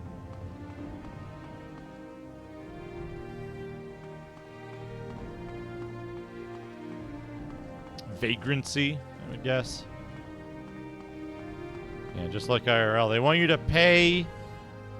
They want you to pay for your room and board.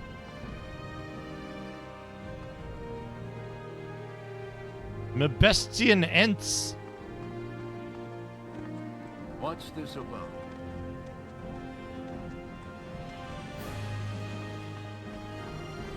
Beep, beep, beep, beep, beep. I know what happened. I got a whole bunch of points in...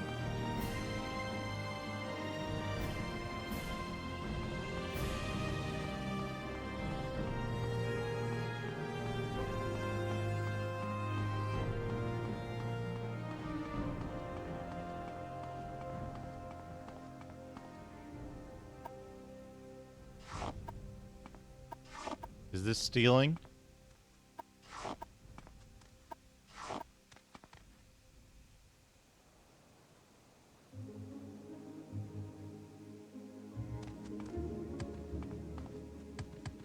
Okay, I should...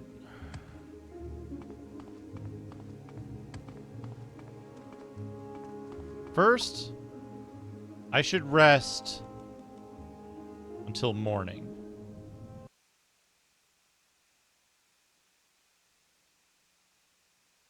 By the way, chat, I've some very good news. Did I say this already? My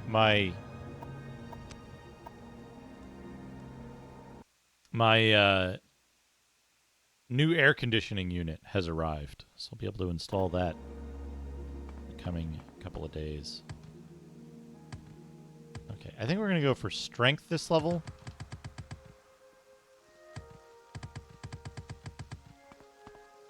What do we get strength from? Acrobatics, armorer, axe, blunt weapon, and long blade. So we can do other weapons.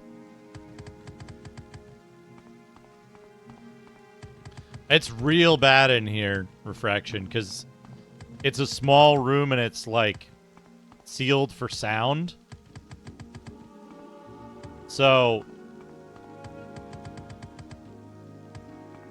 there's not a lot of airflow with like the rest of the house, and it's upstairs. And I've got a lot of warm shit in here. It's usually 10 Fahrenheit, which is like 6C, I think. 10 Fahrenheit above ambient.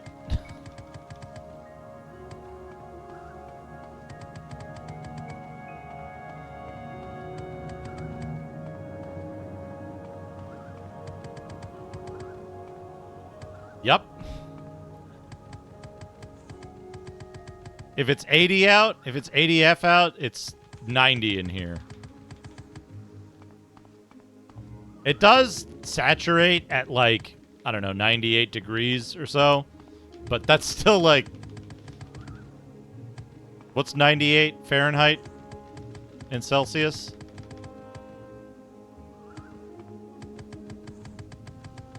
How many Kelvin is that?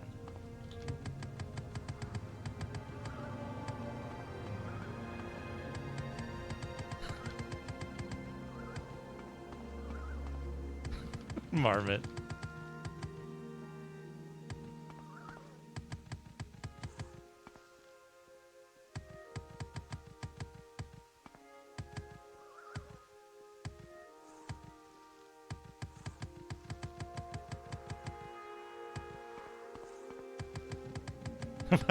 What is it in Rankin Bass?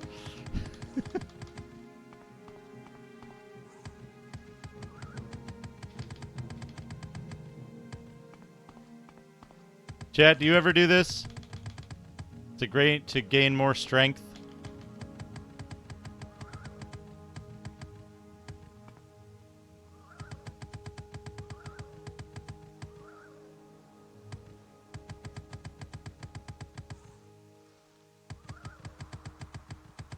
See, this is why I think... Aha! Your brother's in CrossFit, I see.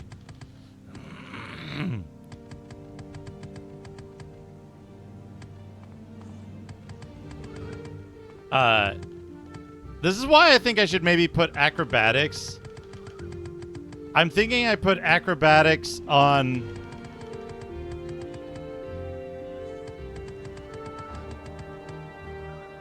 on major skills, because then I can do this to level up when I want to level up.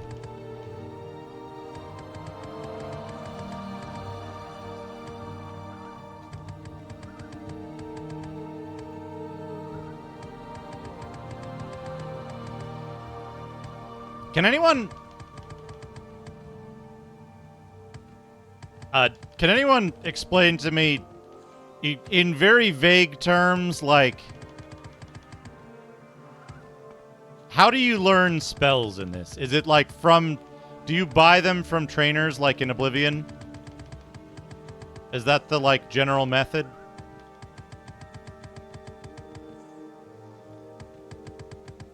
Okay. So I need to find some people who will teach me spells so that I can learn spells.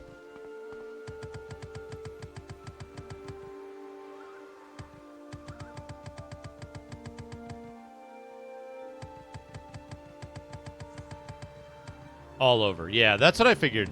I figured I might check at the tavern here in Pelagiad to see if there's anyone there who will teach me a spell. Yeah, I know there's spell crafting, but I don't know by what method it's available. If it is it as easy as Arena, or is it as difficult as Daggerfall?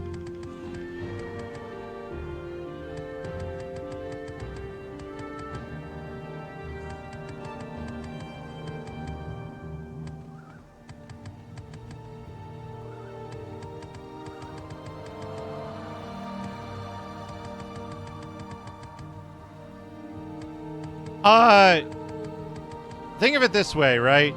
I prefer to understand how I would learn this by playing the game, but I understand that streaming the game is a different beast than playing it on my own and having, like, this is my only game for the next 2 years kind of thing. There's a Mages Guild in Belmora. Okay.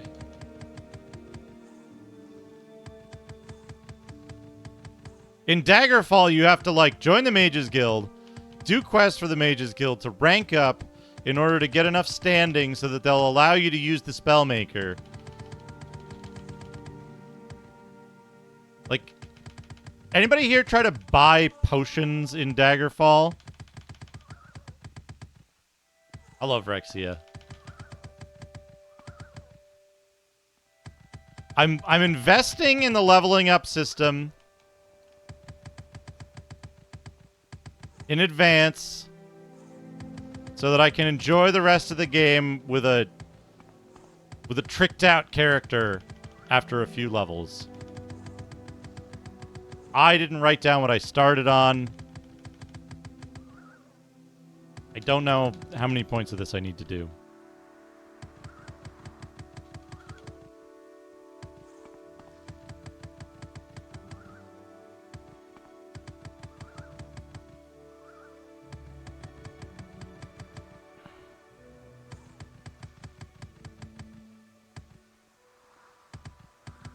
Sigh.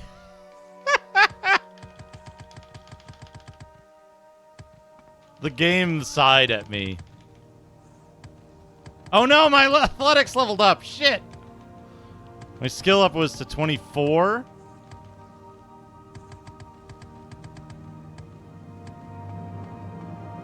I can't really, like...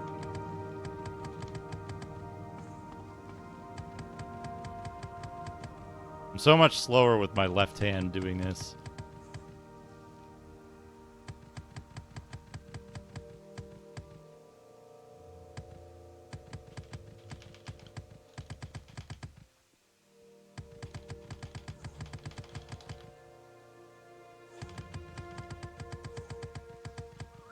Whatever.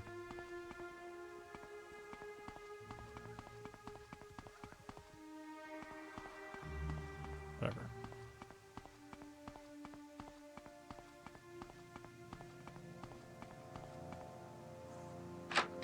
Tavern. Hey, Beelzebubba. Welcome. There is someone watching me. I can tell. Quickly, Outlander. I haven't much time. You sound like you're gonna give me a quest and I don't want it. Don't have time for this, so make it quick.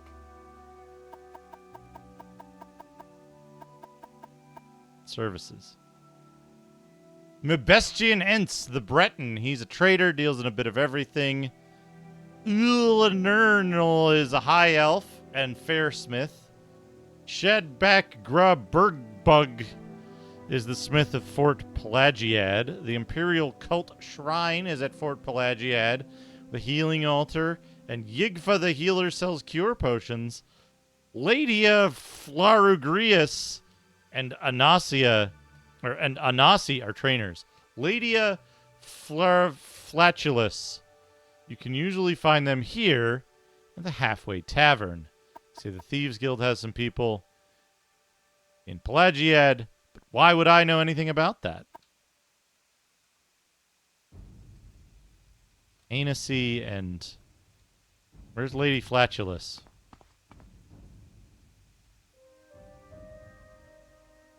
Let's hear it. Save a new game. Oh, I forgot to ask. Is it trainers specifically that sell spells? What? They happen to help you, my balls. Ooh, not a member of what? Not a member of what?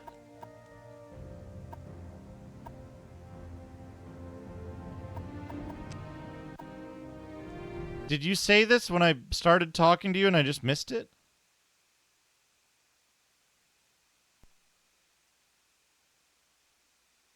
Spell merchants are separate from trainers.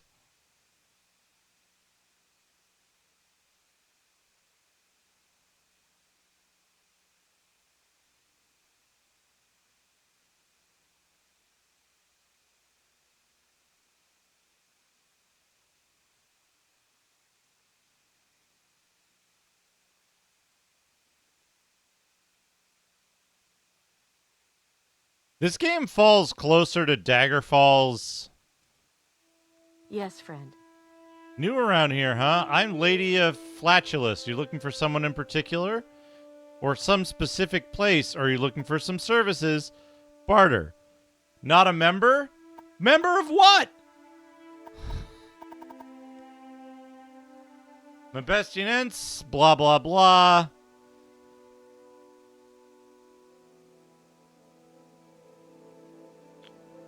Some folks offer training, but you have to know the right people. And who are the right people? If you don't know, I can't tell you.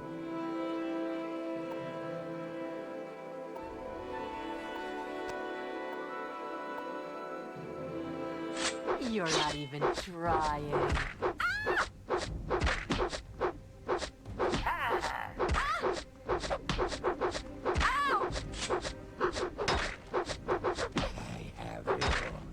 Trifled with you long enough.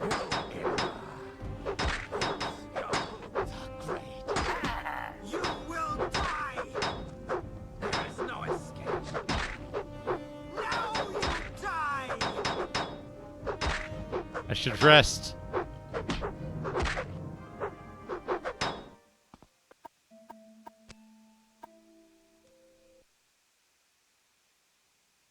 It goes about like that.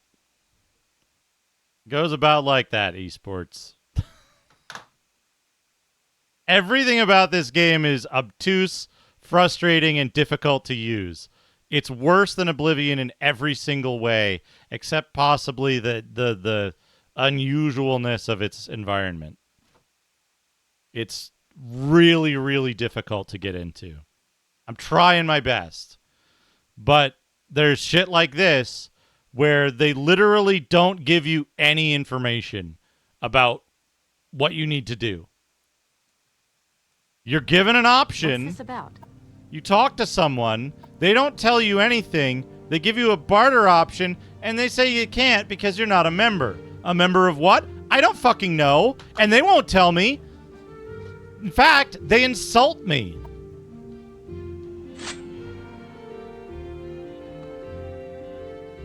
So, like, also, when I started stabbing her, did it? No one can match me. Okay, they did run up and not spawn out of nowhere.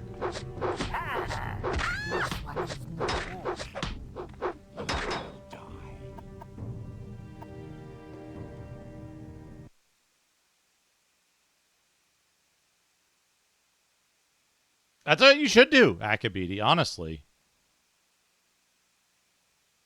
The other person mentioned the Thieves Guild, but said that they didn't know, like, what it was. But then they explicitly mentioned that Lady Flatulus was a trainer. But I go to Lady Flatulus for training, and she says, not a member? Doesn't explain what a member of what is. And when you ask her about services, she says, well, if you don't know, I can't help you. Like, that's just asshole writing.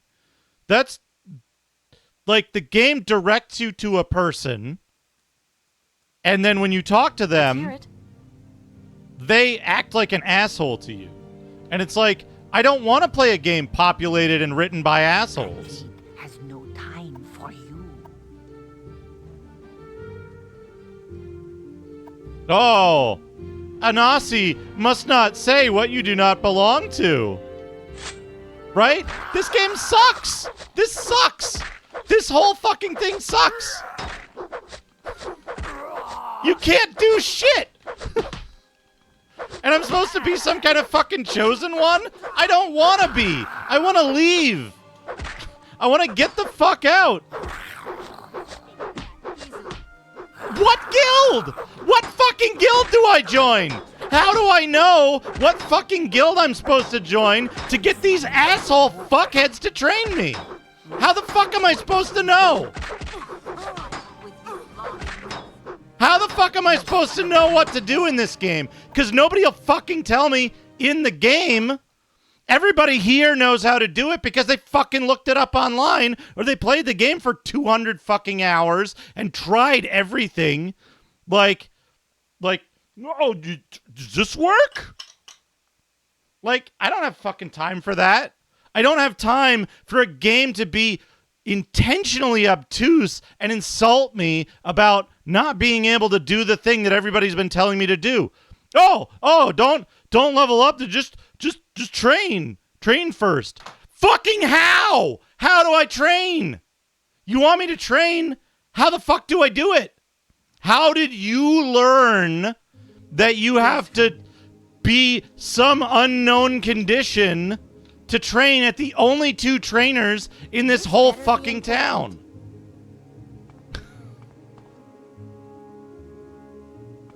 Go ahead. Right? Like, how do you figure any of this shit out? And that's why I said earlier, right? The big problem with this game is that I think a lot of people, right? A lot of people played this game as the first RPG that they had after getting ubiquitous access to the internet. And so I think I don't believe people when they say, oh, I totally played this on my own. I didn't look anything up. Fucking bullshit. You looked shit up. Absolutely fucking bullshit. Right? Yeah, it tells you to go there, right? And then let me show you something. Elone at Aureli's Trade House gave me detailed instructions to Balmora. Hope you fucking wrote them down, idiot.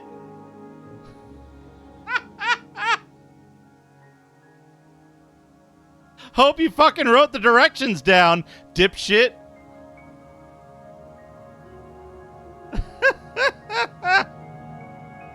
Like,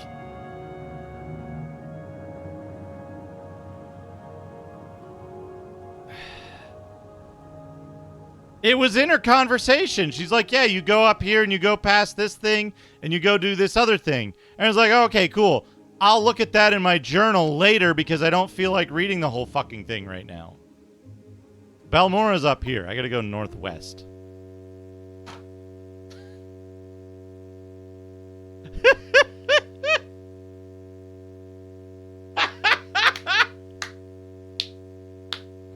Couldn't have come at a better time.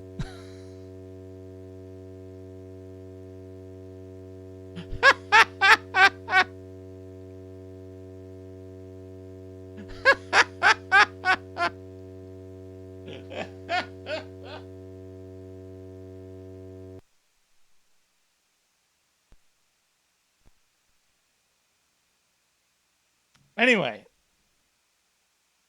So...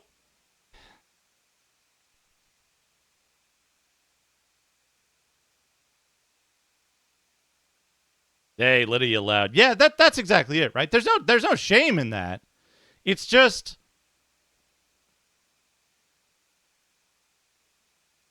How do I put this? When I played Oblivion, I didn't look shit up because I didn't think to.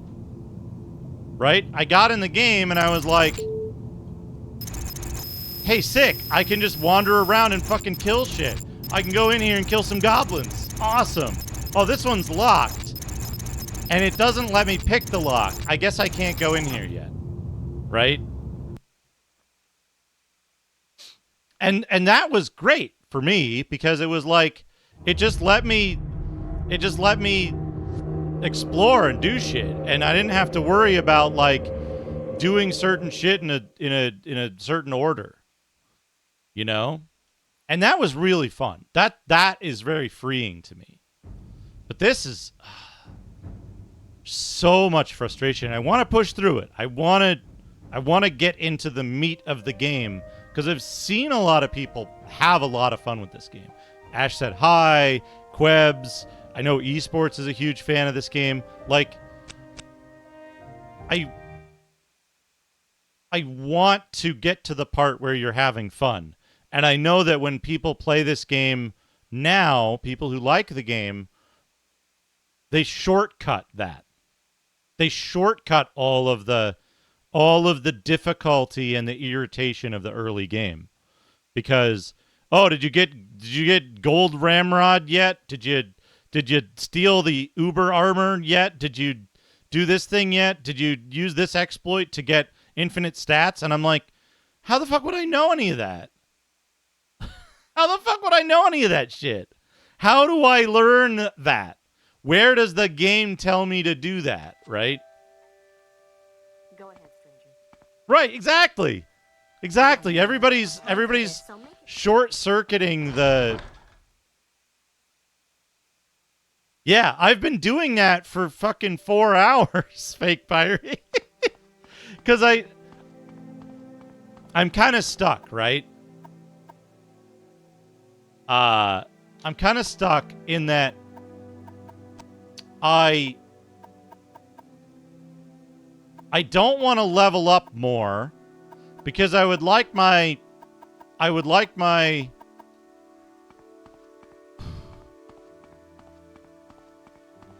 endurance to go up early. But Northwest.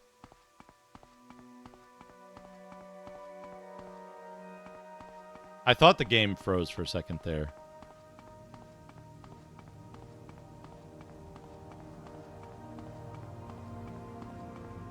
Well, like, I know I need to go to Balmora, right? But here's the other thing. I was going to mention this. On the way to Balmora, right? On the way from Sadanin to Balmora, right? I ran into an NPC that took me east to the Fields of Cum and sidetracked me away from the main quest.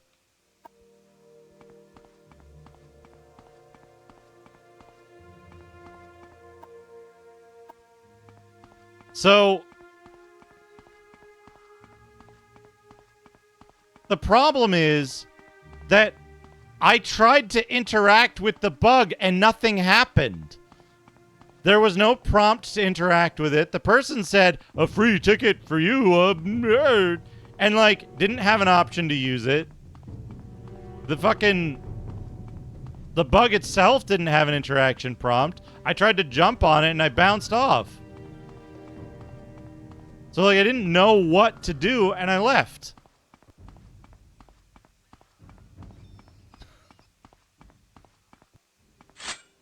No. Wrong weapon. Wait, shit, is my spear still has some stuff in it.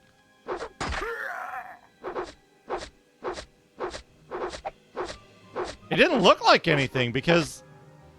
Wait. Get away.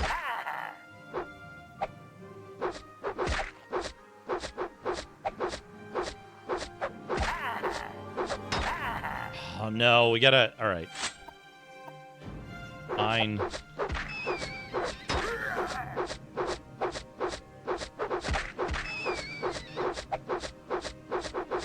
This game has a lot of, you know, Uncle Boy Juice, I think you've got bigger problems going on than the missing.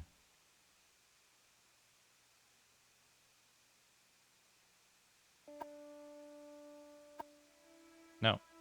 Wrong button. Dave.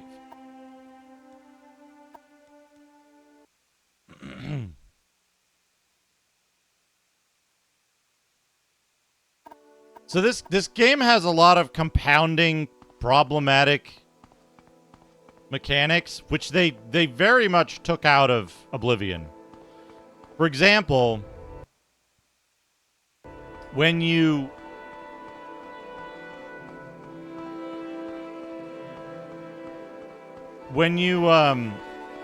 persuade someone, if their persuasion level is very low,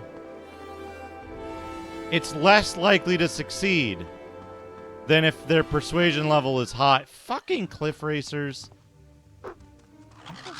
Fuck.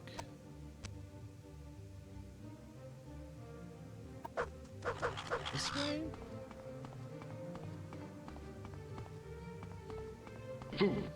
Basil, thank you for the 310 bits.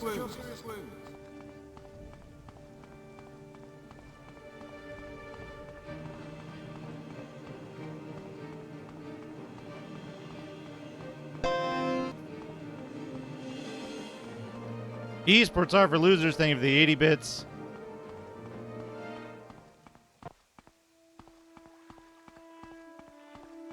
I found an island full of giant jellyfish, but I assumed that they would be hostile and kill me instantly.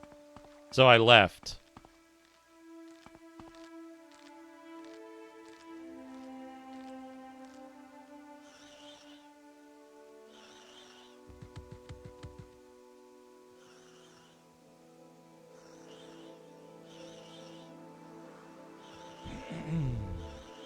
But yeah, when you're persuading somebody, if their like value of you is low, they're less likely to be persuaded.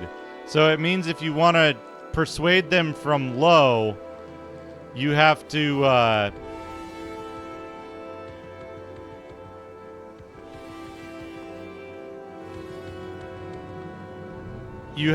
save scum much more aggressively.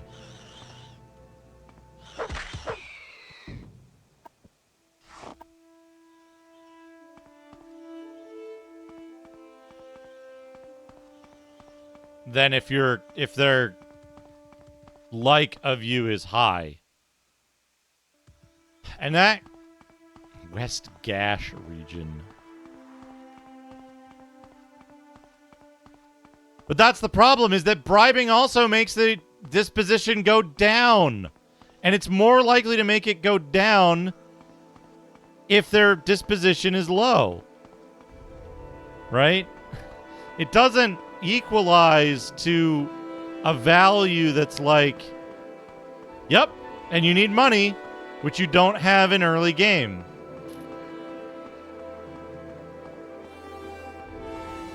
Never mind me, I'm just coming down out of the hills.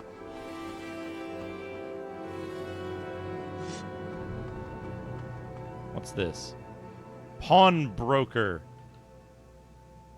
Do pawnbrokers sell spells? Outfitter. Trader. Armorer. Mages Guild. Save game.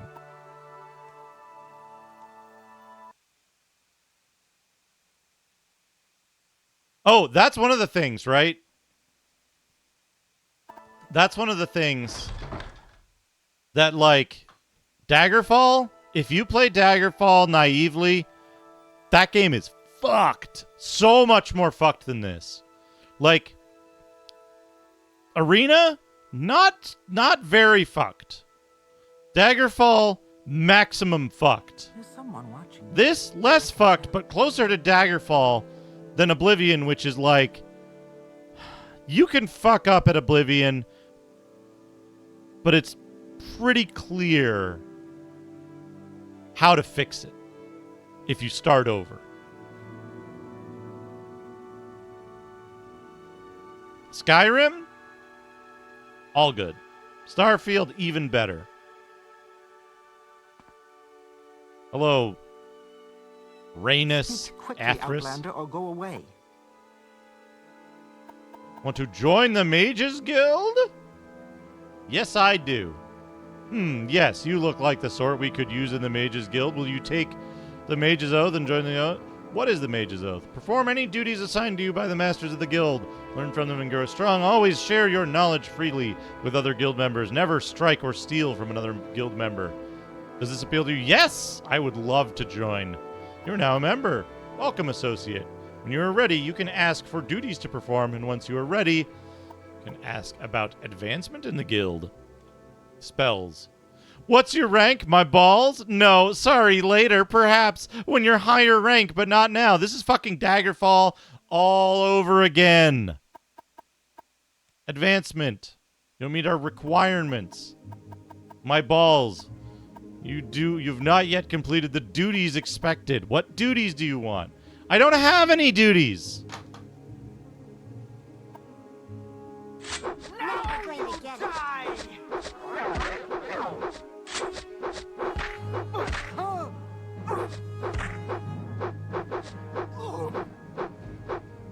Fuck you!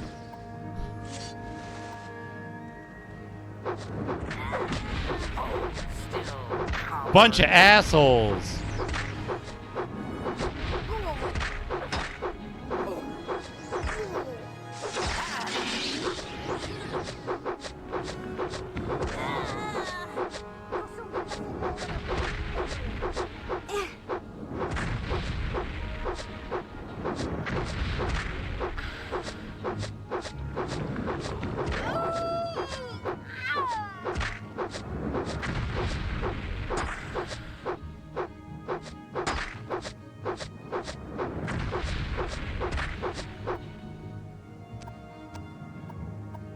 I have a healing potion. It's over for you. Almost. Almost. I almost did it. But that's what I'm talking about. Like, it's insane that, like, the first person you talk to in the Mages Guild is like, you need to do duties. Okay, what are the duties? I don't have any. Okay, can I buy some spells? No, you're not high enough level. How do I get high enough level? You need to do duties. Oh. Molten steel hot dog crotch. Very good. Very good work, base hole.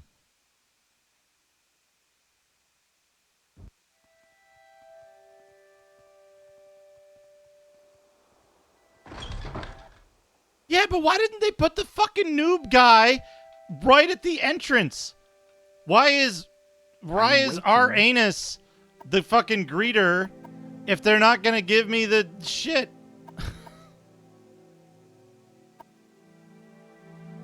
Like, now I have to go find somebody else. Is it Gallbeater? Do you have any duties for me? Speak with Ajira. Where's Ajira? Like, it's just... It's so frustrating. And, like, they improved... How interesting. Okay, if I kill you first...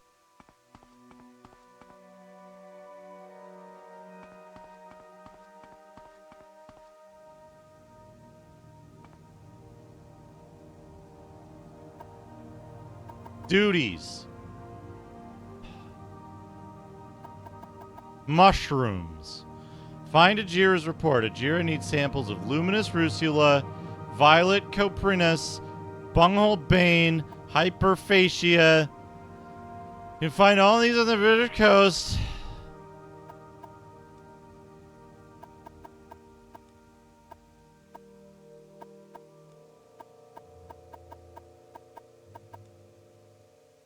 Yes, here they are.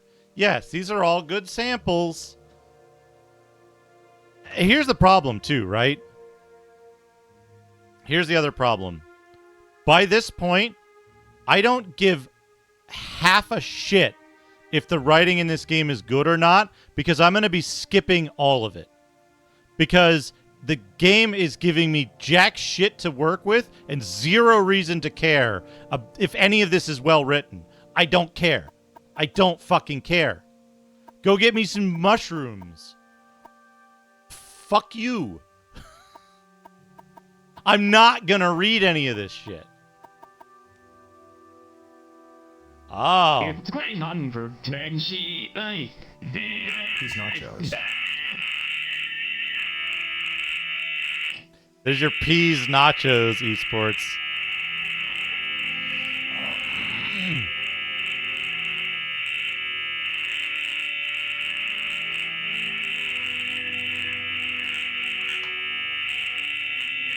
Right? That's why I like Starfield, is because I can fucking shoot them when they tell me to go get mushrooms. Good work, Basehole. Bet with Gal... Whatever. Fucking I don't care.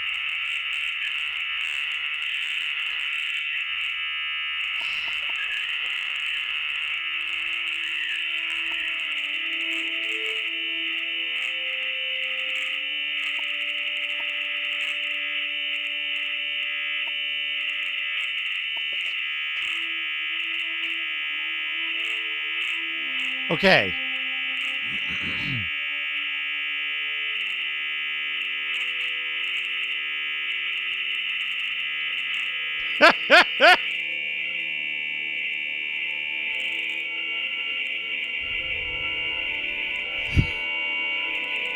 Okay.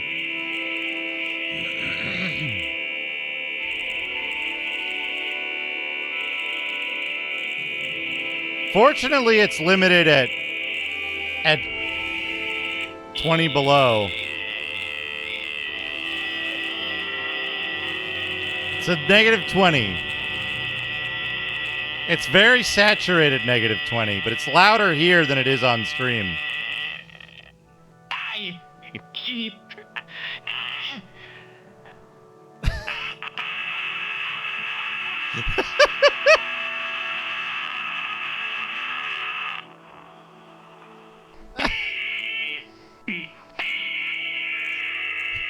He had to take a break. He had to take a break. Okay, so here's my conundrum, right?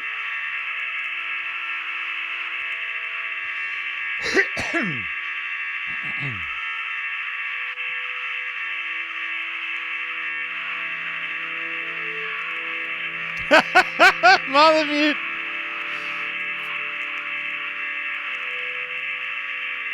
Do we still have? Yeah, there we go. Haunted Wrinkles.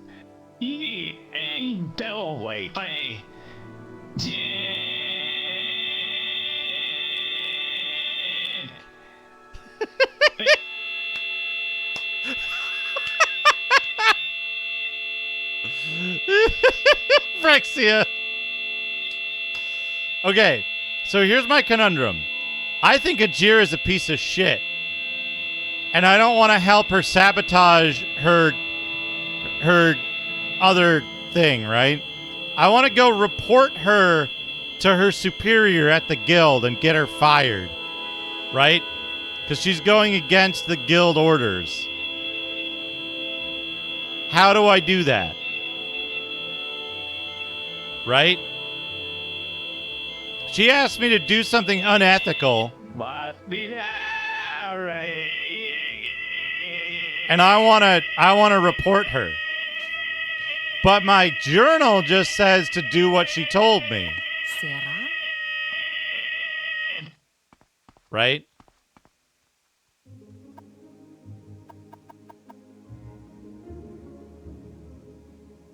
Esterdalin. It doesn't surprise me. What about this person? It doesn't surprise me.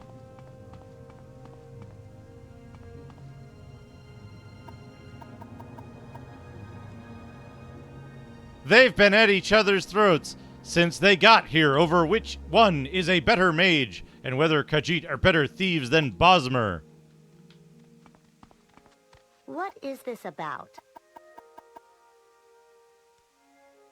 Have you been helping Ajira with the bet? Go ahead. I have many tricks of my own. Even you and Ajira working together can't stop me from winning.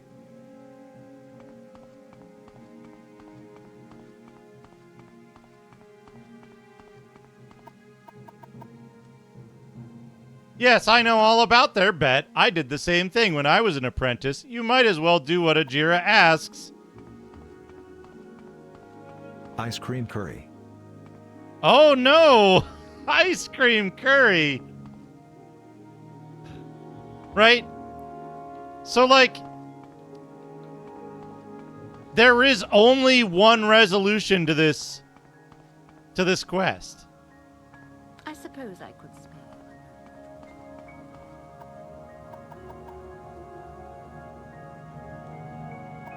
There's only one resolution to this quest. It's super, super narrow.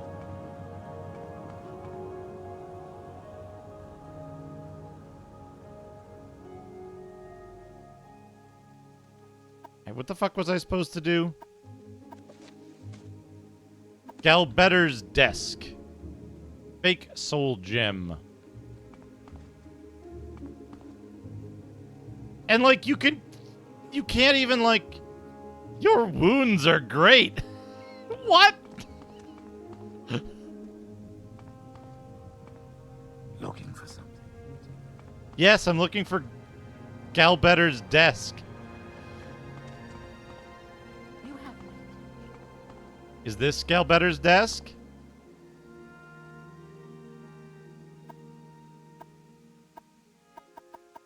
Fake soul gem.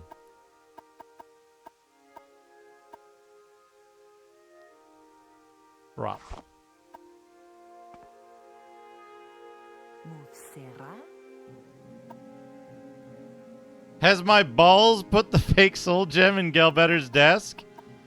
Oh, wait. Maybe I need to ask them about the fake soul gem. Hold on. I can't.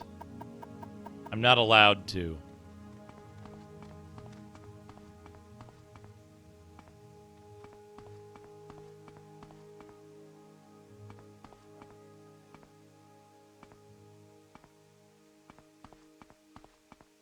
Also, did Galbetter disappear? Galbadir?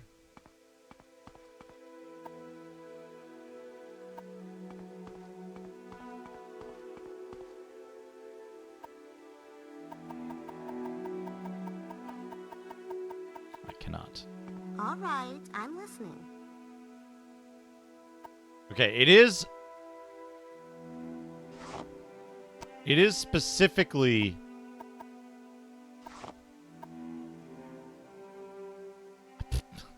Come on! Look! Wait, can I take this? Does it tell you if something is stealing or not?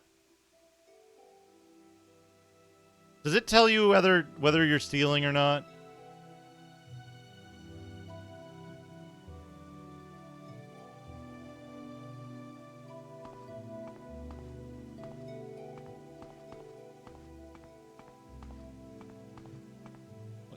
Why don't you turn around? Turn around.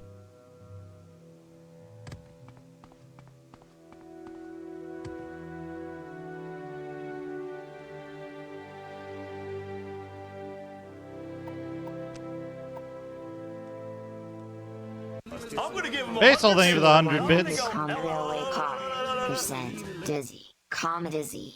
Common amount of food. Dizzy. Square. Dizzy. Card index. Pound. Ear. Divided by cat. Divided by injured face. Squared. Spiral shell. Cubed. Eyes. Raising one hand. Greater than confused face. Divided by cheese. Pound. Mouse. Cheese Degree. pound. Thoughtful face. Divided by mountain. Square. Camping. Broken bar. Incoming envelope. Vertical traffic light. Divided by minus. Raising one It's hand. stealing. Divided by big black square. Greater than helicopter. Broken bar. Cyclone. Comma. Do not hinder sign. Less than take it out box. Basil, what Plus, if you put those images at a greater water than park on the instead of a meter's face. beach? Less ports or moon. Divided by. What about a, rails or truck. Percent. Unamused. teetering water Percent park at the egg edge of a times cliff? Latin alphabet. Pound. I liked the one where I got a, like, Divided Lord of the by Rings bracket, water park that was divided by launching Frodo pound off of a face, cliff. Minus traffic light. Divided by starstruck. Minus white glass. Divided From by where do you such hail, flat friend? bread. Pound. Motor scooter.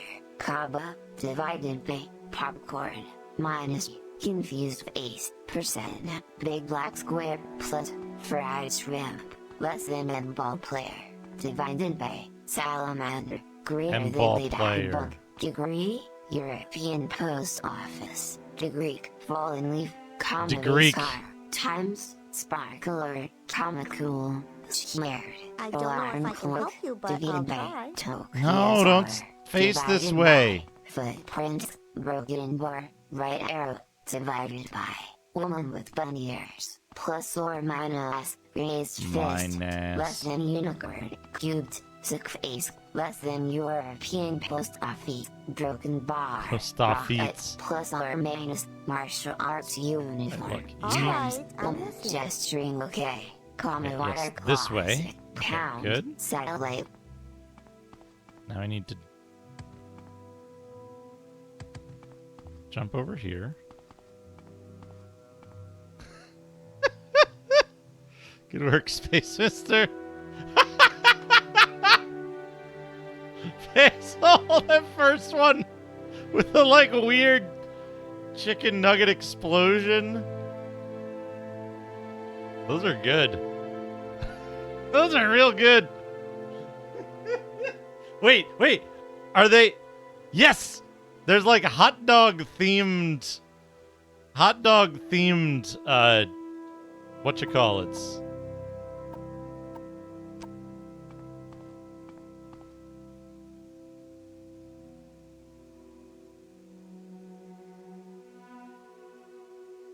Okay, eventually.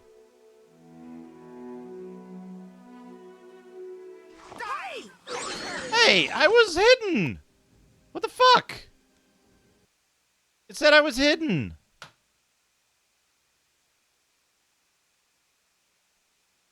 Is there like a separate, different check that it makes that you're hidden and... Or does that not mean that you're hidden when it shows the sneaking icon?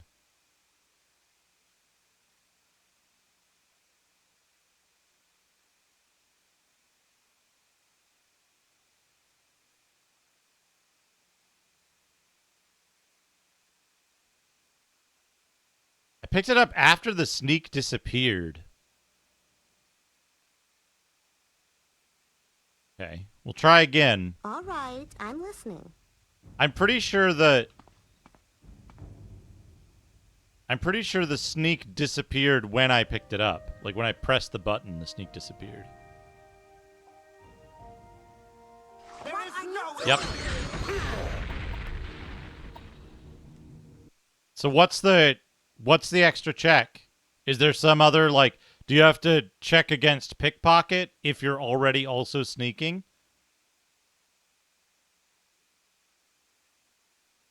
Is that not the sneak icon that shows up?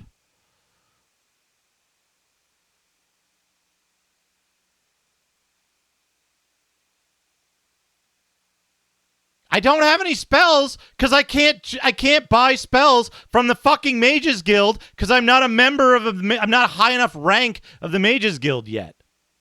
All of this shit that everybody's been suggesting for 8-9 hours is blocked off because I don't have access to that shit because the game blocks you from doing any of it.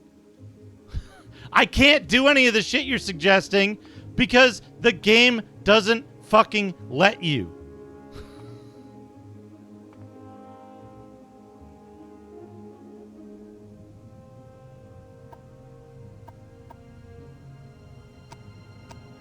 Like, it's insane to me that, like, it's this... Have you tried doing this thing you can't do yet in order to do the thing that you need to do? Like, I want to steal a thing so that I can sell it and have money to pay for training, but I can't train because I'm... You can't steal anything either. Oh, just steal the thing. No, it is literally disappearing when I press the button. Like, it's up, I press the button, and it goes away, and I get caught. It's not going away first. Right? Like there's this psychosis with how this game actually works and what people are imagine the game is like, because they're so used to just shortcutting everything and fucking cheating that they don't know how this game actually plays, it seems like. It's so fucking weird.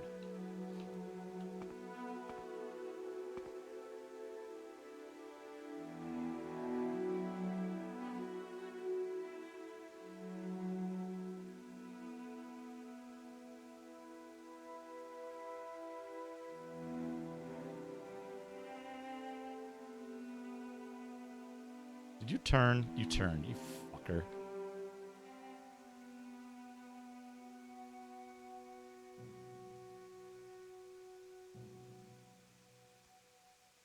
You turned away.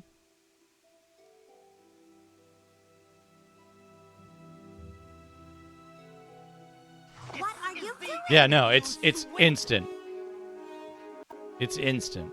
It does have, I will say, it's got the arrow on the mini-map, so you can see which direction you're headed.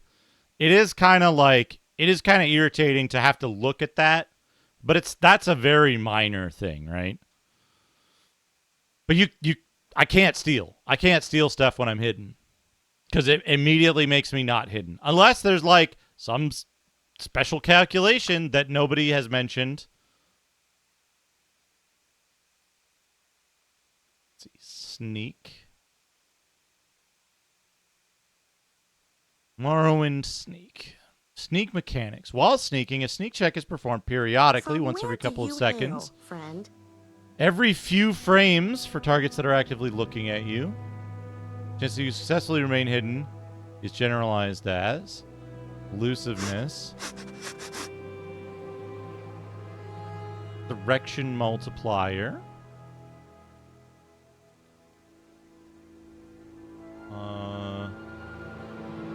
The weight of your footwear negatively affects your ability to sneak, but in the unmodded game, it only works for clothing and not for armor.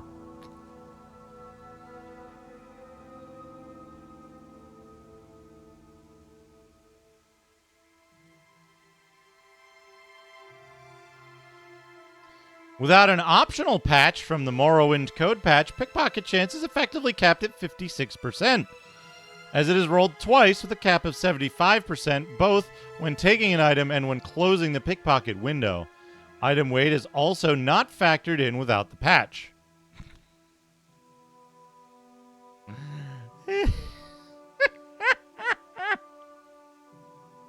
Yeah, because the arrow shows what direction you're facing on the little mini-map, I would say that that's equivalent of a compass, but it's not as good as a, like, compass bar or something like that. Or even the sex compass.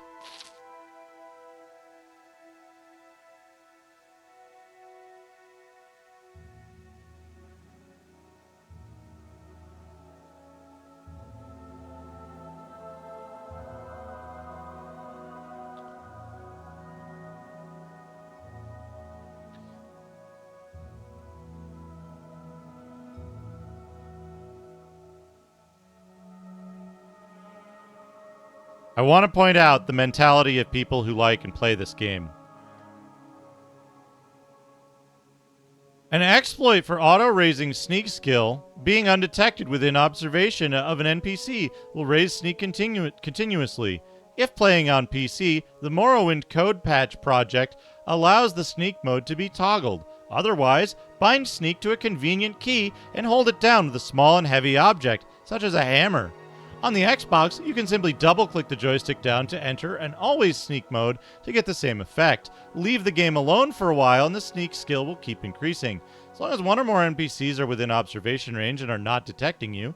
If you want to be guaranteed to not be detected while you are away, you can stack Constant Effect Chameleon to ideally 100. This trick will only work if NPCs or creatures are within visual range to detect you, such as in a room full of people or a busy area with walking NPCs. If you have low sneak from character creation, you will almost certainly need to train it first or use strong chameleon effects for this to be viable. This is the entire mentality of fucking Morrowind players. This is the entire mentality in one paragraph. People do this and then they say like, "Oh yeah, it's fine. You don't need to like do anything. You can just play the game." No, you fucking can't. Right? AFK training for skills. It's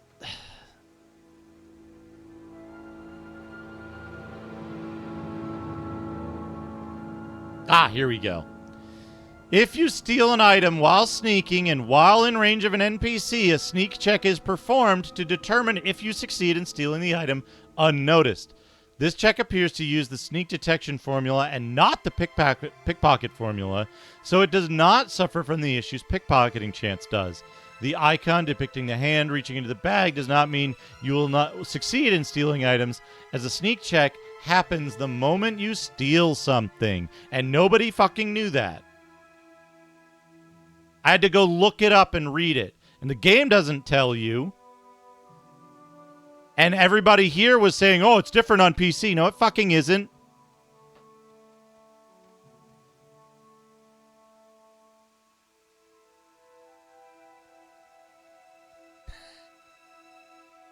Short blades pair poorly with sneak, but great axes and warhammers are extremely effective.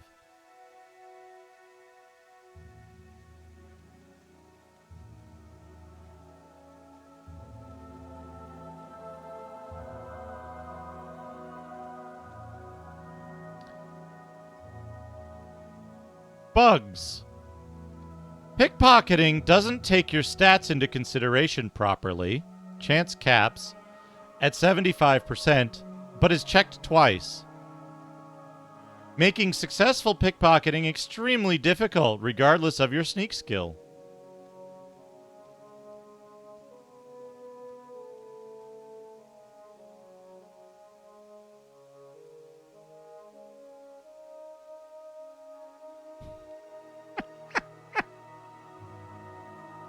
This game is so much closer to Daggerfall than it is to Oblivion. It's wild. However,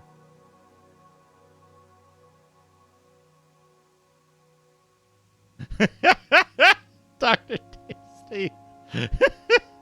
Morrowind carols. Morrowind carols. However, that means we can successfully steal this.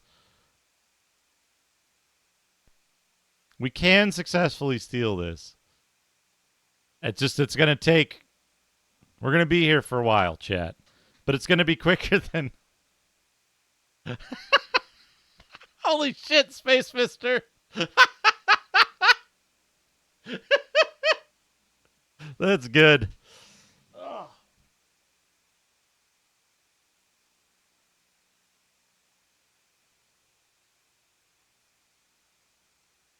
Okay. I don't know if I can help you, but I'll try.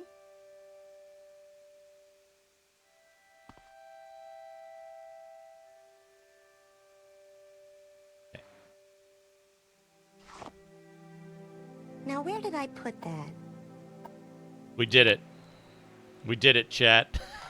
We stole the $60,000 item.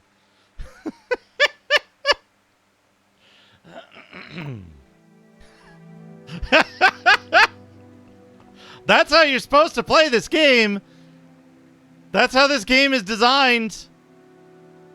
Save scum stealing the $60,000 item, so now I can pay for training or whatever after I advance in the Mages Guild. Okay, the fake soul gem in there. Well, so what I plan on doing, Malamute, is finding somebody who has a bunch of expensive stuff that I can swap, right? So I can sell the gem and buy a bunch of expensive individual items that I can then sell. It's a barter system, right? So I can sell individual items to get stuff that I need.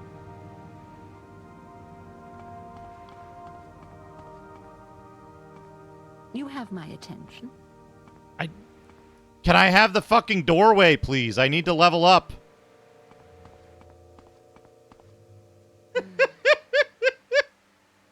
Please, would you move?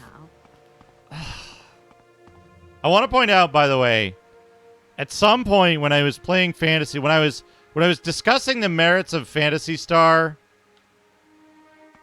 versus Final Fantasy 1, someone suggested that Final Fantasy 1 was a better game purely because the NPCs in town moved around and got in your way. Someone suggested that. I laughed extremely long and hard at that. But they were dead serious. Move Sarah. Fake soul gem. Your journal has been updated. Now what? Okay.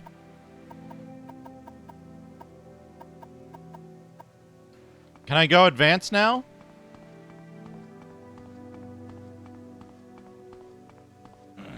I wish I need to start drinking more.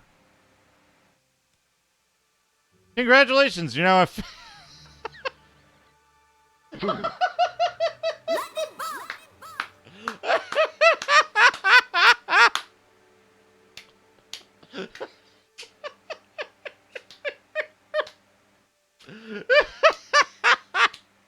Akavini, thank you for the 309 bits. Congratulations. You are now my balls. The Apprentice. Study diligently and perform your duties.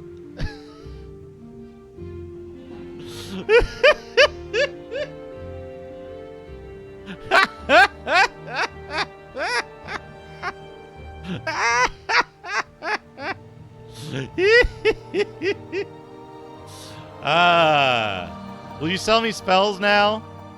What's your rank, my balls? No, sorry, later, but not now.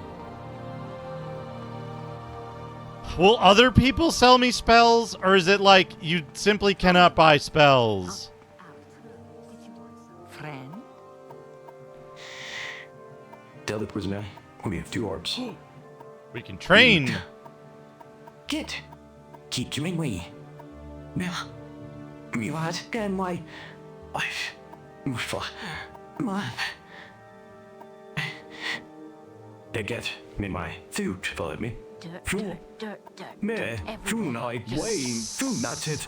Checking way, freeway, me food took. Oh, the chin stag. Naps. My okay. Type. John Matrix. Give me the 300 bits. You, why? Prince up, get. Force, yeah, right. Why?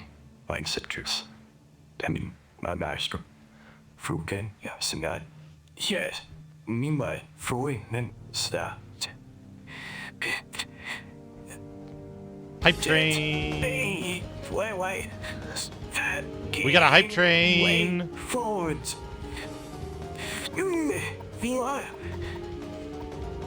Okay. I'm waiting. Headshot. Choo choo choo choo choo choo choo. This is gonna help us.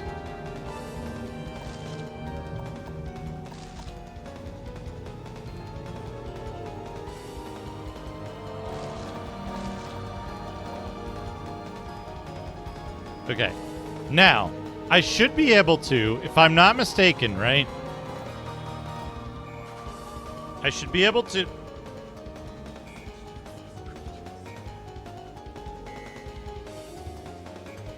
How do I do this? Magic. Well, underrail, checkway.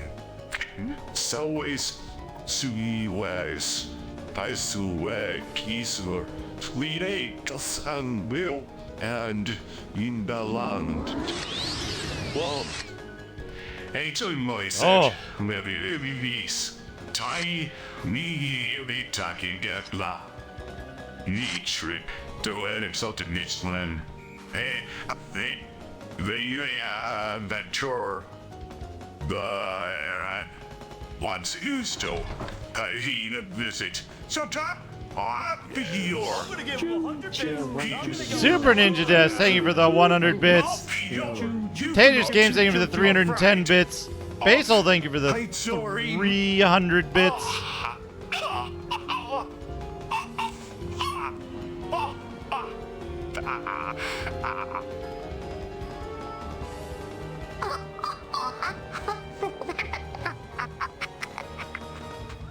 Giggling.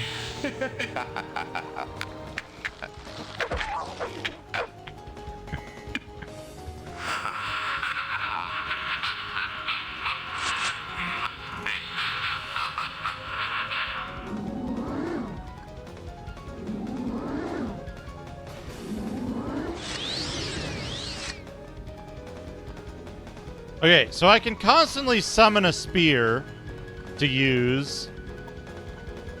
The summoned spear does a fuck ton of damage. 310 years to the eventual. And gives me more spear points. Testing how this works, thank you for the 300 bits. He's buying balls. Balls. Balls. Balls. Balls. Balls. Balls. Balls. Balls. Balls. Balls. Balls. Balls. Balls. Balls, balls, balls, balls, balls, balls, balls, balls, balls, balls, balls, balls, balls, balls, balls,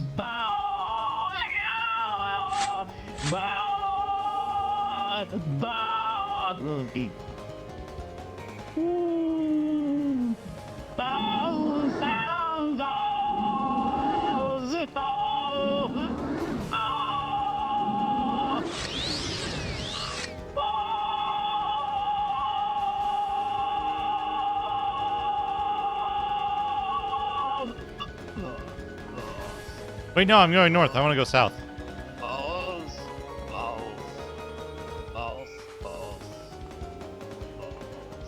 balls, balls. If anybody here hasn't seen it before, we got there's a new hype train gimmick.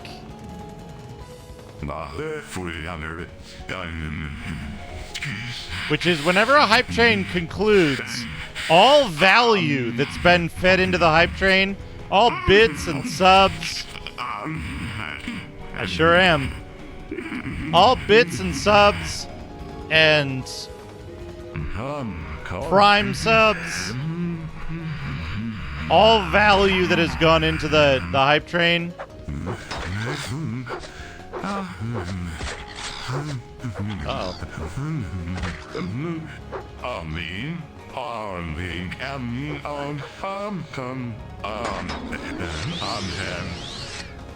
will fire back out Feel free, happy, I'm still I'm sure I'm still saying, you know, I'm sure I'm still and I am still inside and never blame. I'm inside, never blame, sure, I'm still inside, never share. The arms to me side, man, no arms, sure, the arms to me side, me no leader.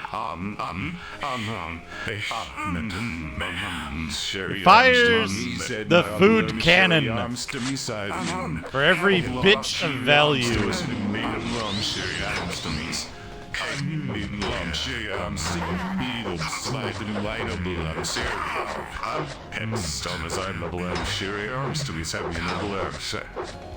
I am to me sad and no blame shots.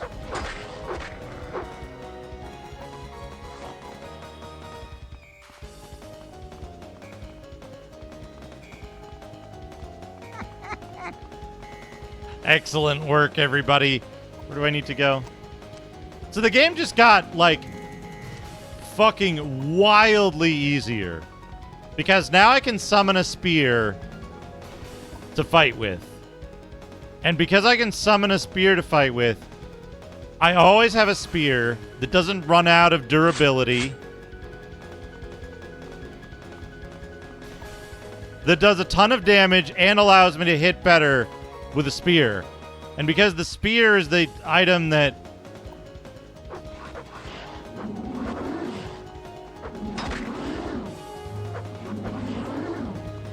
Okay, now we have a problem.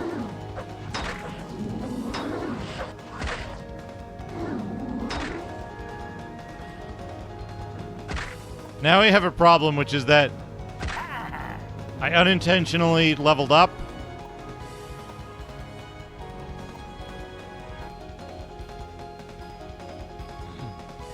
"30 seconds left on that hype train."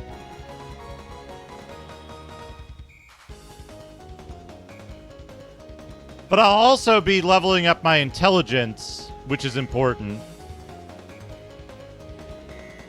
while doing this.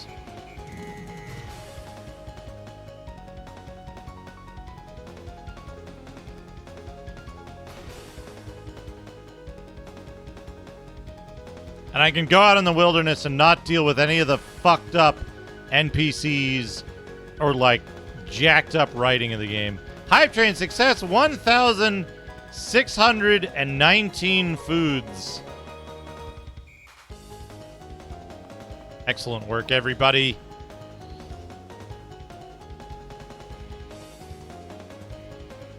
There it is. Look at that. Tremendous food cannon. Wonderful.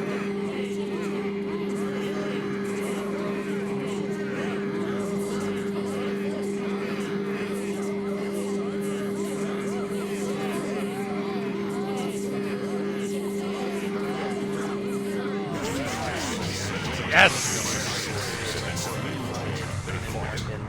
Style with a bunch Bongo of was scared that people and thought such a relate to. foul creature should die. Excellent work, everybody. Thank you so much.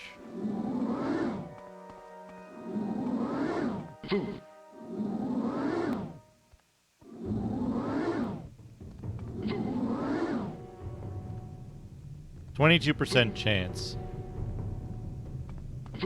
Did not work.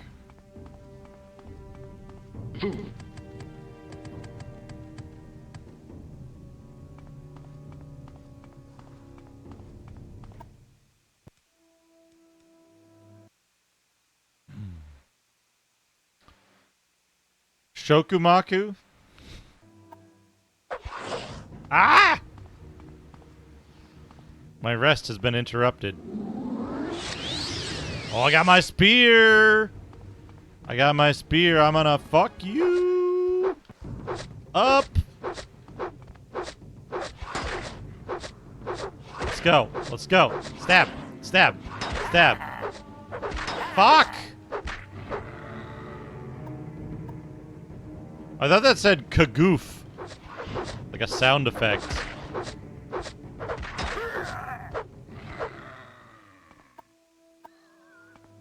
Oh, I should dispose of these corpses.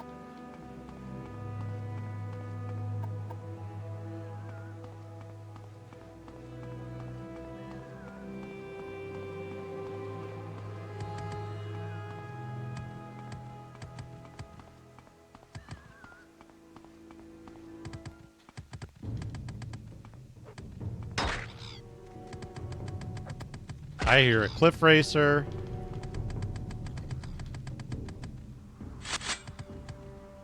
Shit. Need to cast spell. Tiramisu. Salami tiramisu. You can see it. The layer at the bottom. Look at that. Okay, where?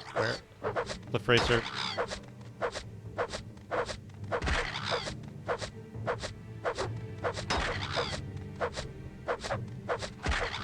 Welcome back, Masumi.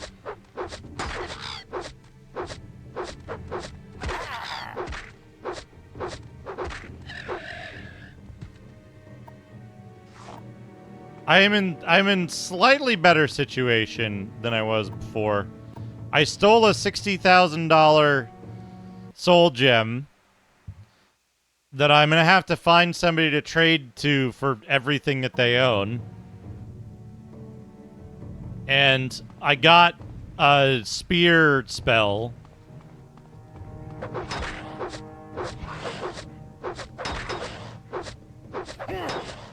Hey Steve, how's it going? I got a I got a summon spear spell. Oh, I have a question. I have a question about selling it. An actually important question. Will I be unable to sell it if it's not to like a Thieves Guild fence because it's stolen?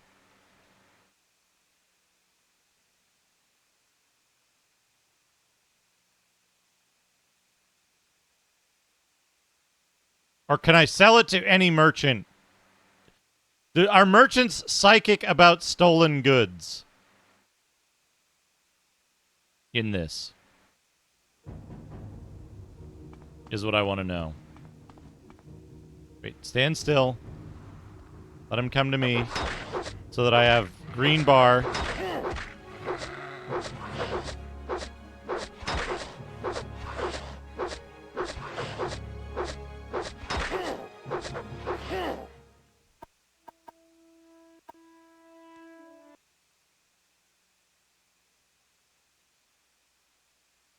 You think you can sell to any merchant? Okay. I'll hold off on getting a like special merchant. Then yeah, as long as I can sell it to any merchant, I can evaluate whether I'm able to clear out their stock for the value or not. Because, like, if I can take a merchant's entire value away, I might be able to just rest there for 48 hours, and then they'll have more, you know?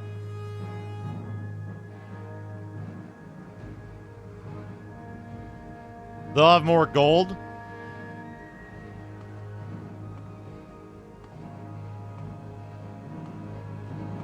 Because I'll probably not be able to move if I'm taking, like, heavy armor and shit.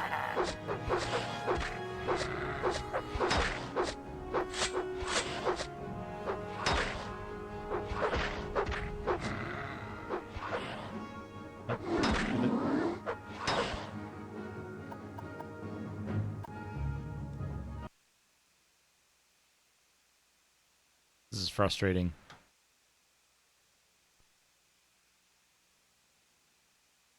And it's frustrating because I can't rest now because I've already leveled up again. I guess eventually heavy armor and unarmored are going to be maxed out, right? And then I won't have to worry about leveling those up.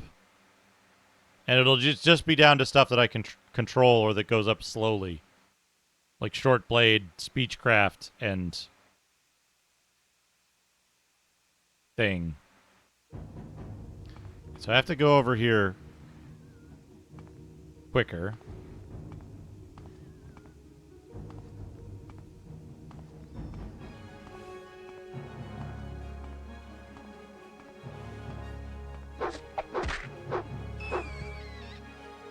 Kill the rat.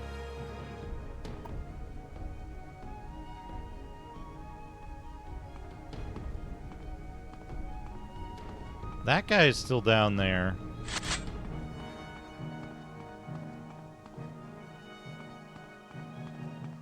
I'd like to get away from that guy. There we go. Alright, save game. I don't know what my numbers are going to be like. For resting. But let's see. If we can rest...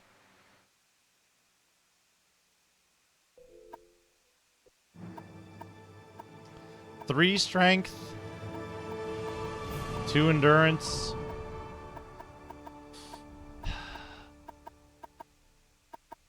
We're going to get a lot of intelligence very soon. I think we're going to go with the speed. I'll take it. It's not a good level, but it gets me out of level debt, I think. Yeah. We're not in any level debt now. So now...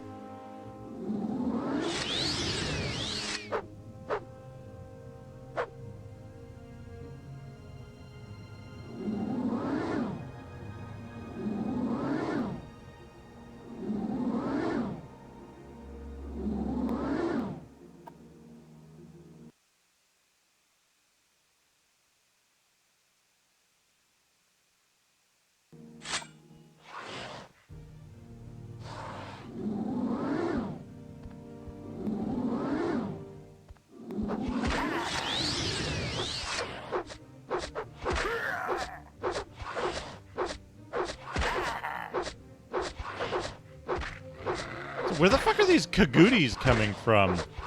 They weren't here before.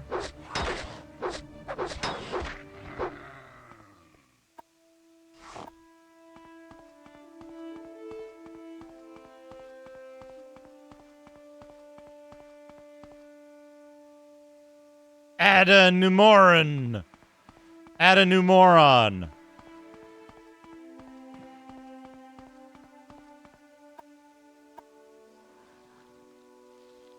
Map.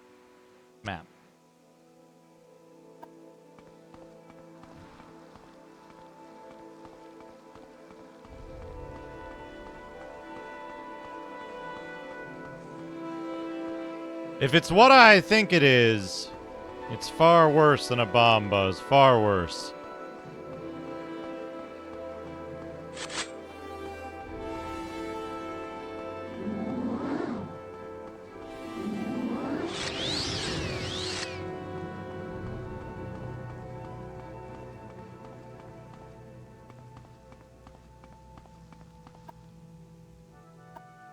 This way.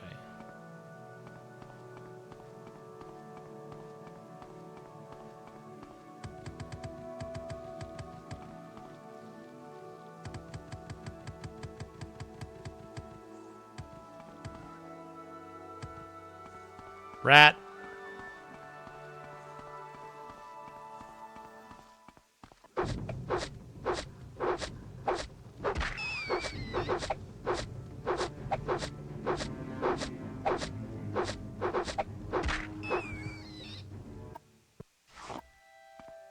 Rat meat. Bug.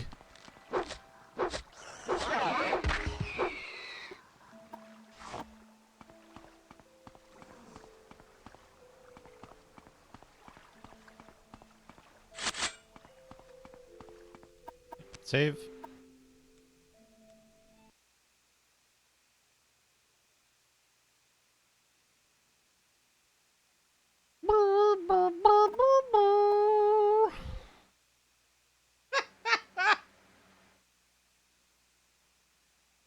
Dancing dingling. Oh, Steve. I think I figured out the skill to use with my... bleed guy. It's counterintuitive.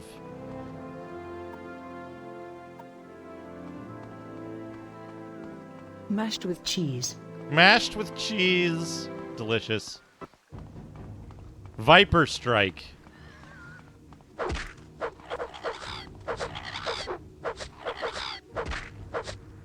Salmon cone. Cheese kebab.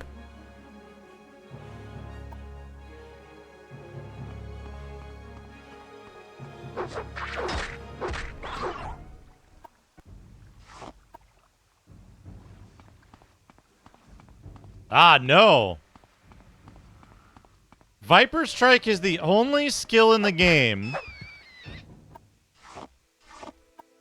Yeah, let's get rat meat off of diseased rat.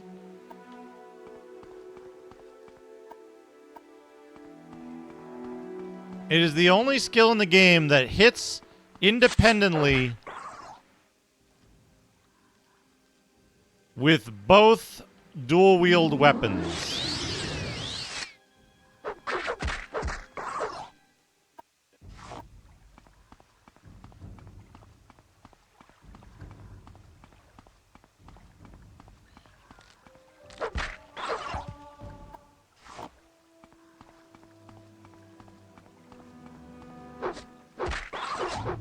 So it has a chance to apply 2 poisons and 2 bleeds. And I'll show a tiger.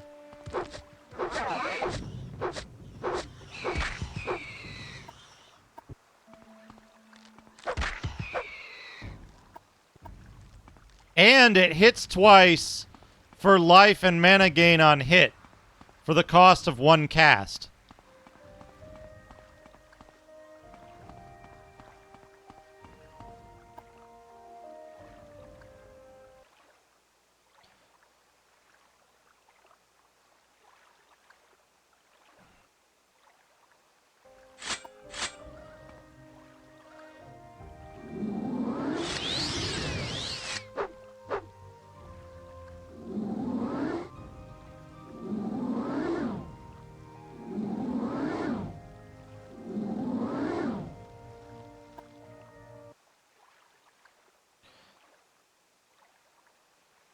Now, individual hits don't do that much with Fetcher. Who the fuck is this guy? Will suffer greatly.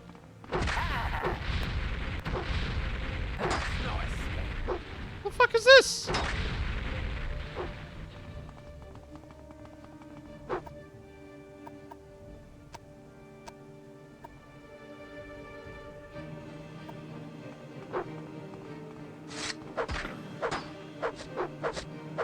Who the fuck are you?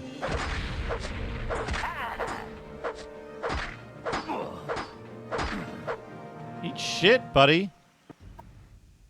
What do you got for me? Iron Spider Dagger. A full set of...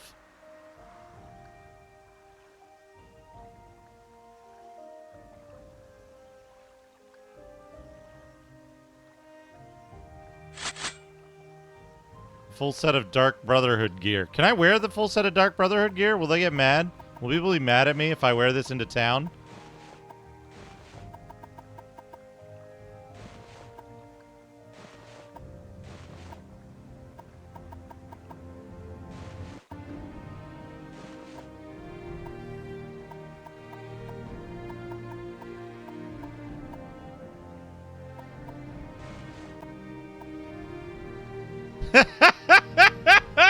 I'm a stealthy assassin!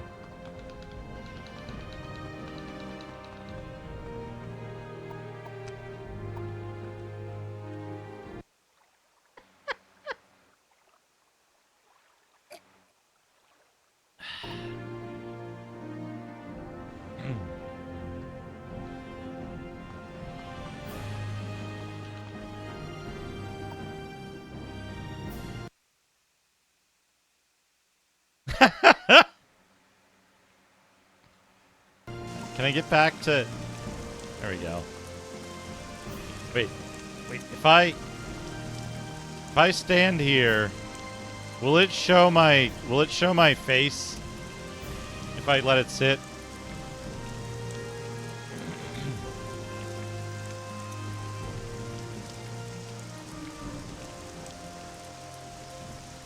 But yeah, the other thing, Steve, the other thing in Path of Exile that I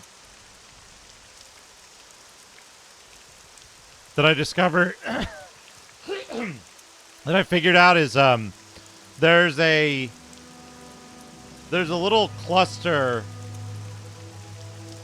of attack mastery. Yes, look at him. Look at my beautiful orc ass. Look at my balls.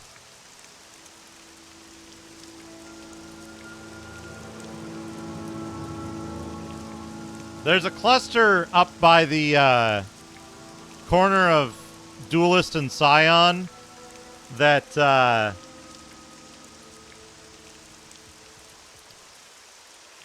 that gives you 40% additional damage.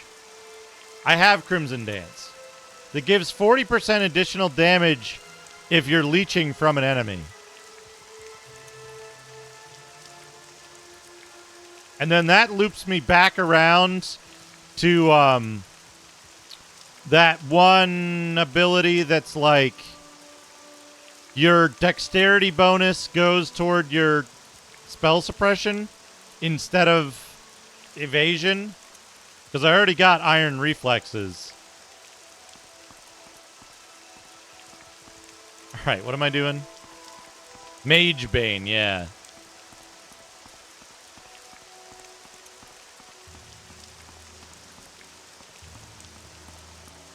Satanine. Will you talk to me differently if I'm in this idiotic getup? Whatever you're looking for, I'm sure I don't know how to find it.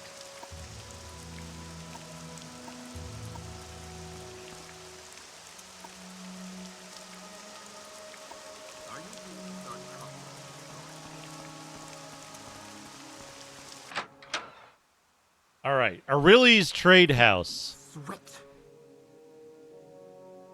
Oh yeah, I forgot I dropped all my contraband on the Greetings floor to you, here. Orc.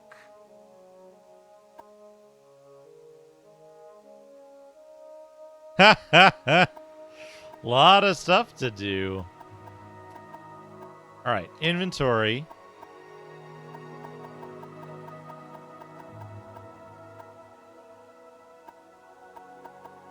$60,000 value. So I get 33, but he only has 800 gold. So what are all of his... None of his stuff is worth enough, right? Like a full set of steel armor? Maybe.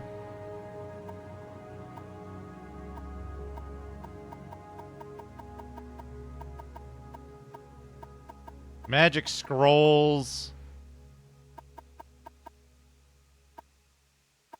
Hammer and probe. We're gonna have to go back and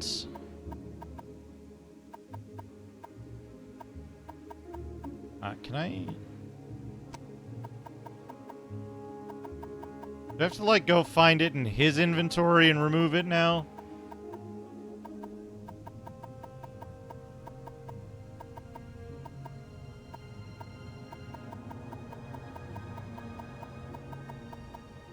$100 arrows. Yeah, remove that.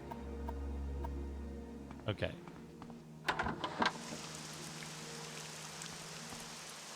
So Aurelie doesn't have anything. He doesn't really have anything that's really good.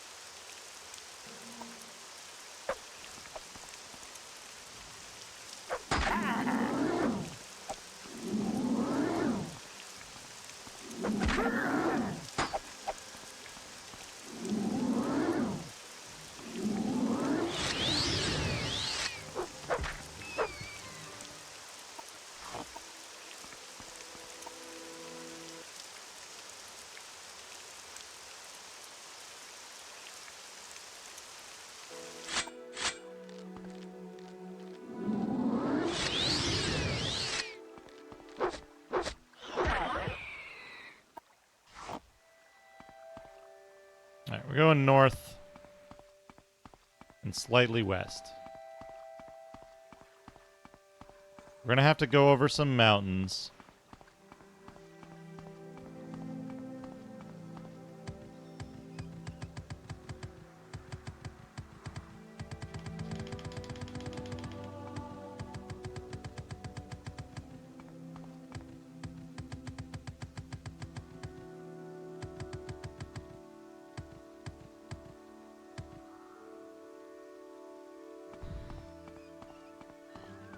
Treacherous descending these mountains in the dark, but that's fine.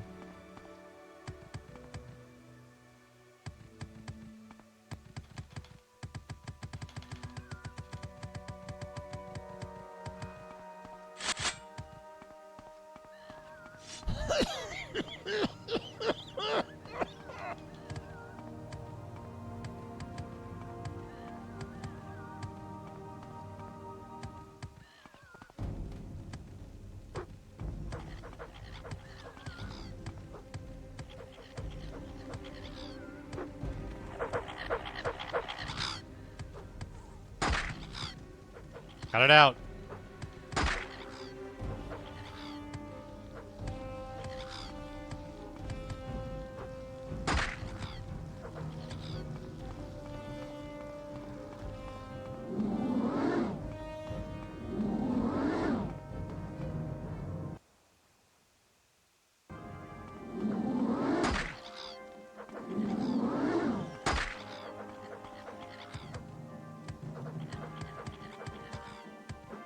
I like that they get like 5 or 6 attacks if you're running away from them.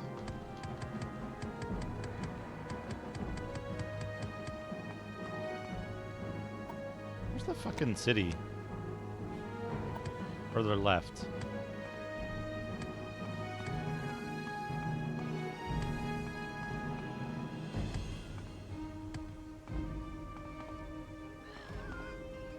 Fuck is... It's another cliff racer. Great.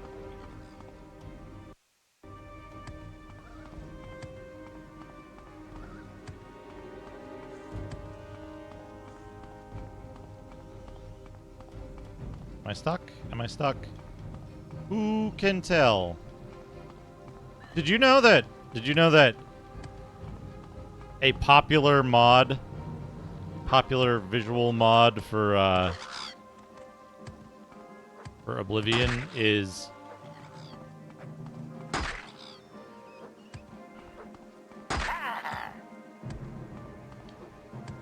Darker Nights? No, sorry, for Skyrim. Darker Nights.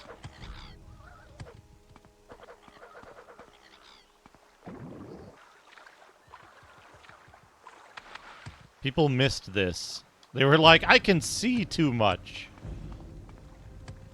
I mean, yeah, that too. Hey, Met Ascension, how's it going?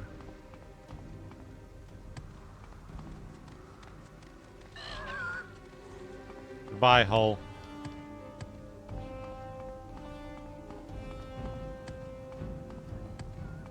Alright, where's the stupid Mages Guild?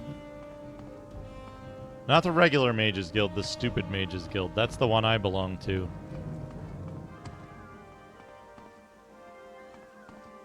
Guild of Fighters. Guild of Mages.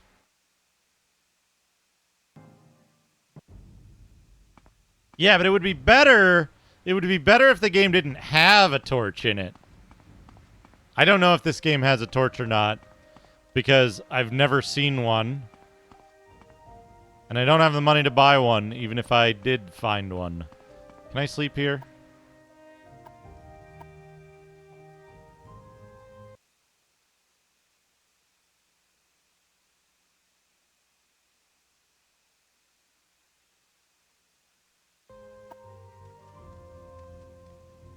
Okay, let's see. Can I just...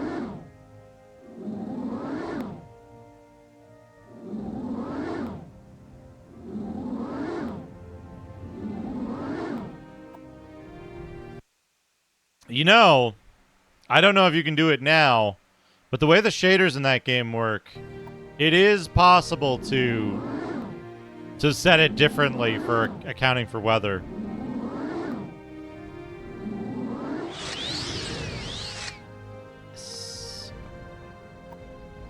Wait, how many...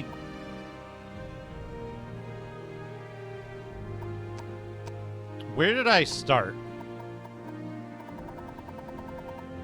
with conjuration? There's no way. How many points of conjuration have I gotten?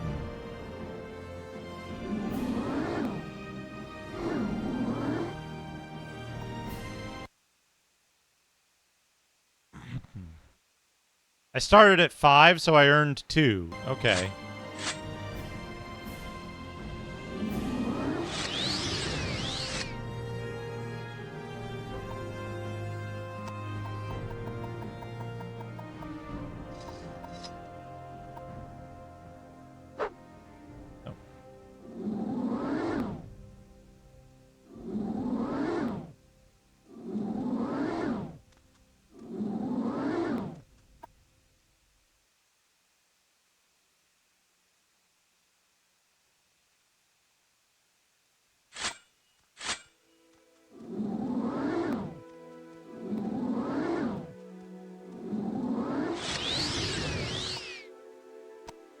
What I want to see is it 20?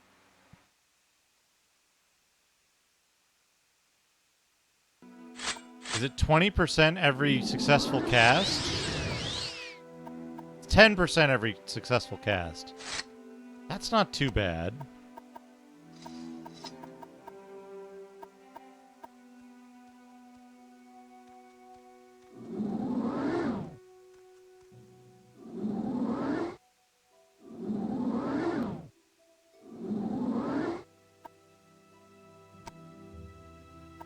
And you cannot cast this, you cannot recast. Still counts.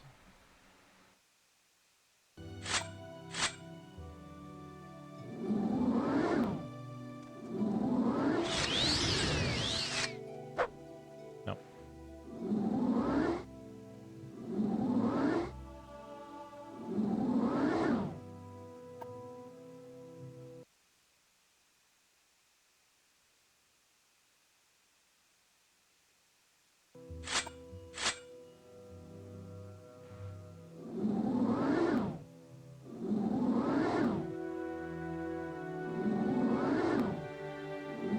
But we need to get to what? 15?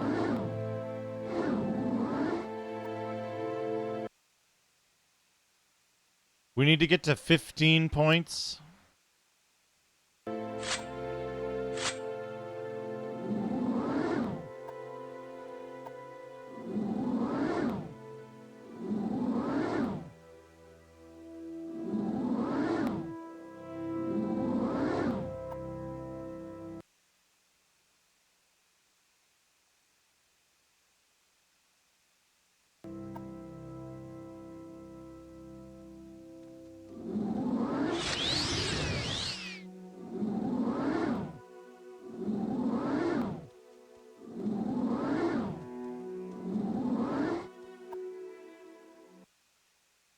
There's no time limit in this game, right?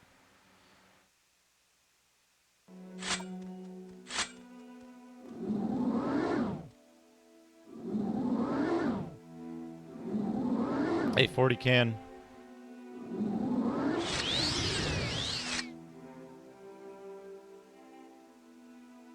Hello?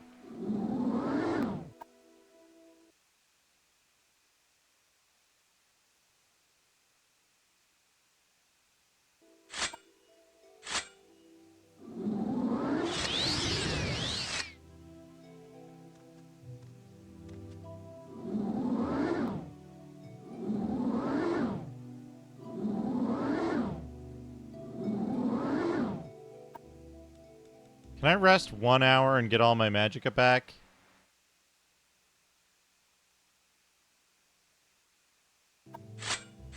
No.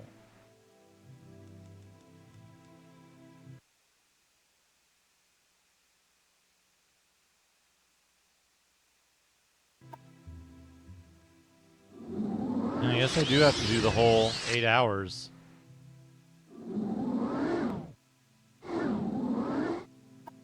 Oh, you know what? Maybe Bound Dagger costs less to cast.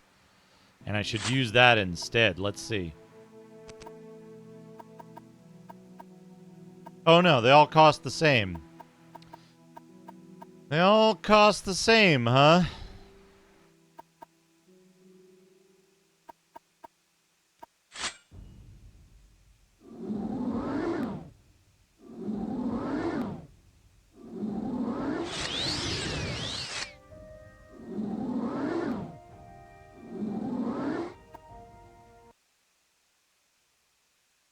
So we get our intelligence to... We get our conjuring to 15. That'll give us intelligence for the next level. Right? And then...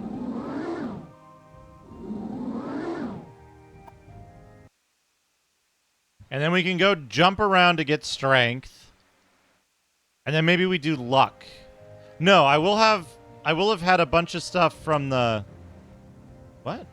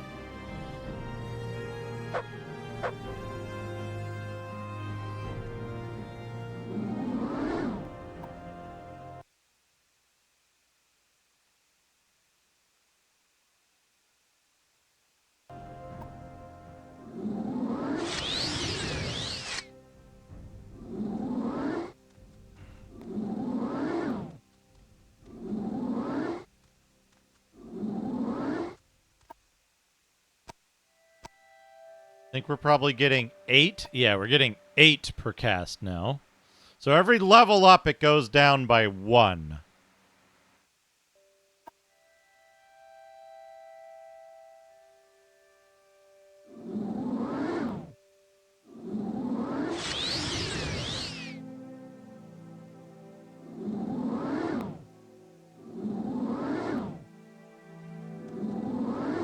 But the chance of doing it successfully goes up by... Was it 631 before? And now it's 34, so it went up by like 10%. It'll go up to what, 37 next?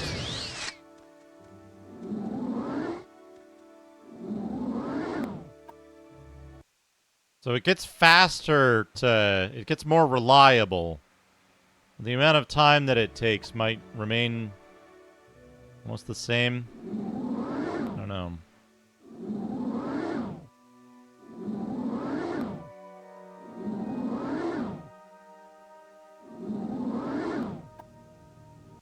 It's really streaky, though.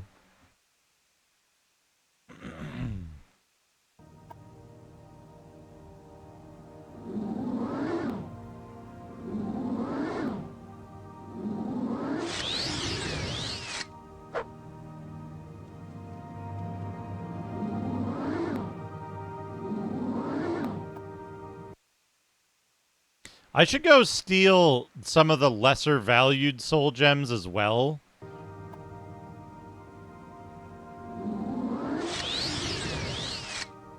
Maybe I can trade with one of the people here to get lower value things.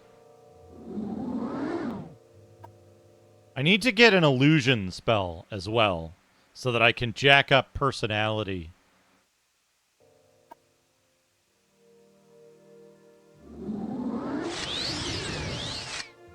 Halfway there.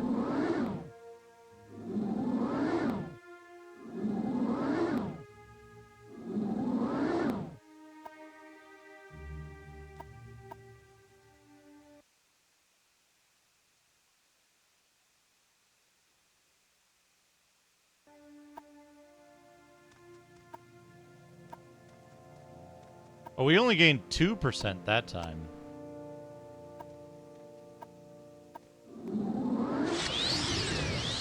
And we're still getting 7 here.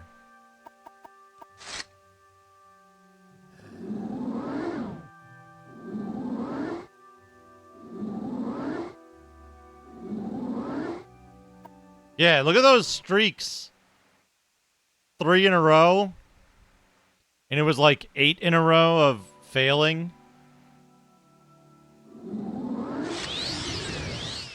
Should be based on your mana level. If you have lower mana, casting a spell is less effective.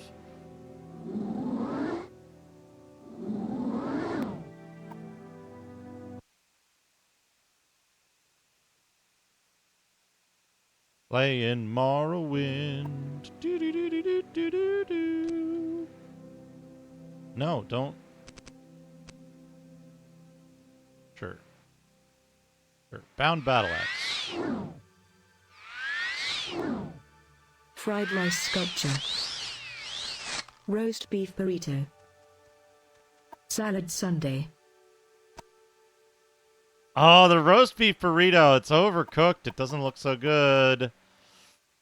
1 to 60, 1 to 80 with a chop. Hurt.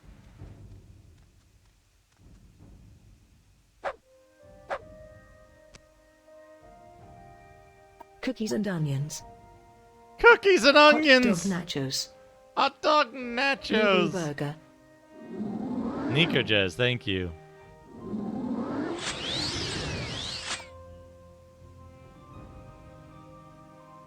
They didn't really think this through. Blueberry burger. Oh, no.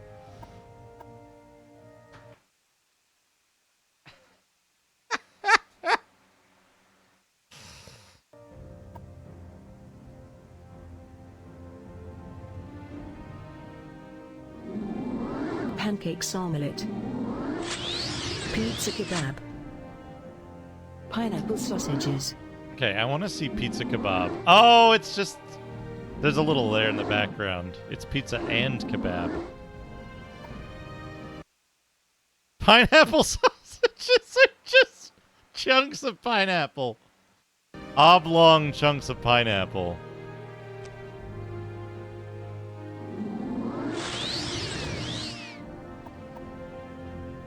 $5 to $30. Man.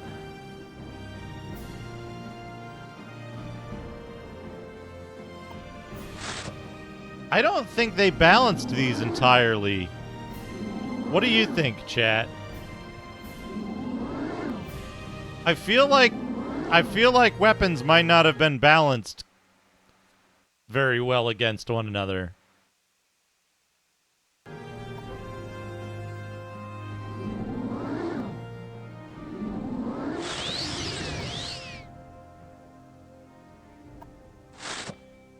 What if I, like... Can I swing this safely over here?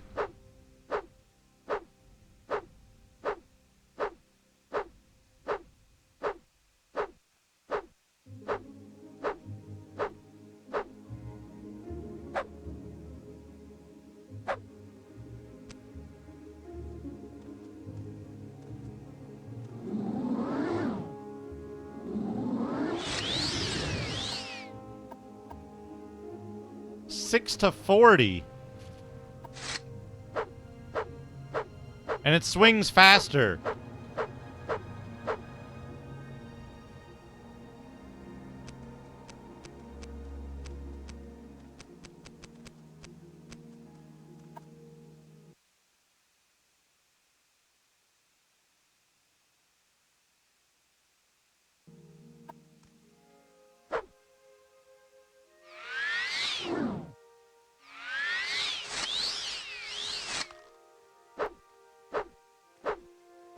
1 to 60, and it's about the same speed as the mace. I think the weapons might not be very well balanced.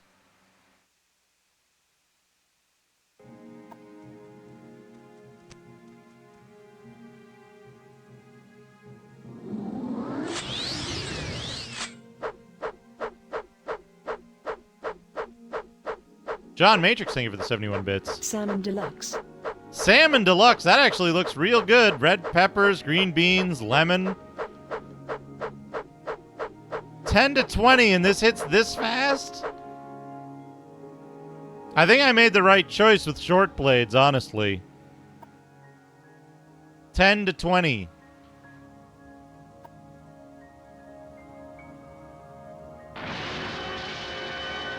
Bloody cactus.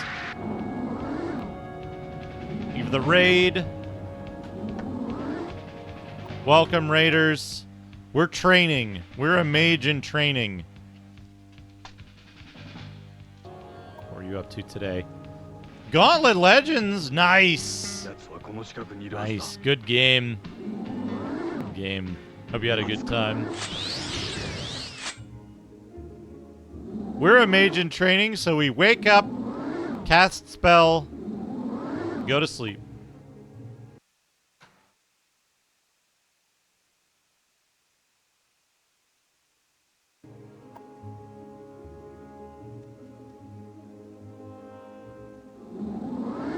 We need to get to 15 in conjuration.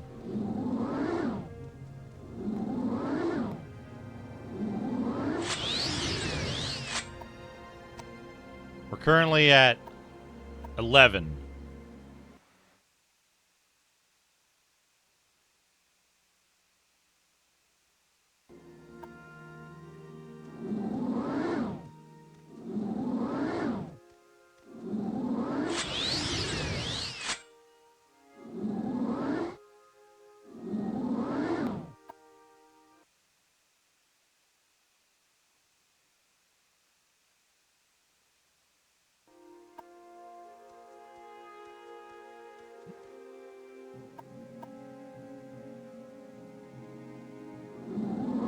Yeah. Was Gauntlet Legends released, was that published by Midway in the arcades? Am I making that up?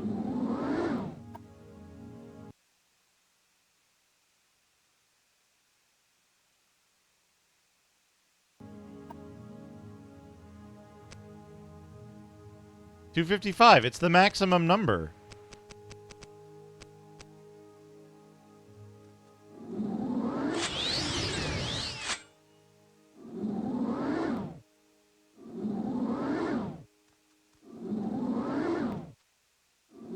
Ha!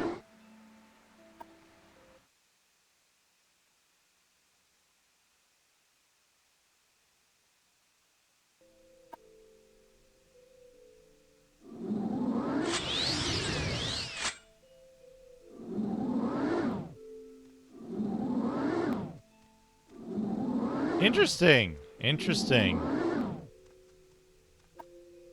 It is interesting. Does it give you at least, like, does it at least give you, like, generous or infinite credits?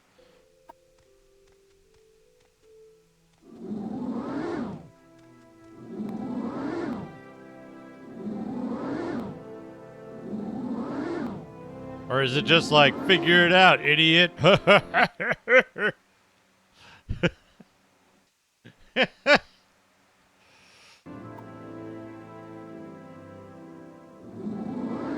You reload your character from the VMU. Okay,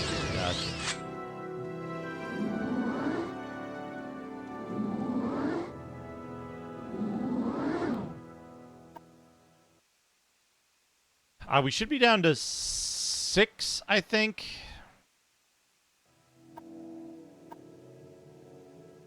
Per... That can't be right.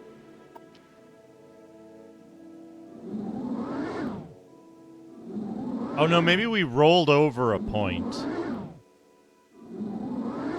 Maybe we rolled over 1 point.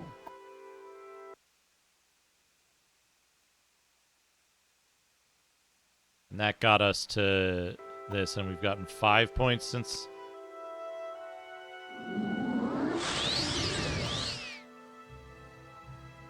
Yeah, it's giving us 6 per.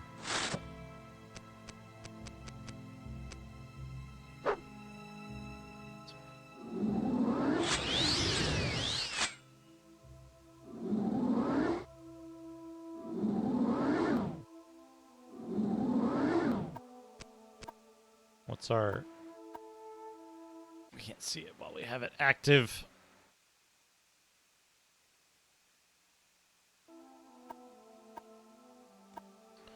%41. Oops.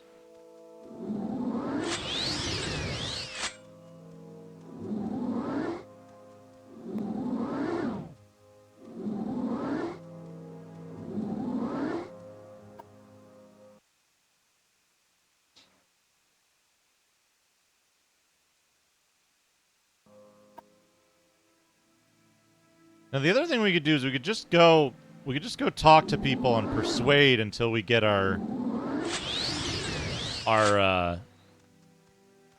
persuasion up.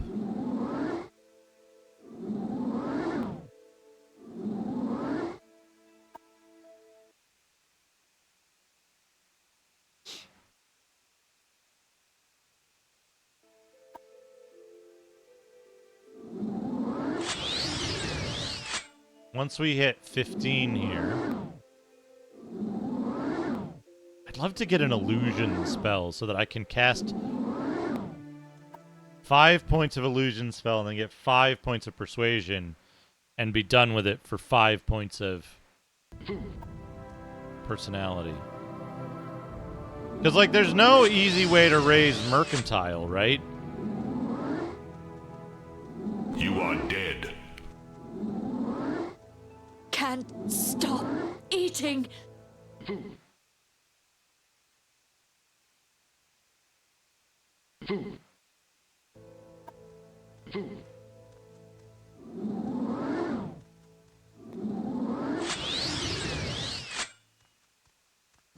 Got that.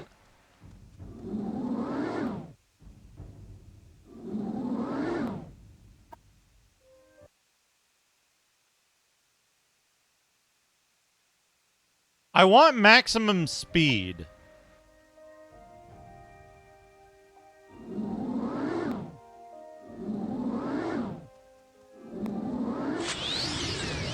I want maximum speed by the time I'm, like, high level.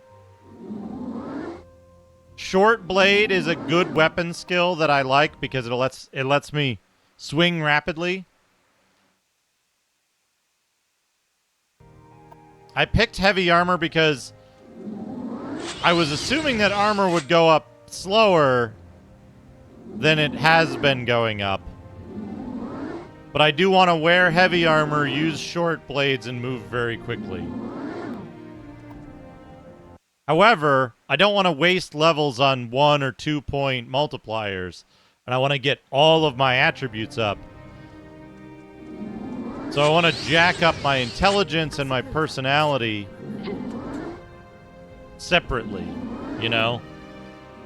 Early on, jack up those numbers and, like, endurance so that I have good stats, and then I'm going to be using my actual major skills just later.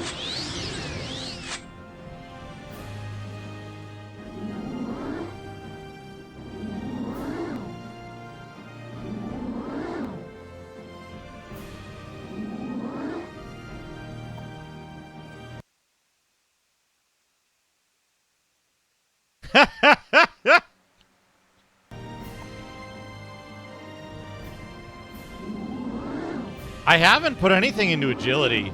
It's all been into speed. 14, we're almost there.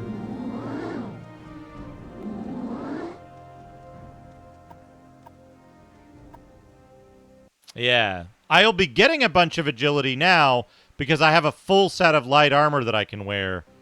That's like...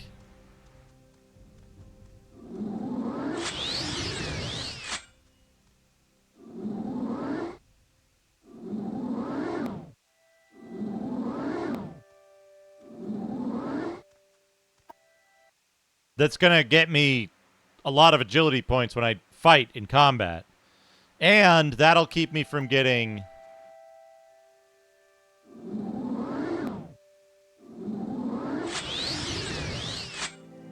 That'll keep me from getting too high on heavy armor too early. Problem is, I wish I had a suit of medium armor.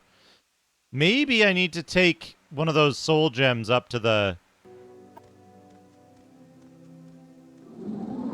armor and get a full set of medium.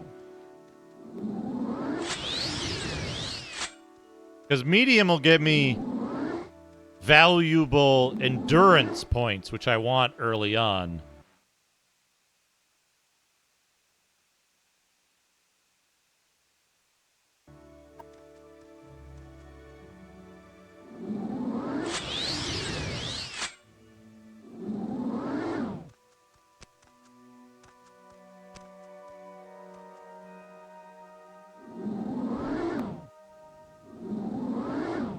Medium armor and a spear and just go around fucking shit up. Good work. And once I get my conjuration high enough, it's not gonna be like...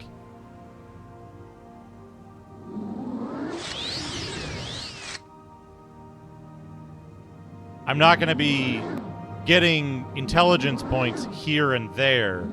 I will have front-loaded a lot of the intelligence gain into this section.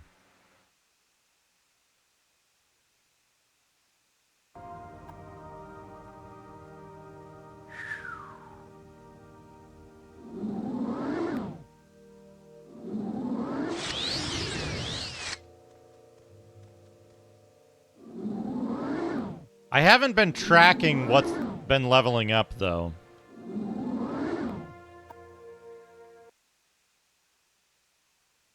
Use a light shield. Interesting. Nico Jazz, thank you for the 70.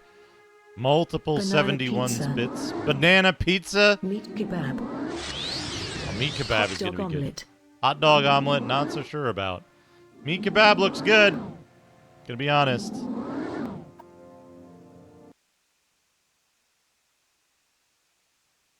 Hey, tuna salad. Oh, I should have some tuna salad.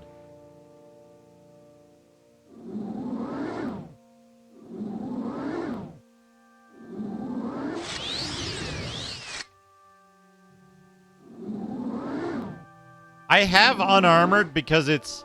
I have that as a major skill because it's a speed skill, right? And I wanted to make sure that I got as much speed as possible while leveling up.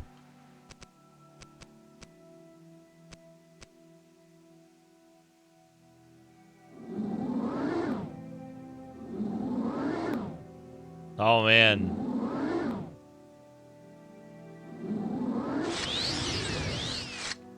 Yeah, Morrowind was weird for me because Morrowind came out, like, right when I turned 21.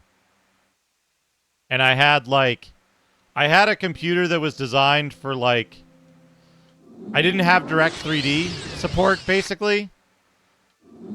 I didn't have an Xbox.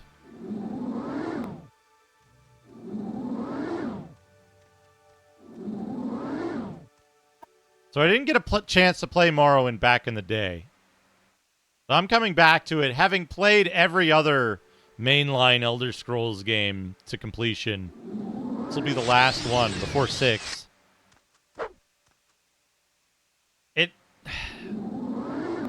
I've had some frustrations, but I think I'm getting to the tipping point where I can start doing stuff with the game and not be like frustrated and confused because I can't do anything and the game won't give me any guidance.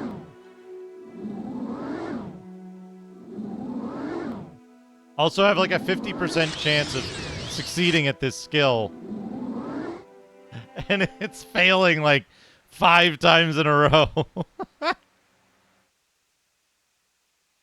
Yeah, it's one of the problems for me has been that like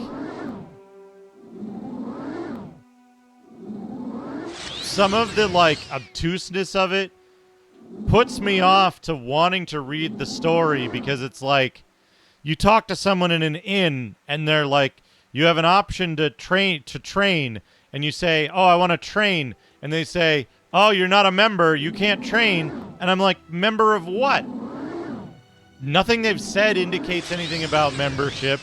The person who told me to talk to them because they're a trainer said nothing about a guild.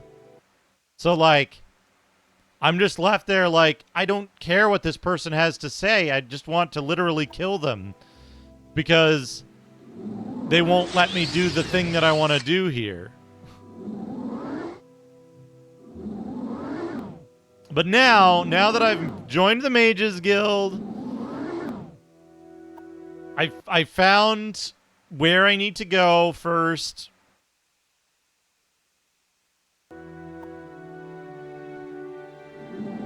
And, like, I got enough to be able to learn spells. They wouldn't teach me spells at first, but I got enough to learn a spell, so I can sit here in my corner practicing spells. If you try to kill somebody, it'll immediately alert all the guards. Infinite guards will spawn and everyone will turn hostile, and Oatmeal curry. they'll probably make the game Hot dog impossible to aspic. complete. Cream of mushroom flambe. Okay, none of those were good. Curry oatmeal, hot dog aspic, and cream of mushroom flambe, that's the least offensive of them.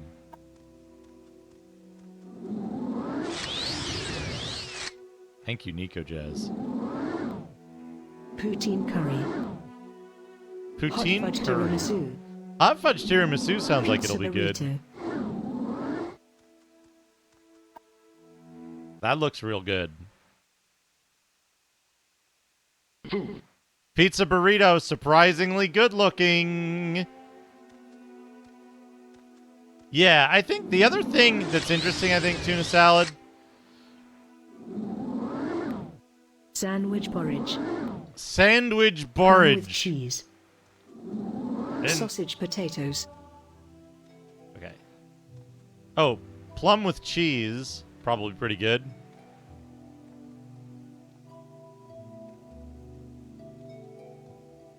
Sausage potatoes. That also looks really good. All right, let's try you. Let's try you, Shorn Grub Muzzga Balls.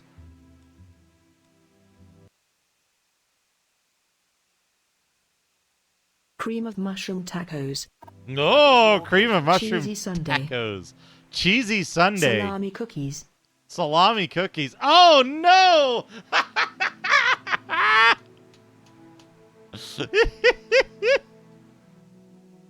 Oh, no! They're like thumbprint cookies with a little salami in them. Did I save it here? All right. I cannot think with all these interruptions. Please leave me alone. I'm sorry, buddy.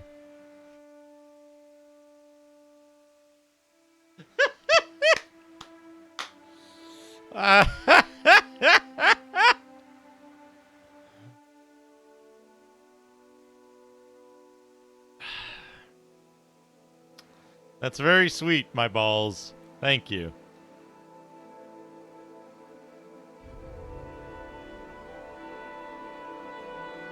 Wait, do you have spells? This is an illusion spell, but I can't learn it. Is it because I don't have enough money?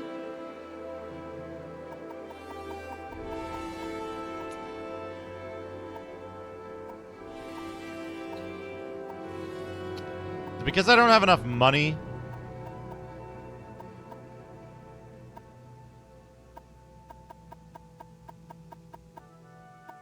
Orange on the cob. Orange on the cob.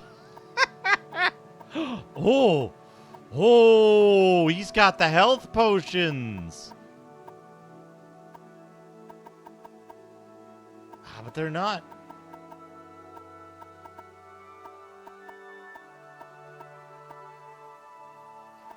They're not expensive enough. All right. Oh, no worries. I'll be very gentle in letting you know if there's anything like I'm like, don't tell me that. What I prefer, the way I prefer to kind of approach this, or From where do you hail, friend? the way I prefer to approach, like,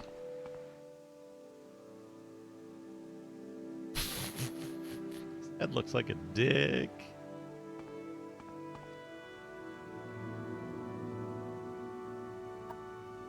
Save game. The way I prefer to approach these kind of games is 650.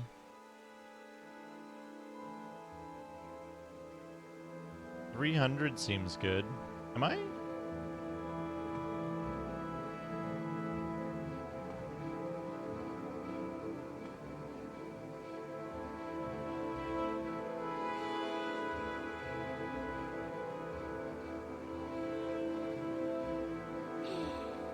There we go.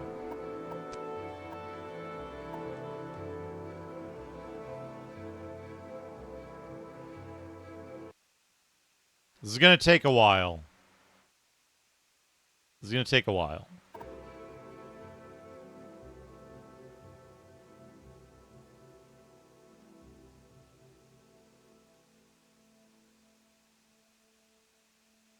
Grab the 400. What was that?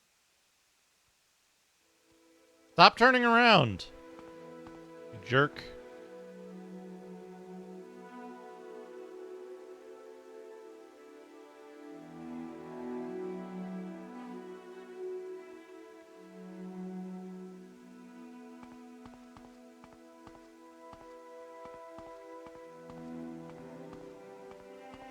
You're standing in like the worst fucking spot.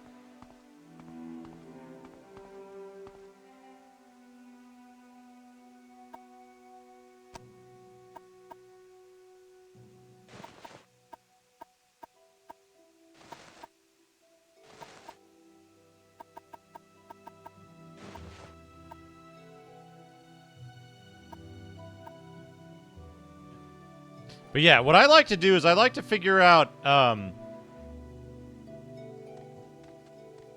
how would I have learned this?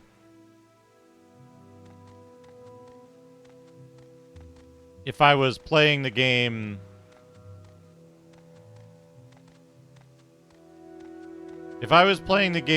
naively, how would I learn this? And like if there fucking hell, I didn't want that. If there's a way to, how do I get you to turn around?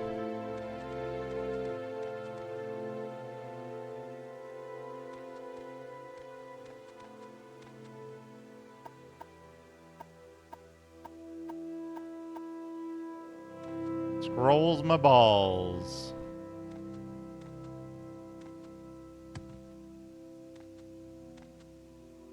Okay, I can sneak here. I can't sneak here. I think because she's looking too close to this direction.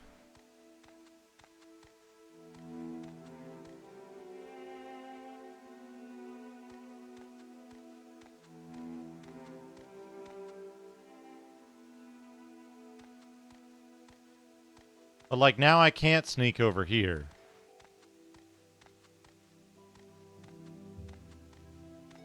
Maybe I need to be nude.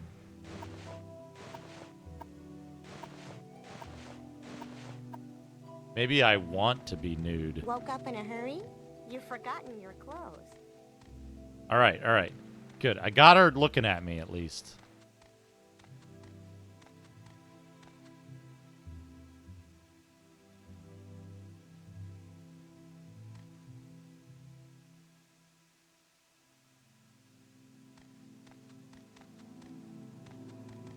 Hello, Shadrock.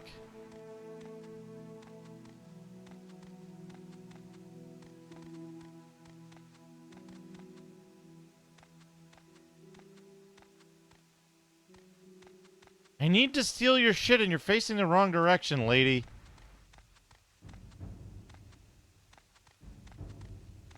I am not amused. This way.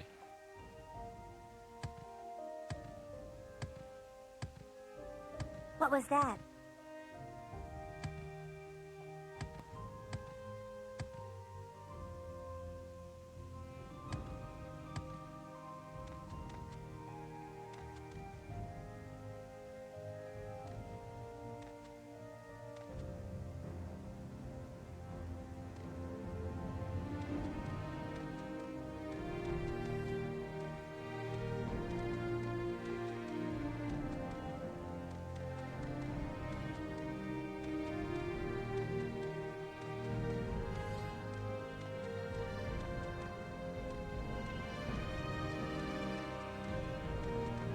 How do I get her to turn?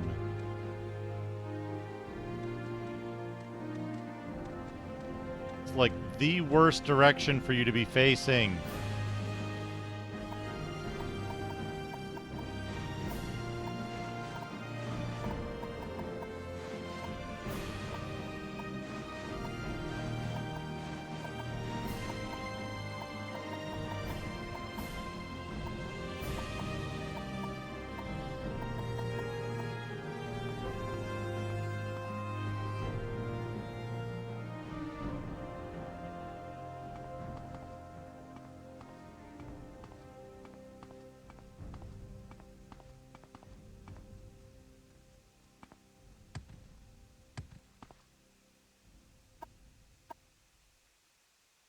Like, I wish talking to NPCs reoriented them like it does in Oblivion.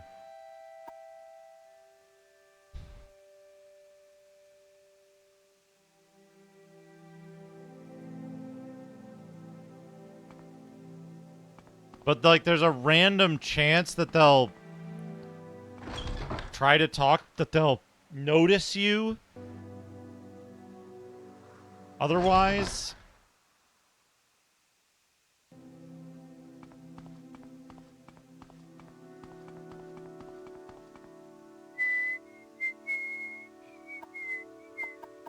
What if I become nude here? If you refuse to dress, I refuse to talk. Okay.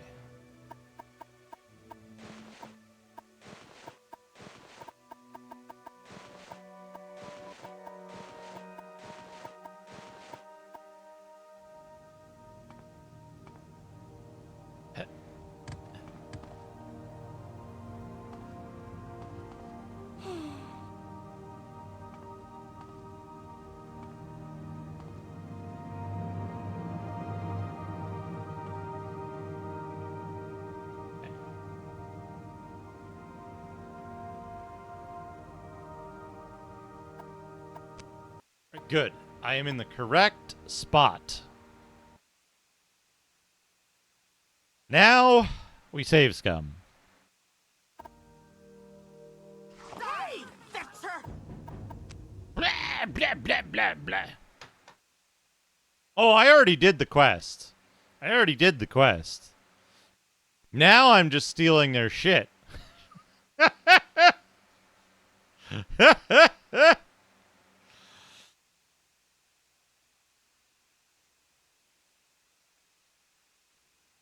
Because I need enough money to buy an illusion spell so that I can cast an illusion spell until I gain 5 points of illusion.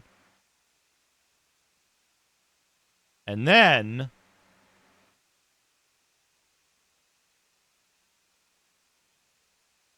I think you might have an idea.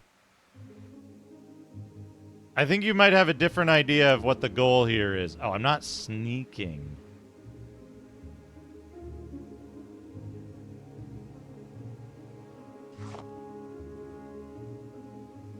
Okay, that's one. I think.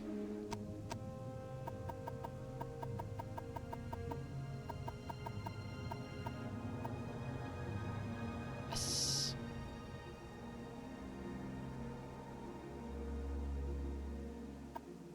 Save.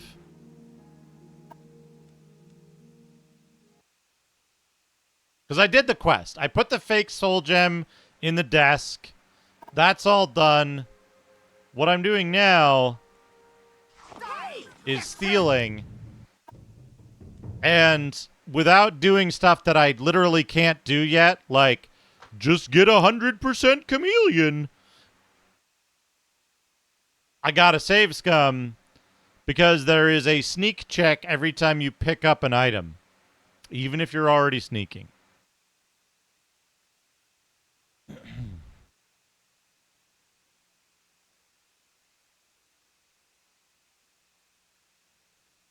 Okay, go for it. Tell me. Tell me what I do. Give me your hint.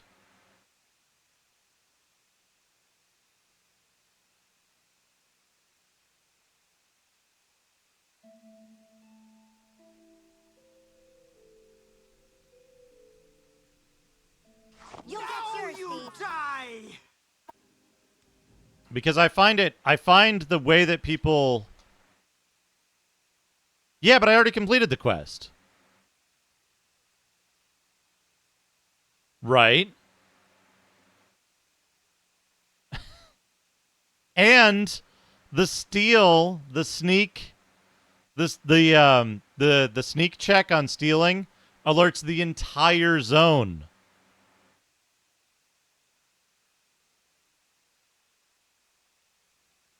Right? So it doesn't matter. I still have to do it this way.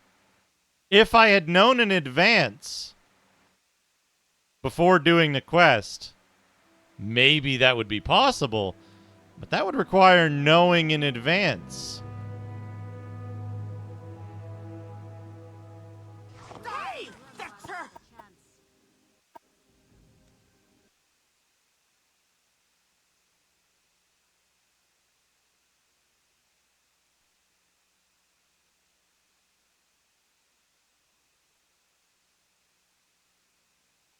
Right. Every time you pick up an item while sneaking that's a theft item, it makes a sneak check. And if you fail the sneak check, even if you're hidden, it'll alert the entire zone. Once the NPC is facing the right way, which there is a way to do that, which is exit the zone, re-enter.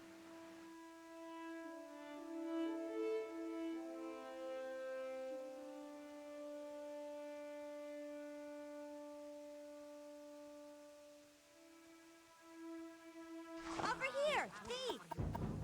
My sneak skill is just really low, so we have to save scum this. But yeah, she goes downstairs, right? She goes downstairs as part of the quest. You don't even have to lure her away from the desk to put the fake soul gem in there. You can just do it right in front of her. It doesn't matter. But you do need to be hidden and pass a second sneak check to steal the items. And I think that's like zone wide because you can hear all of the NPCs trigger as soon as... You will die! Right? Like 3 people instantly trigger. But it might just be just because the one sees me doing it. I don't know.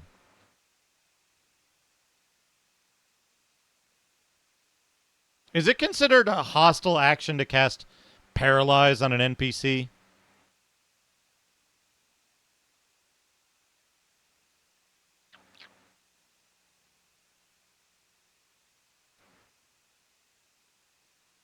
I wonder if there's a way to... like... Is casting Calm considered hostile?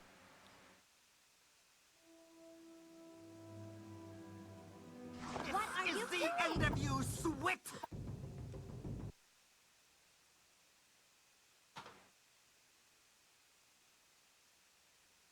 Oh, there's probably a light spell, right? I need to think about how I level up my... Maybe I don't need to cast it on anyone.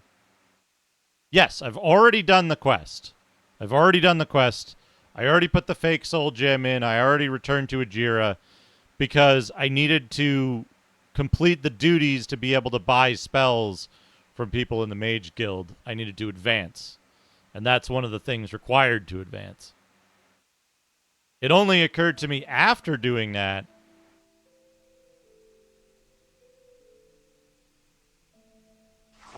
that I might like to steal...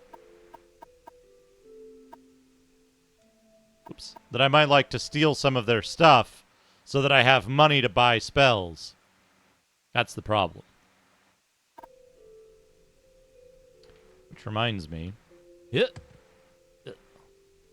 What is this about? Do you have spells? Oh, you have enchanting.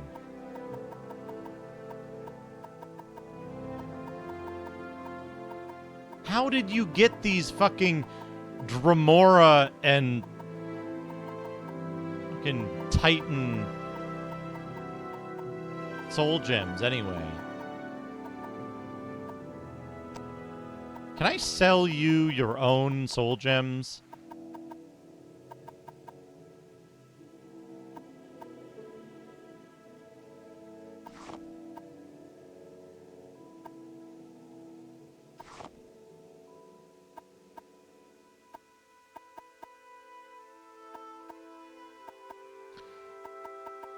She's not yet a journeyman, right? According to the quest, she's not not even a journeyman yet.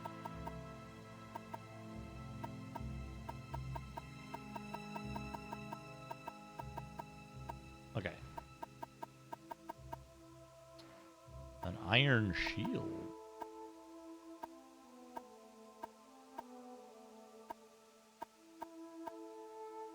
I guess I don't need this one anymore. I don't need my shitty spear anymore.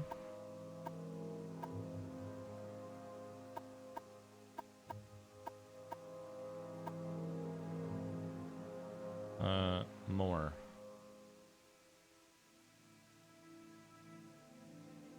You will suffer greatly.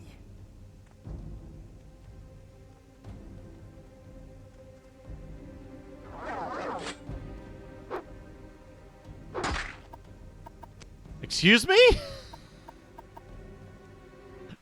Is it because I sold her her own soul gems? Is it because she was so angry about... Is it because she was so angry about my increased offer? She didn't attack me until the other Mage Guild person attacked me. I wonder what happened there.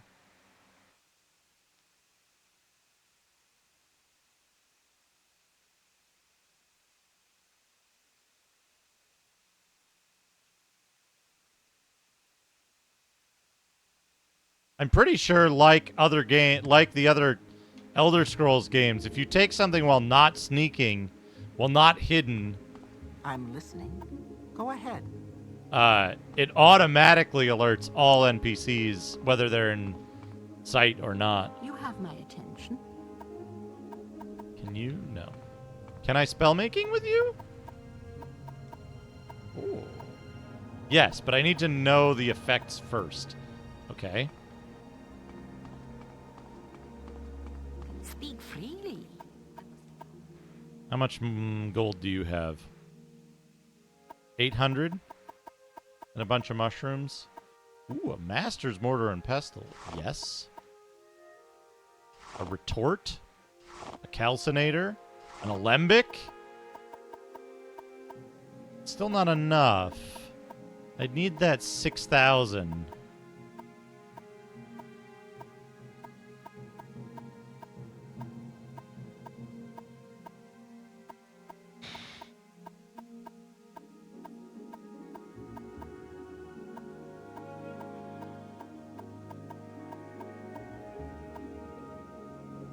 I don't have the 6,001, do I?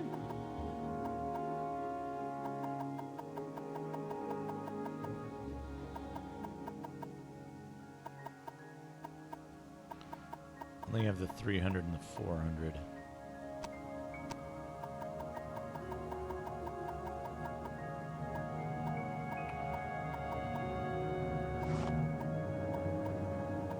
It costs 250. Tuna salad. I told you 5 times already. I have already completed the quest that causes her to patrol, that causes her to go downstairs. I cannot do that because I would have to go back in time several hours in order to undo having done that quest. In order to do the thing. Like, you're not listening.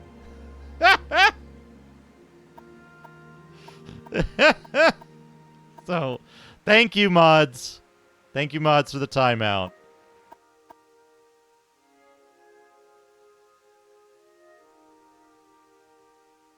Okay, total cost. I don't buy that item. I don't buy that item. Well, fuck.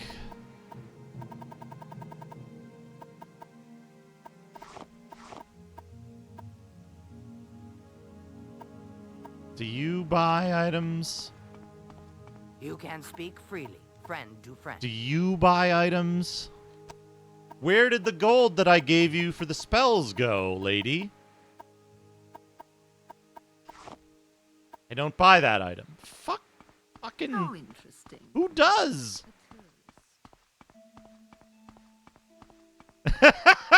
Hunter. Now, again, right? It's fine. It's fine. Some people are eager to help. I appreciate it, you know? It's just, it's gotta be a dialogue, right? You have to listen as well.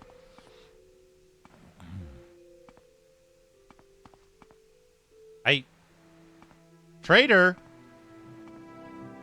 Oh. Khajiit has no time for you. Khajiit has no time for you. Alright. Khajiit, you have time for me. I need to sell you something. This. And this. 255 gold. That should be enough. Should be enough. Do you have anything really expensive? Chitin bullshit. Demon Tonto, Devil Spear, Fiend Katana. Those are just shit weapons, aren't they? They're fucking garbage. Dude, you've named your shit. Edgelord dude naming his garbage weapons. That might be useful to have, but all of his shit sucks. Okay. That's fine, though. Done. More. 5 more. Okay, now I have money.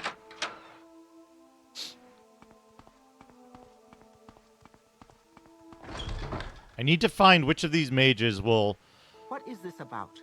train me in an illusion spell.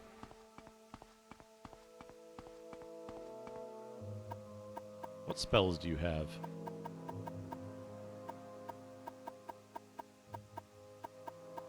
Oh, these would be good. These would be good to have.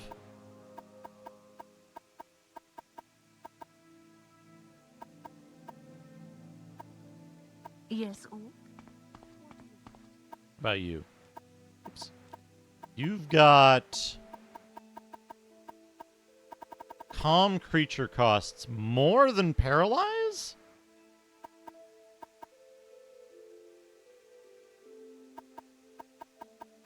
Paralyze is illusion, right? You can speak freely.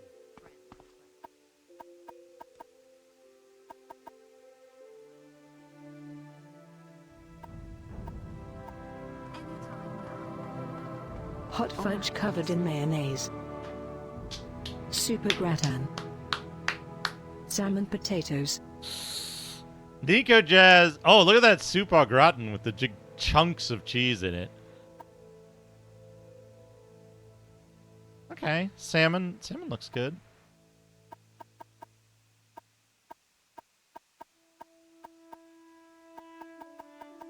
Chicken cake. Little chickens on it. Warm day to you. Is it paralyzed? Is paralyzed the only... You don't have that. Anytime now. How is paralyzed the, like, cheap spell here? Am I going to be able to cast it?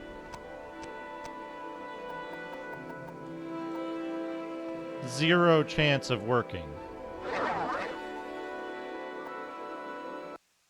Oh, because I don't have enough magicka, maybe.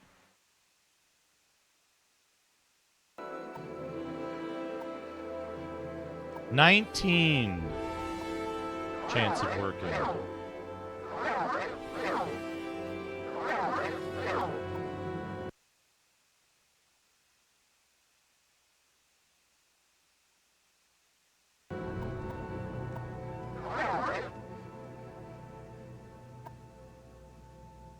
Okay, but did that give me illusion?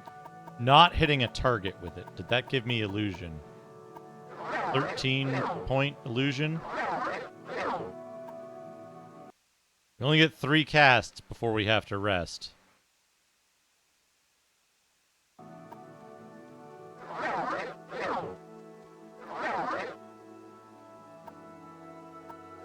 Okay. 13.5 points per. That'll get me pretty close.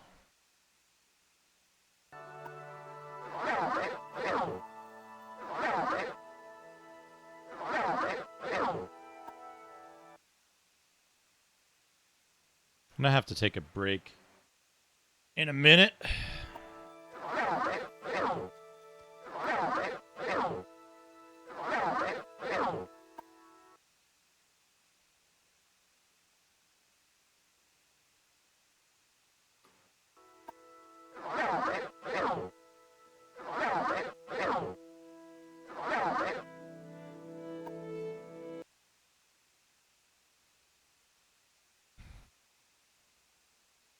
So personality is illusion,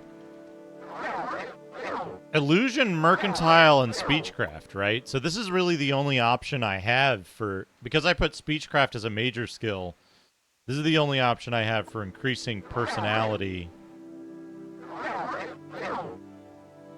Because mercantile isn't farmable, grindable. Because if you guess wrong with a transaction, it lowers people's... If you guess wrong with a transaction, it lowers people's... What's it?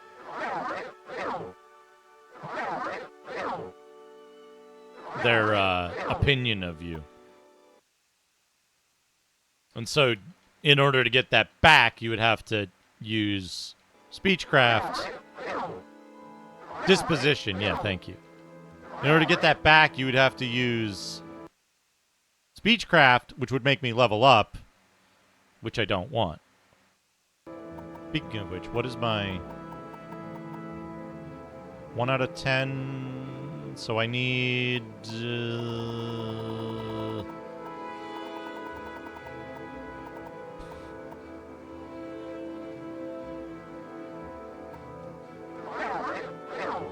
I need 6 points of illusion in total.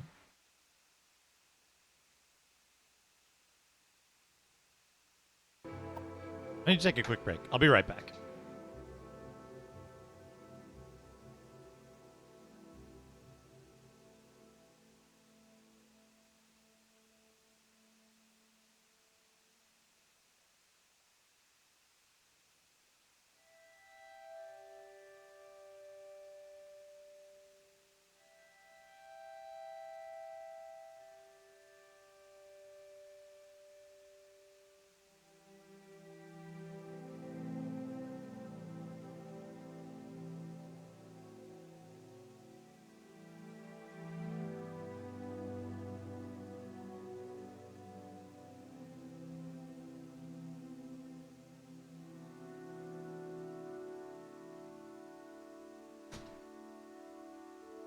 Okay. Okay. Back to it. This at least doesn't have the, this at least doesn't have the problem of, having to swap every time I cast the spell successfully that, that Conjuration does.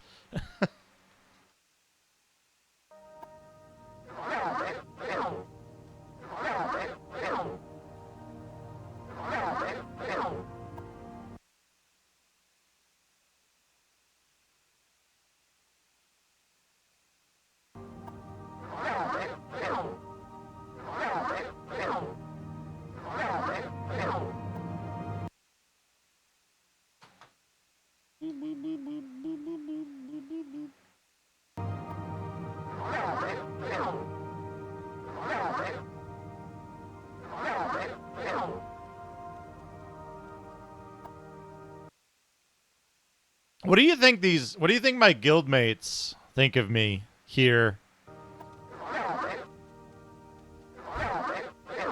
I come in, I do like 2 duties, ask to advance, buy a handful of spells, and then just sit at the bed, casting a spell, sleeping, casting a spell, sleeping.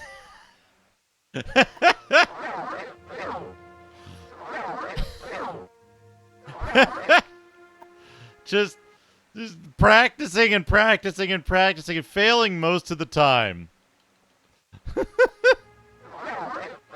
I know, right? True final boss. He's just here for the free Wi-Fi.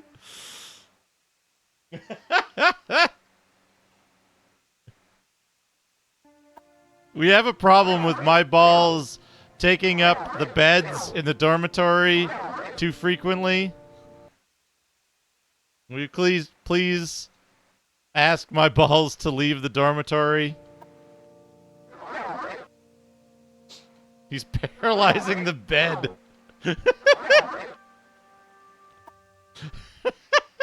He keeps trying to paralyze the bed.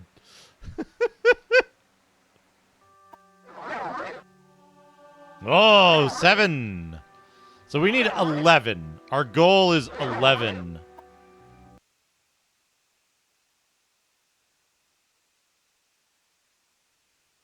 Our goal is 11, and then we're going to go bug that orc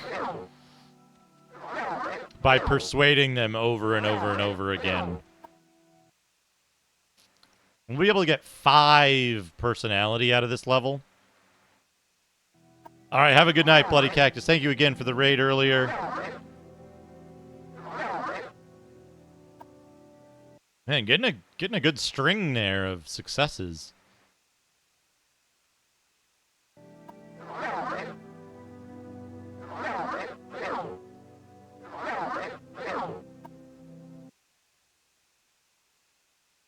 You know what's weird here? I'm pretty sure I still only have, like,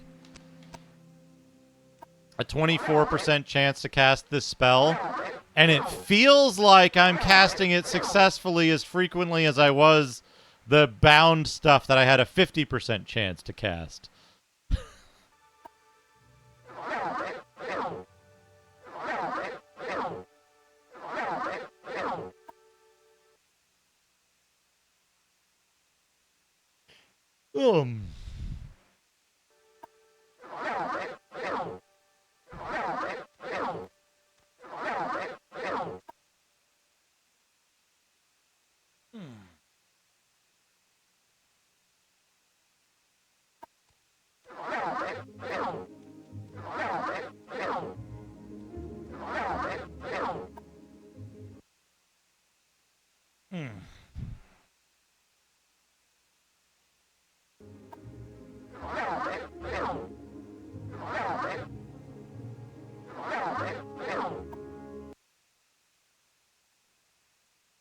Does anyone else failed casting the spell? I know I do.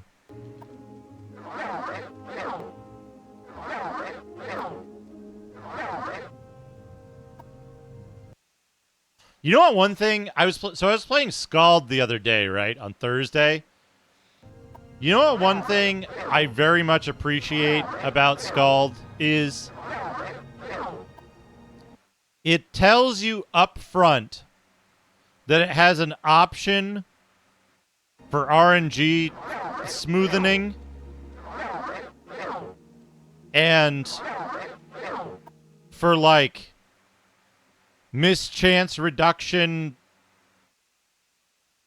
PRNG, so that you don't just constantly miss. And you can configure that separately for globally and for the player.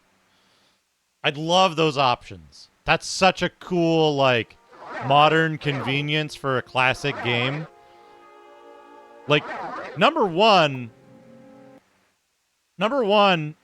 even indicating to the player that that's happening. Probably nothing. What? Oh. They were commenting on my spell casting. I thought that was like a third result. Failed casting the spell, cast the spell successfully, and probably nothing.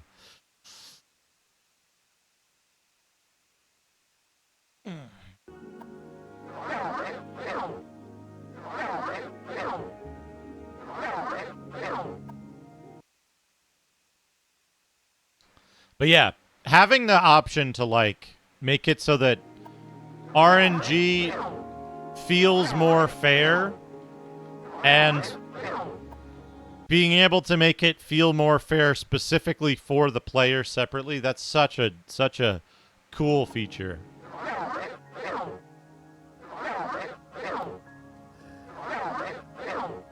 Yeah, me too, game. Me too.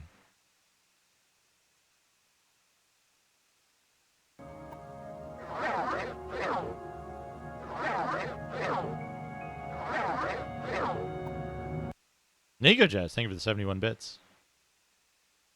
Breakfast covered in gravy. Oh, look at that. Gravy eggs. Would you eat gravy eggs, chat? For the sake of argument, let's assume it's brown gravy, like store-bought, pre-made brown gravy. Put over eggs.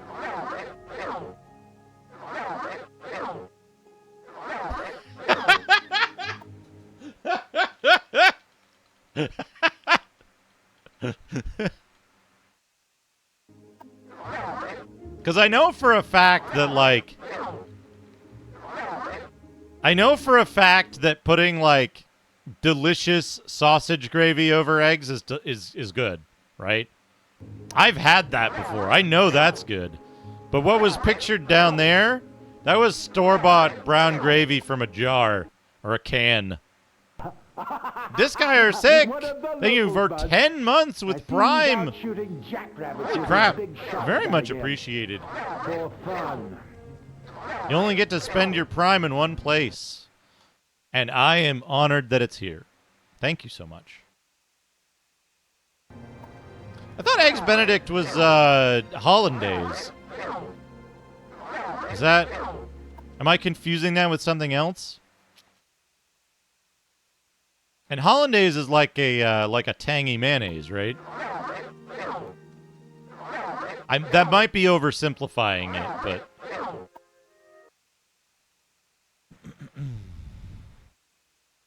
No, like if you go out to breakfast and you get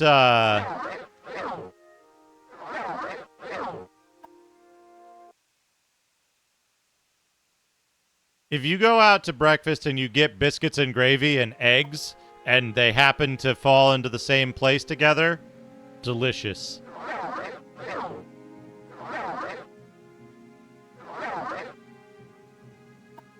Delicious.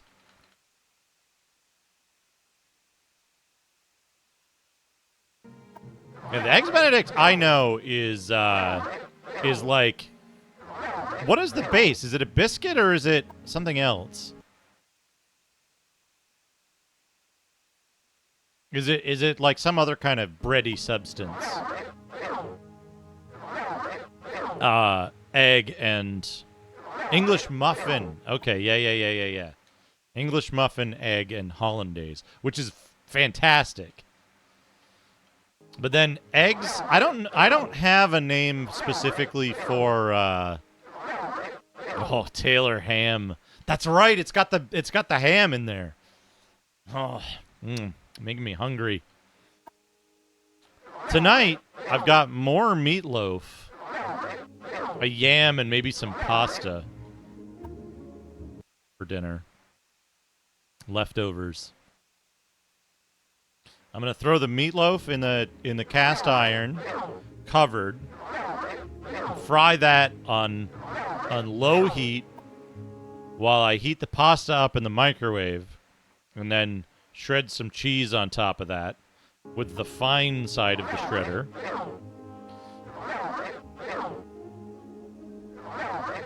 Actually, I guess I'll cook the yam first, because the yam's gonna be in for 5.5 minutes probably.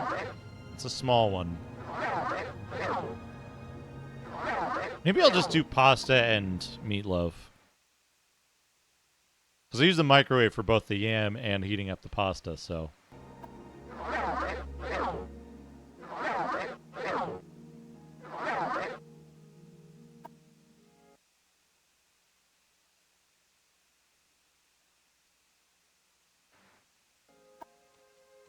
Hey, Towie, how's it going?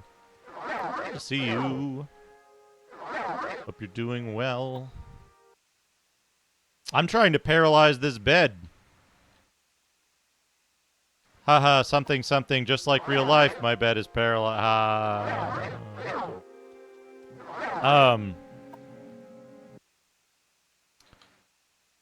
But, thank you for shouting out, Towie. I'm doing alright. I've been frustrated with this game tonight, but I think I'm getting to the point where I can, like, advance and start getting to the interesting part without having to worry about the jacked up leveling system.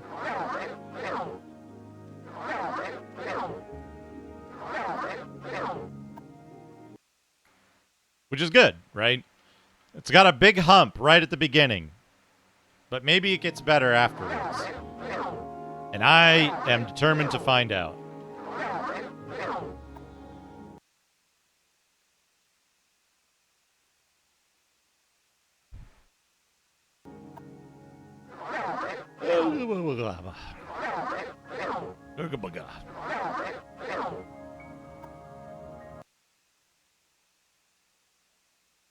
But yeah, I got some meatloaf. I've got like a baked pasta dish that's like the swirly little pastas with like mushroom, zucchini, ground beef, tomato sauce, topped with some cheese and then baked. Leftovers of that. Some meatloaf. I might have a yam.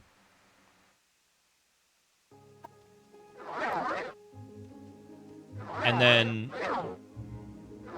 maybe some salad.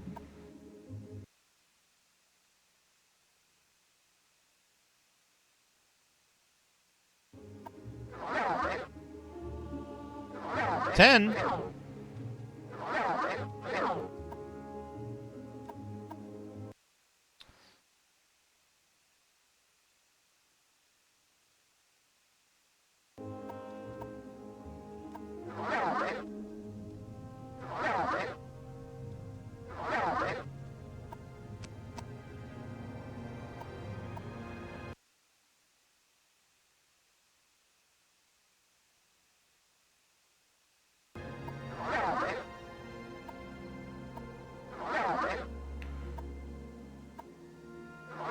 We're getting 7% of a skill point every cast. That won't take too long. I think 10 more successful casts, and we'll be good. think. Less than 10. Less than 10, because we were at 36.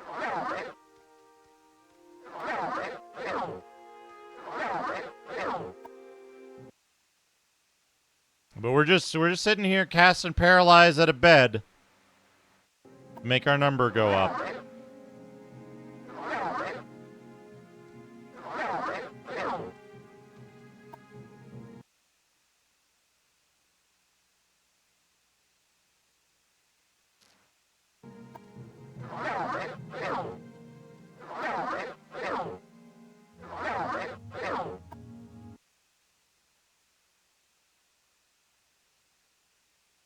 And then we're gonna go pester people.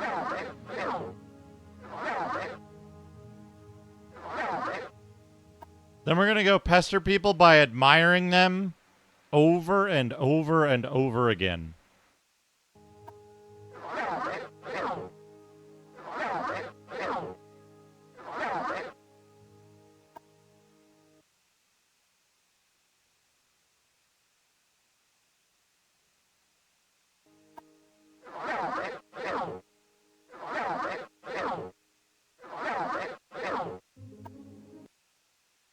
Well, so it would be stalking if we were like...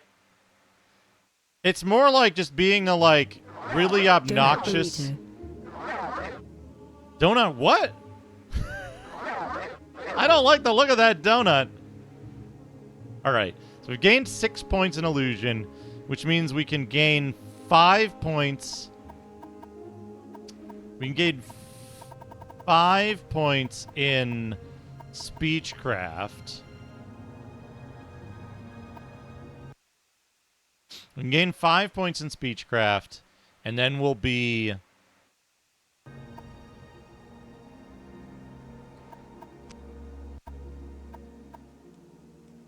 Then we'll be at a full 5 plus 5 for leveling up our personality. Here's how you level up your personality, chat. You're not what I expected. You've earned my trust. So we're gonna find a... What are you, deaf? No interruptions. I can't think. So we're going to admire them. We're going to admire them constantly.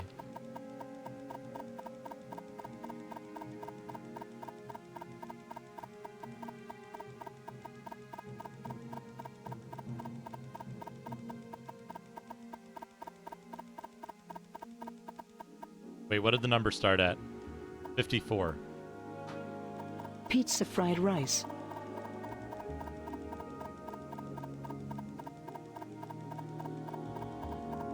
Pizza fried rice. An insult. I hope Hesh isn't still here. Yeah, there we go. There we go. Yeah. I'm admiring you so much. You like me now.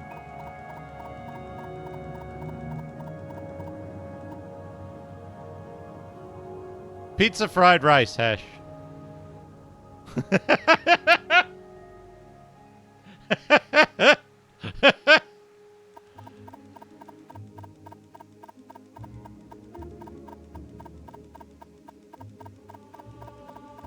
Oh, 56. That's 2 points.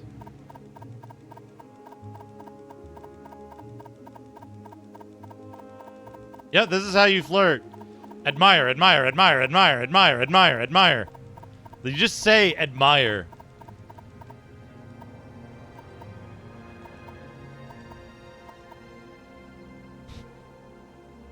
And if they say, that's very sweet, my balls, thank you, then you've done well. Watch the blue meter. If the blue meter goes up, you're doing a good job. And if it says your speechcraft skill increased, you're doing even better. 59 is our goal number for speechcraft.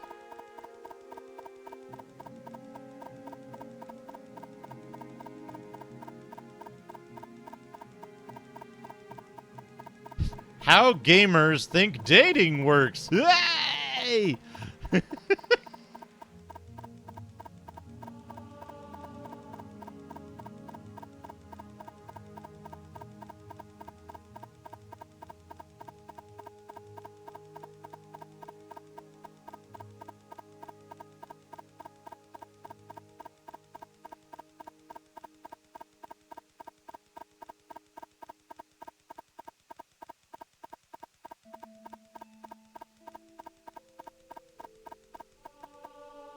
Okay.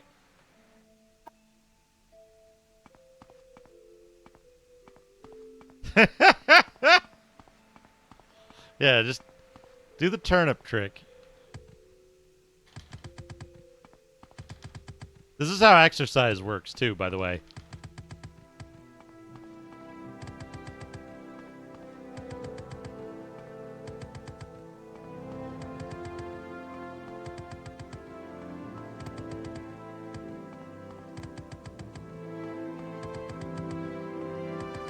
Wait a second. Unarmored athletics. Unarmored and... Yeah. So this will give me 2 points. Then we're going to swim in a lake.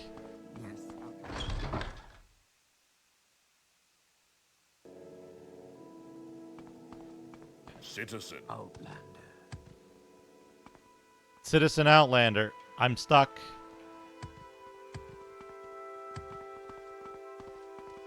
Wait, that's north. I want to go south. There are many creatures beyond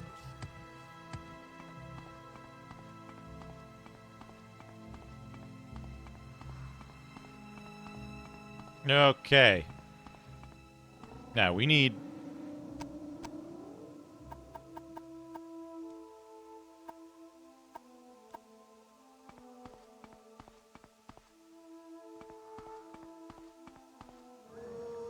we need our shit back. Resting here is illegal.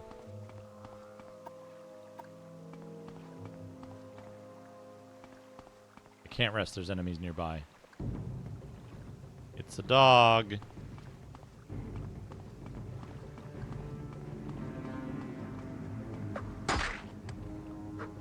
Jump. No, jump. Am I standing on the fucking dog?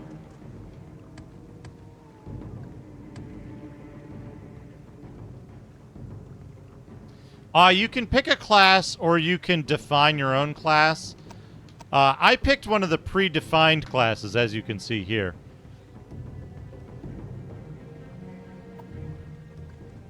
No, just kidding. I made my own and I named it Ass because that's very funny to me. Hello, S8. Morrowind! What a good... What a good typo. Peanut butter milkshake. Oh, peanut butter milkshake. It's so good. All right.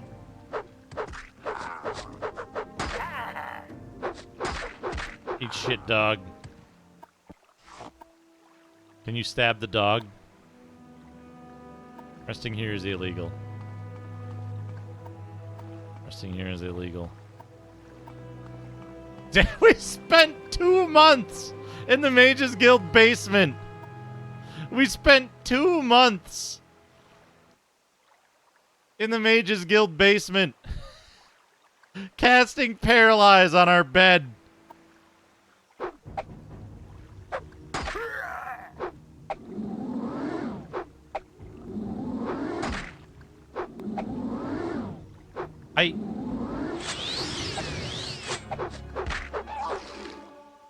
My short blade increased.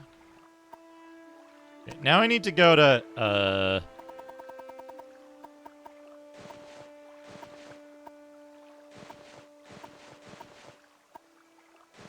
Hold on a second. This is way funnier.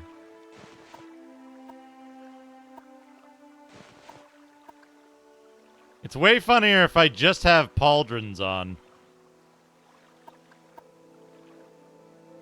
Alright. Rest.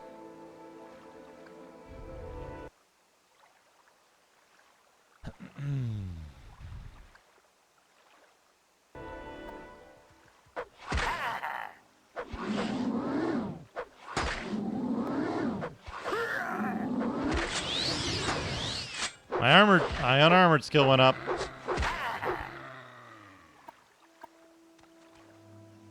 Okay, I'm a fucking menace with this bound dagger.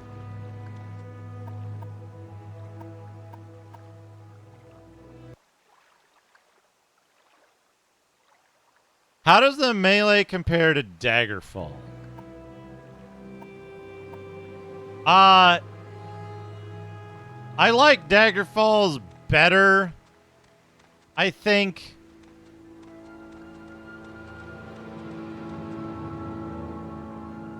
But I know more about what I need to do to make Daggerfall's combat work for me than I do this game. I think overall Daggerfall's melee combat is better. Because this game has the stamina meter, the fatigue meter, where, like, you miss more if your fatigue is low. And that just sucks. Because you use up fatigue running around.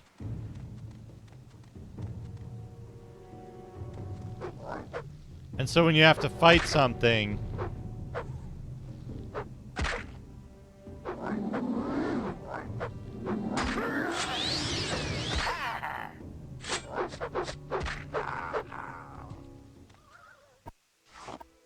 When you have to fight something, you're like low on fatigue and you're just constantly missing. Which sucks.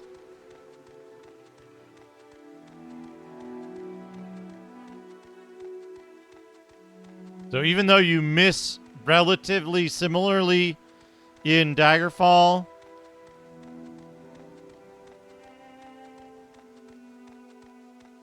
this feels worse because it's like there's a meter that shows you that you've been running too much. I don't know. And it comes back so slow. Maybe some of that stuff changes and works better later in the game, but early on, it's a real shit show.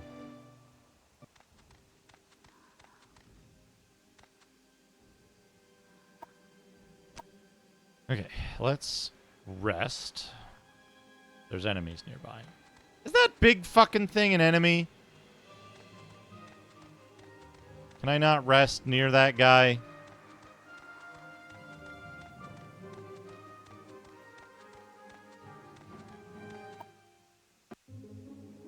Guess I can't rest near that guy.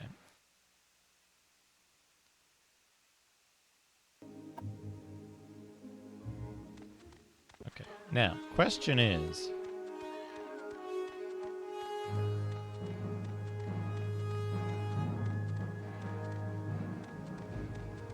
Can I fight the ghost in here with a bound dagger? Does it count as a magical or whatever is needed?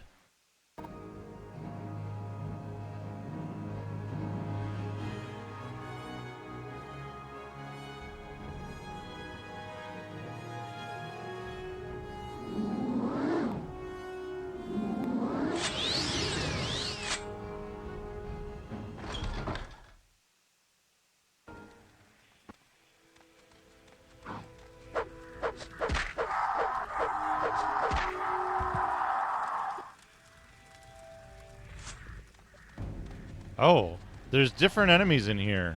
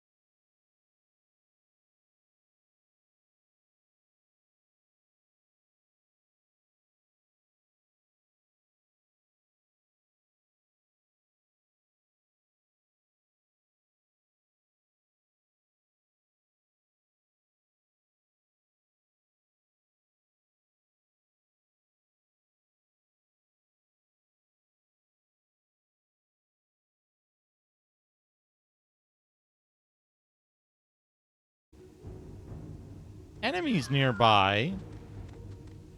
Where?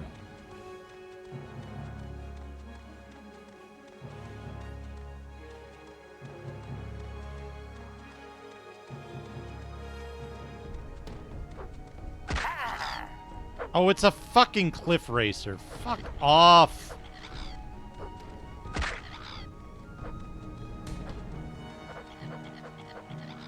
Do you hear it getting multiple attacks because I'm running away from it? And it gets to reinitialize its attack pattern whenever you step away from it.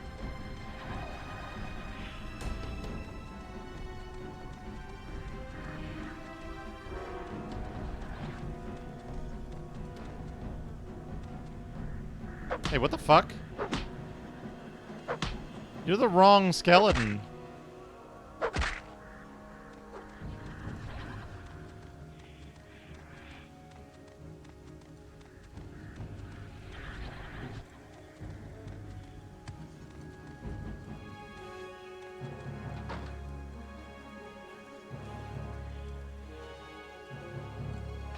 Also, wait, what the fuck? Did that mean, does that mean this skeleton fell down there?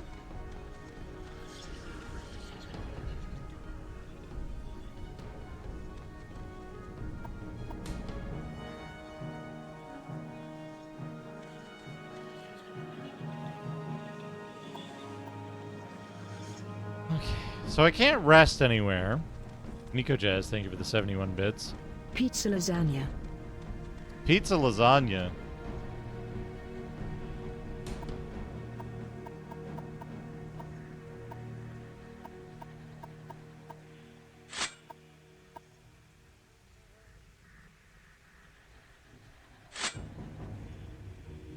We'll be able to fight him with a short sword.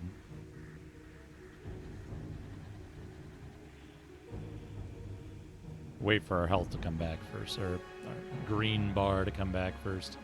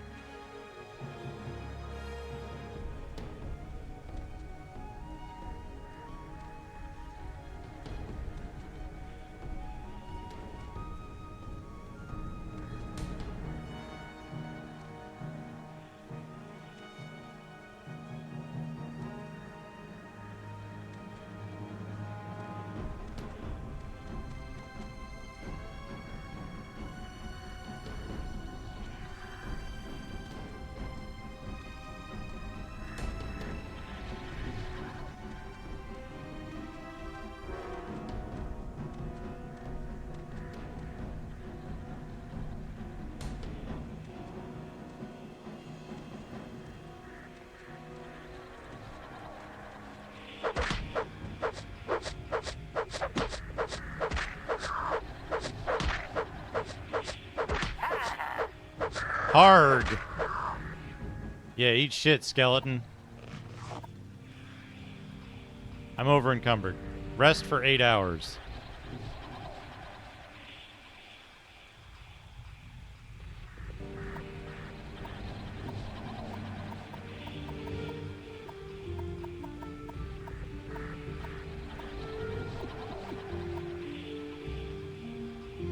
Rat meat has no effect on you. Okay.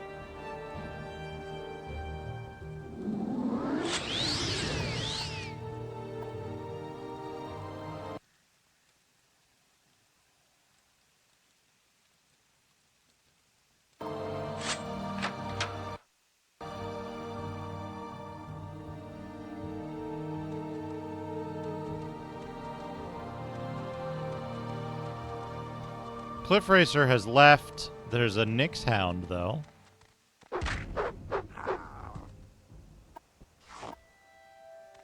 Or a GNU plus Linux Hound.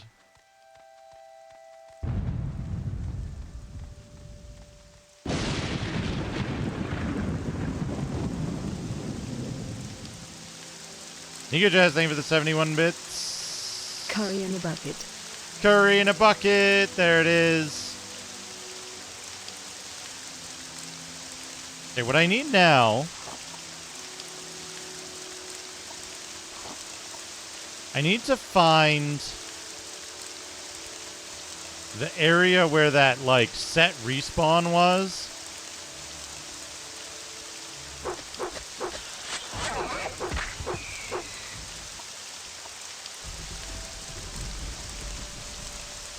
So that I can park there, save and reload.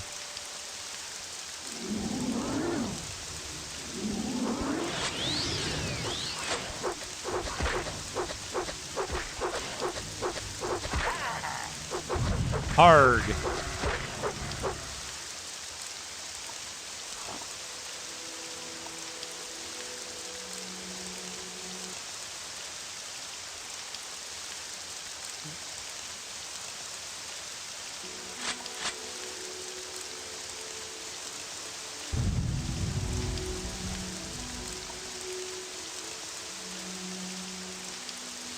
Rest until morning so we can see outside. Okay, there's a Nyx hound.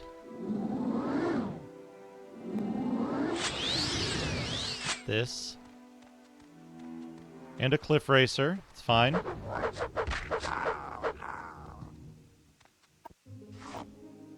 I'm over encumbered.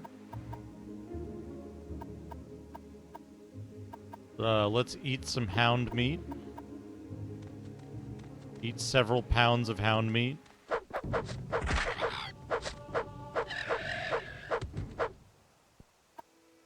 Alright. Good. Now, water. The water looks really good in this, honestly.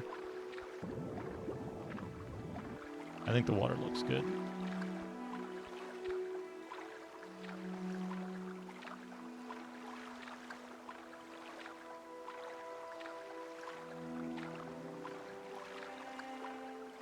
Sorry about the nausea, chat.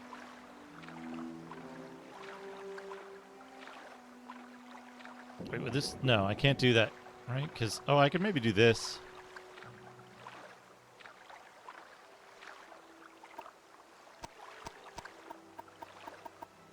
$49.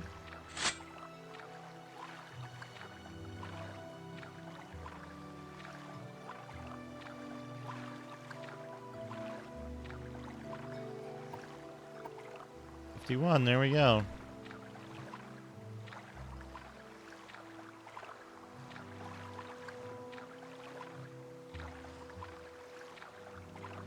Sorry, I don't want to make it nauseating for anybody by spinning the camera at...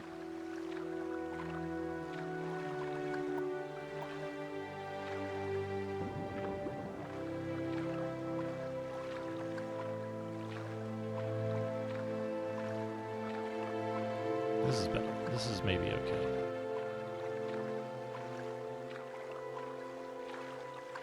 Maybe an acceptable speed. 58.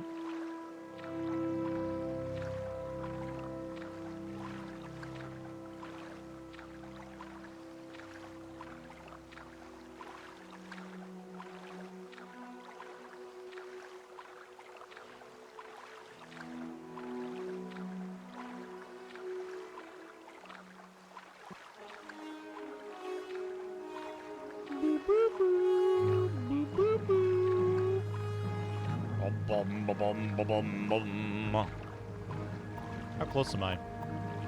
9 out of 10. Alright. I've leveled up. Fuck.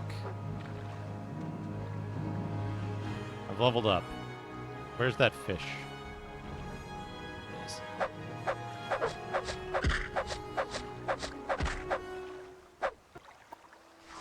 Small laughter fish. Alright. Back. Save the game. Was I gonna have to see if I have to adjust things when I go for the level up? I'm gonna have to see if there's numbers that I have to adjust to maximize it.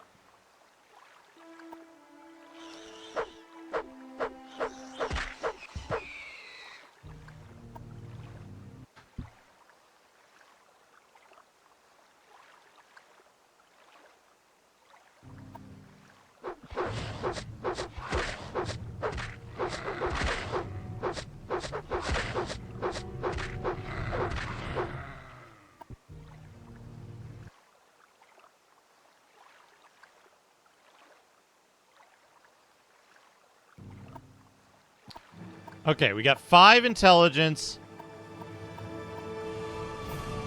5 personality, and 3 speed. Not bad. Not bad. And I can't really do much with speed otherwise. That's pretty good.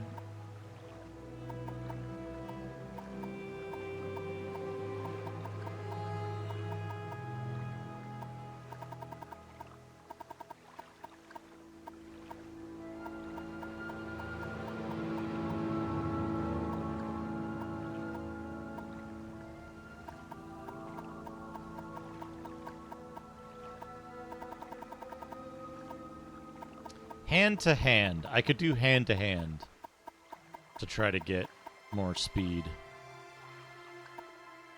But I'll have to do at some point. However, I've been streaming for almost 8 hours.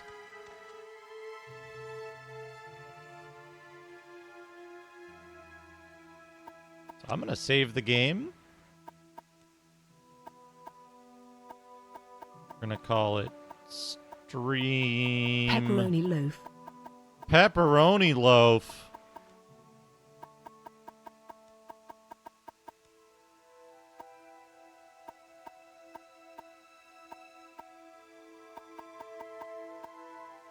Backspace. Stream 61.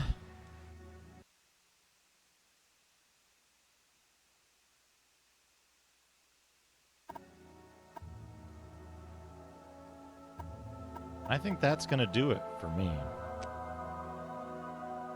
That's going to do it for me.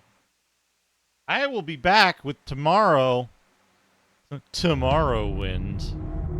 with Wizardry 6 on IBM PC MS-DOS.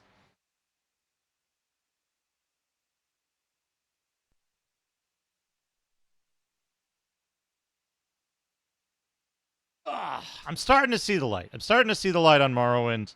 It's taken a real long, frustrating time to get there, but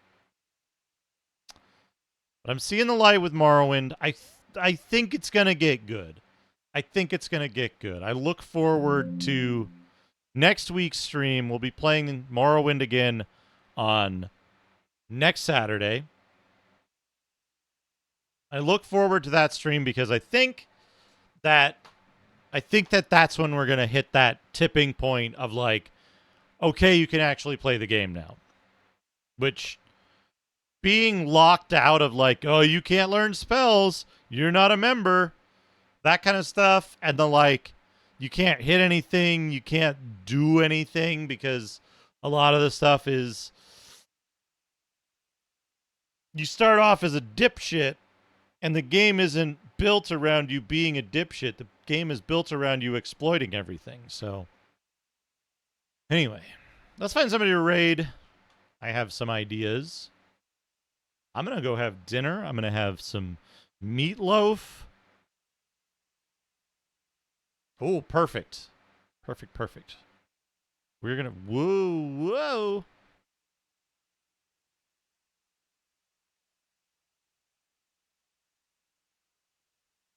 We're going to raid Ash Said Hi, who is playing a game that I played back on Thursday, Scald, against the Black Priory.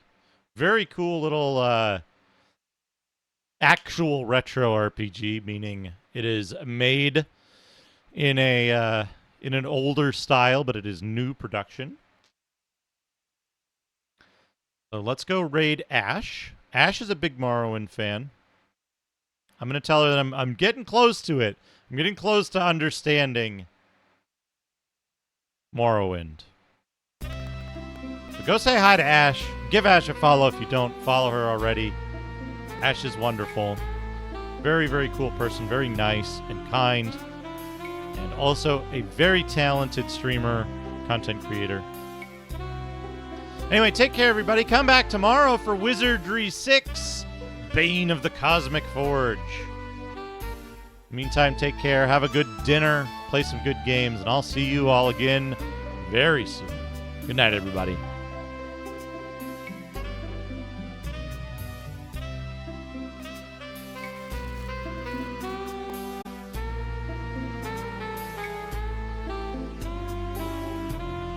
Korath attacked the assassin. A test of combat ensued.